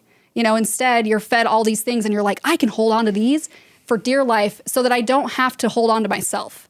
I don't have to trust in myself because I can't trust in myself because that's what you're taught, you know? And you almost learn that curiosity is not safe. So then you don't move through the world with curiosity. And so then you don't experience as much awe and wonder. And then you have to go back to this organized religion to experience these states of awe and wonder that you could find just like looking up at like a close-up of a leaf as you walk past it. But you don't even have your mind is too cluttered to even be like, I wonder what that looks like up close, and just to like stop on your walk and bend down and see. Like you just don't think like that. Yeah, absolutely. Because it's like, what would it? Yes. There's no benefit to me, or it doesn't serve these concepts that everything in my life is supposed to be serving. Yeah, it reminds me of kind of that, the idea that when you're taught to value answers and like the known, it reminds me a little bit of Eckhart Tolle when he talks about like, what would you think of a flower without knowing it was a flower, without the label of a flower? Or if you saw a tree without knowing, like there's something happens when you don't have that label. And that reminds me a little bit of what you're describing. Yeah. It's like when everything is just known, like here's the answer. It's like the world dies a little bit. You know what I mean? It's like there's something, an aliveness to it, a wonder, like you were saying. And awe is like lost in the known. There's something, you know? Yes. It feels like it dies a little. It does. It feels like it becomes unalive. It dies. It's not alive, and it becomes something stagnant. Yes. It becomes something not real. Yeah, I totally agree. It's funny how people often experience colors becoming brighter on psychedelics, because I just think, is it just that that's the color that they are? I guess maybe there is no constant color of things, but yeah. I feel like another thing that was super, super unhealthy looking back on it was just the whole idea that you are supposed to be in a certain place and that life isn't for exploring. You know, when I like think about my younger self now, I'm like, if I would have been told, you can do whatever you want. What do you want? Explore. What do you want to do while you're here? I would have had a completely different life, completely different. And so, I mean, I can see it in my kids now when I talk to them, because sometimes my older girls will get in this state where they like feel like they're doing something wrong, or like, is there something they're supposed to be doing or whatever? And I'll just remind them, like, the only reason you're here is to explore, you know? And they're just like, and they just like melt. And then it's like, okay, what do I want to do? Like, what makes me happy? What feels good to me? How do I want to experience life? Like you don't have to hold this belief that you're being tested by some deity and that you could maybe fail. It's like you miss out on the aliveness of being a human being when you hold that perspective. And it's almost like, I hate too how the church is like, always makes earth feel like this place that you're banished to, you know, like you got to come here to be tested, and life's going to be really great in the next life, but right now it's going to really suck really bad. It's like, that's so sad to me. Like there's so much richness in humanness that is so incredibly spiritual and beautiful that you completely miss because you're just always thinking about, oh my gosh, it's going to be so much better in the next life, and like this place sucks, and it's a fallen world in Mormonism. It's a fallen world, yeah. And Jesus is going to come save it. Yep. But it's going to be I don't want to say shithole. Mormons wouldn't say that, but it's going to be crappy until Jesus comes again, basically. Yeah, and that also absolves you of any responsibility for playing a part in the world. Yeah. You know, you're just like, well, God's going to take care of it, so I guess I don't have to worry about social issues. You know, it doesn't affect me. I think I recently saw that Provo uses the most resources per capita of anywhere in the United States. Not surprised. Which does, completely unsurprising. Yeah. Well, that's just like the water used on BYU campus to keep the flowers and the grass green. Yeah. Yeah, God. But I think it was looking at, just I'm general kidding. consumption. Well, and it's like my sister, she does a ton of work for the unsheltered in Salt Lake. She has like a little donation closet. And they're just like kicking people off the temple grounds. You know what I mean? It's just it's the exact same thing. Like they're like, you're making this space ugly. Like you can't stay here. Humanity is making this space ugly. Yeah. Mm-hmm. Okay, so basically the way you've recontextualized your idyllic upbringing is you were carefully conditioned to ignore your inner voice, to disassociate from your inner voice and your feelings, and you were handed a script that you were to follow, whether or not it was good for you or whether or not it was something you wanted. Yeah. And you basically, it hijacked your life, kind of like the Matrix plugs into the bodies and just siphons out like the a parasite. resources. Yeah, absolutely. Yeah, there was no individuality, even though you think there is. You think you're your own person when you're Mormon. You're not. because you were never given the option as a child to really explore or develop into who you want to be. So yeah, it was just like that was all hijacked. And it's so sad to me because I feel like it's hijacked for no reason. You know, like they're not, like I've said before, they're not giving you anything that doesn't already exist.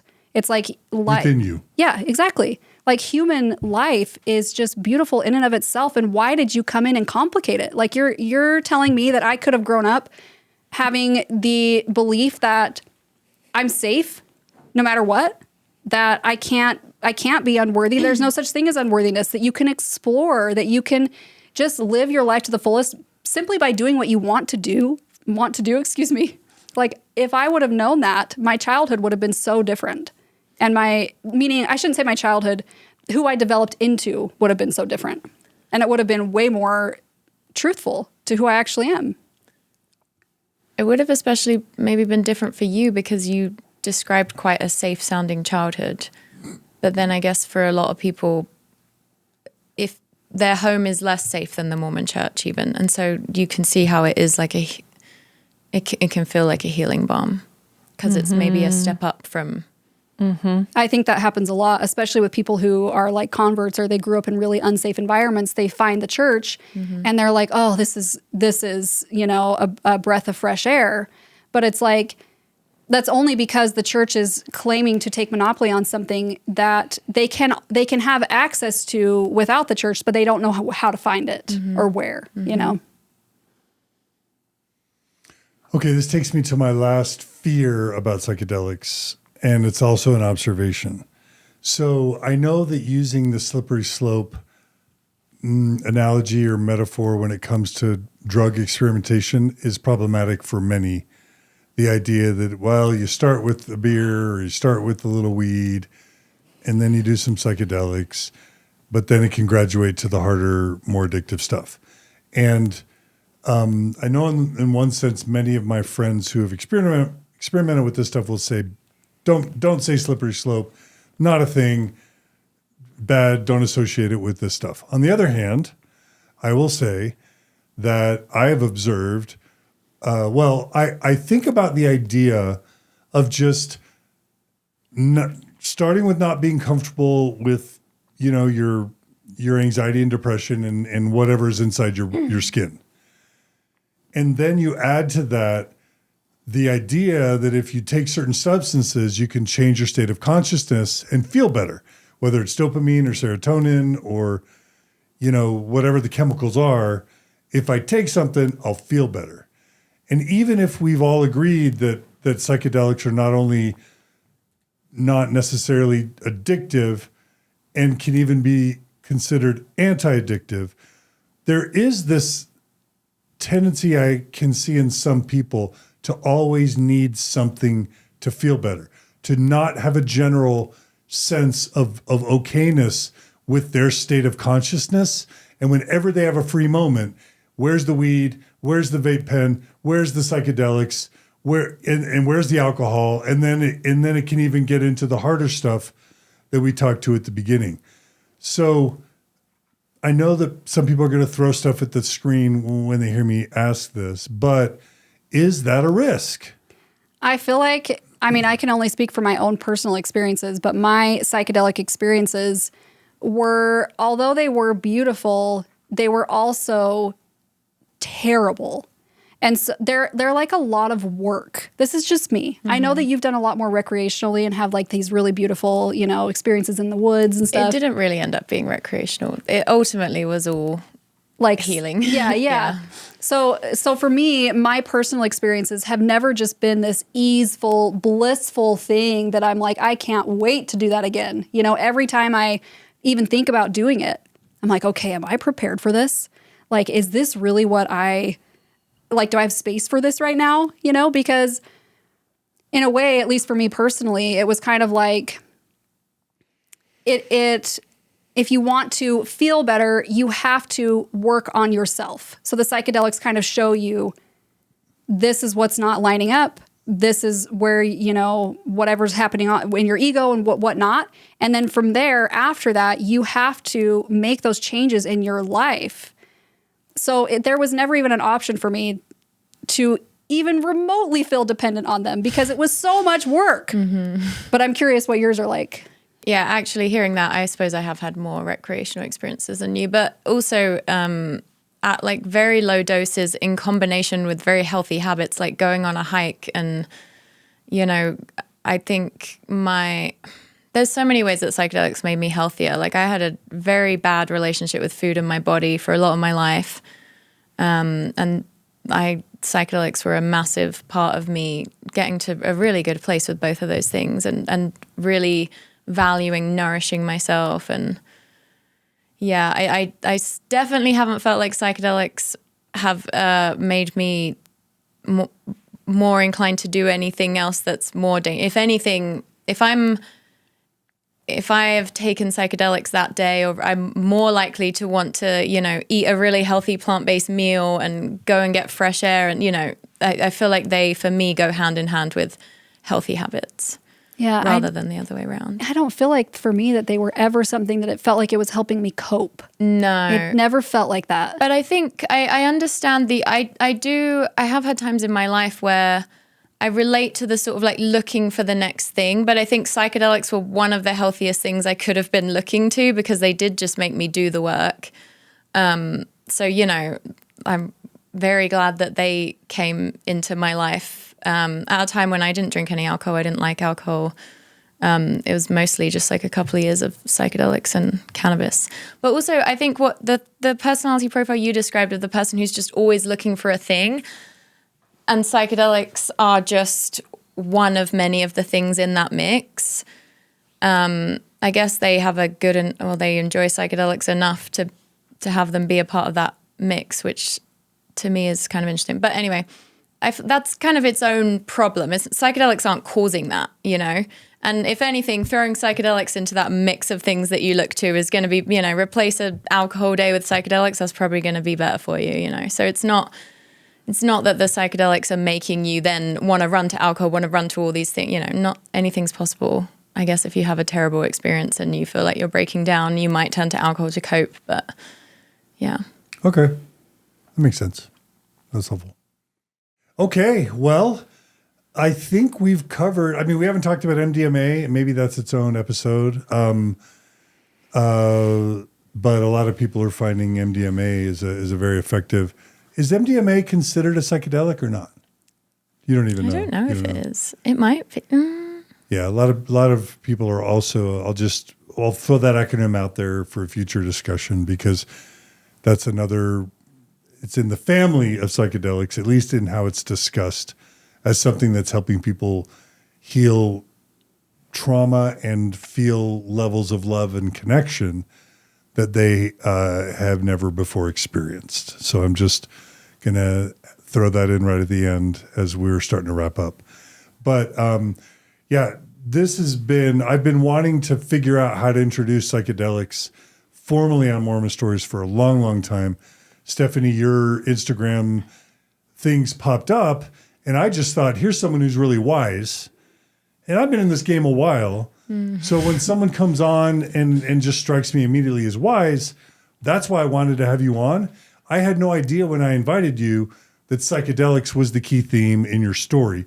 And what you're telling me is psychedelics were an important part of your wisdom, your growth in wisdom. Is that right? Yeah. Oh, yeah. Okay. Yeah, right. Absolutely. So, that's powerful. So anyway, I'm really grateful, and I've really enjoyed and appreciated and valued the wisdom and the experiences that you've shared. And it's probably no small thing to decide to talk about your psychedelic use coming out of a Mormon context when 50 to 100,000 people or more are going to hear the story. Yeah.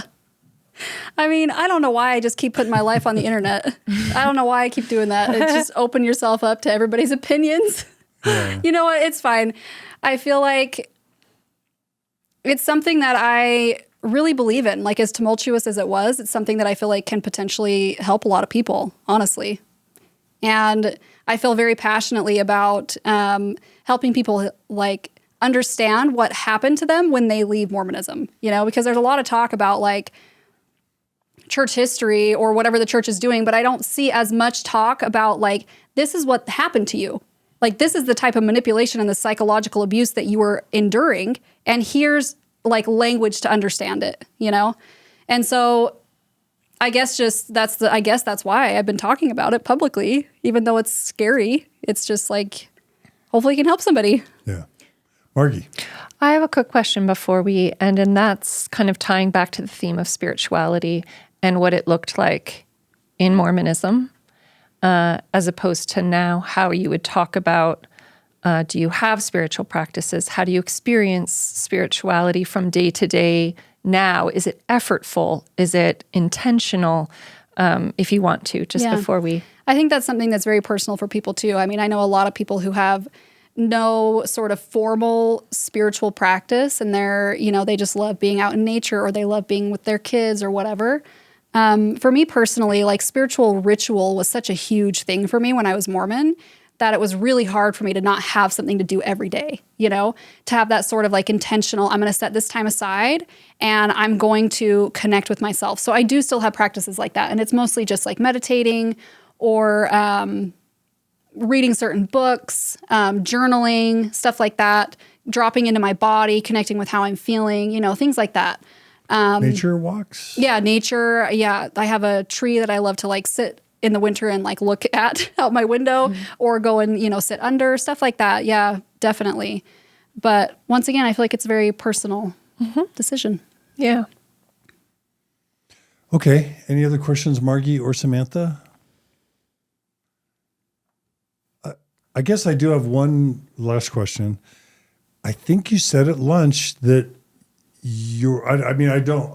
I want your business to prosper as much as should be prospering. But it sounds like you're interested in more than hair these days professionally. Yeah, is that an okay way to say it? Yeah. I'm almost finished with a Jungian coaching training. So I don't know exactly how it's going to unfold or what I'm going to do, but I do very much see myself helping people in some way to, I don't even want to say heal from religious trauma. It's not like I want to be a faith transition coach per se, but I want to help people. What was super helpful for me, I should say, is as I was transitioning, I was working with people who weren't just helping me deconstruct, they were helping me reframe. So that's what I would like to help people do. It's like, hey, you don't have to just, you can maintain a sense of self and a sense of spirituality and a sense of groundedness and all of this without this lens that you were given. So I'm hoping to help people kind of reframe that. But I, once again, have no idea what that's going to look like. Yeah, but I mean, I hope people will follow. So again, your private Instagram is Stephanie Ann again? Yep. With no E, A-N-N again. I hope they'll follow you because if you do get into coaching, I think you could help a lot of people. Yeah, and I'm sure I'll post all about it on there, yeah. Okay, so follow Stephanie Ann again. That's your private Instagram, and then you've got your professional Instagram, which again is Hair and Makeup by Steph. Hair and Makeup by Steph, which is also fun. Yes. And cool. Is your Pinterest still going strong? It's still going strong. Do you still to the end of Do you still give content? Do you still put content on your Yeah, pictures? I mostly just post on there what I post on Instagram. Okay. But yeah, I do all the time. Okay. All right. Okay. Anything else you want to plug? No. If somebody is having a wedding and they want some professional hair. Yeah, if you have a lot of money and you want to fly me across the world, no. Yeah. You still do wedding hair, right? I do. I'm very, I don't want to say selective because I just don't take a ton of weddings anymore. Just because I'm a mom, I'm doing mom life. So, but I definitely do still do weddings. Do you have a website? Yeah. How do people? Just Hair and Makeup by Steph. That's the website. That's the website. So you do makeup too? Yeah, I haven't done makeup since COVID. I stopped doing it during COVID, and then I was like, oh, I think I just want to do hair. But it's my business name, so. hairandmakeupbysteph.com. Yep. Okay, and that's also the Instagram. Yep. Okay. All right. And Margie and Samantha, both of you do coaching, and I recommend you to people. I know Margie's oftentimes like, I'm good, but so I'll just plug Margie. You can find Margie at beautyinthenow.org. If you're needing a coach to help you through life transitions, grieving, faith transitions, relationship stuff, Margie's amazing. Anything you want to add to that?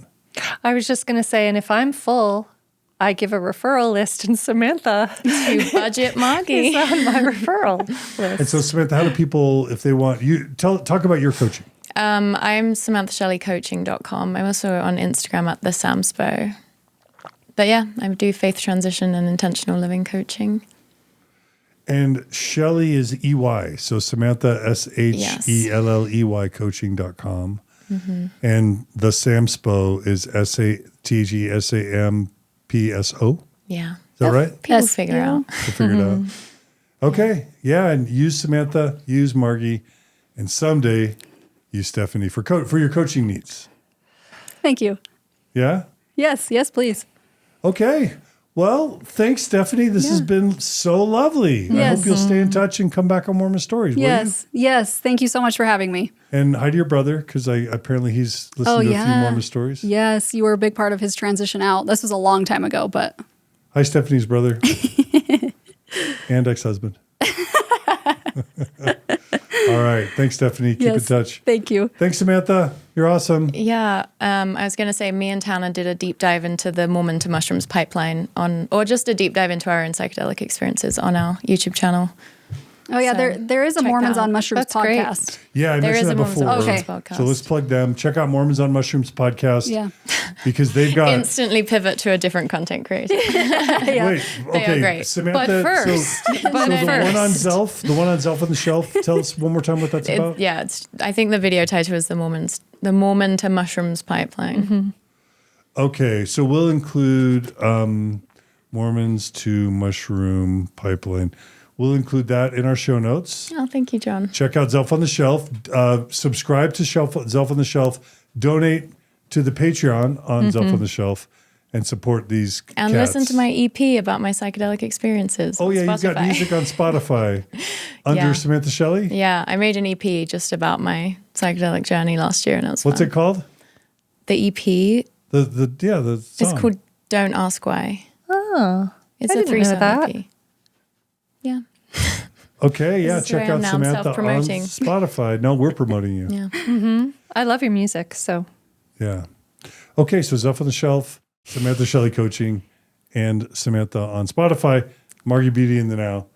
Stephanie, we've already said it. And check out Mormons and Mushrooms podcast. They do good work. Also, there was going to be a Mormon Palooza. My friend Steve and Sarah Sarah, oh my gosh. Urquhart. They do an annual Mormons and Psychedelics conference, and I don't know if that's going to be held in April. I think Mormon Palooza was going to happen, but it's been canceled. But the work that Steve and Sarah have been doing has been featured on Rolling Stone. Like, it's kind of been a big deal. And so shout out to Steve. I think their organization is called the Divine Assembly. So that's also something you can check out if you want to Google that. And there's a gazillion guides, like Utahns, that want to guide people. Yeah. How do you find a good guide? Oh, I whole ha- other episode. Yeah, I have one. I'm gonna tell them that they need to come on here because I feel like all of your questions they could answer. And I've been to a lot of guides, and I know that there's not just one good guide in Utah. I know there's lots, but I've been to a lot, and I'm like, this is the only one that I would trust with my psychedelic life. So I'm gonna tell them that they need to come on here. Okay. Well, we'll see if we let them. No, but that's cool. Okay. And Steve and Sarah, I love you guys. You know that I know you. My brain freezes sometimes anyway. All right. Well, we've given enough references for today. Read How to Change Your Mind by Michael Pollan. Watch the Michael Pollan 3-part series on Netflix about how to change your mind. Check out Fantastic or Fabulous Fungi. As it's a beautiful, it made Margie cry. And it's a great document. I It's a feel beautiful like that is now documentary. That's the measure. tagline, the That would permanent get me. tagline. I'd watch something based on that. And maybe I'll try psychedelics. Maybe psychedelics are my future. I don't know. And will you be able to tell? on the podcast? Yeah, will Will he be suddenly spacious? Stoner John. Yeah, his hair's going to be like this. Abundant John. That's right. Abundant He's John. going to have a... Spacious. So Marty's got me as a stoner. You've got my hair long. You Is got that a man bun. a man bun. Yeah. I've got a man bun, and you've got me what? I don't know. I just think you could get really into magnets. Magnets. Magnets. All right, we'll see. Will John take psychedelics? That's the question we'll end with. All right. Thanks, Stephanie Brinkerhoff. You're awesome. Stay in touch. Yeah. Thank you. Thanks, Margie. Thanks, Samantha. Bye. And thanks, everyone. We do not endorse breaking the law. We're not pushing psychedelics on anyone, but be safe, find healing and growth however you find it. Be good to each other. Be kind to each other. Support Mormon Stories if you value this content at mormonstories.org. Click on the donate button. Become a monthly donor. Subscribe to us on YouTube, on Facebook, and wherever, TikTok, Instagram. We love your support and your follows. The best thing you can ever do is share these episodes with people who you think might benefit from them. And most importantly, to heal and grow. Be good to each other. Be kind to each other. And we'll see you all again soon on another episode of Mormon Stories Podcast. Take care.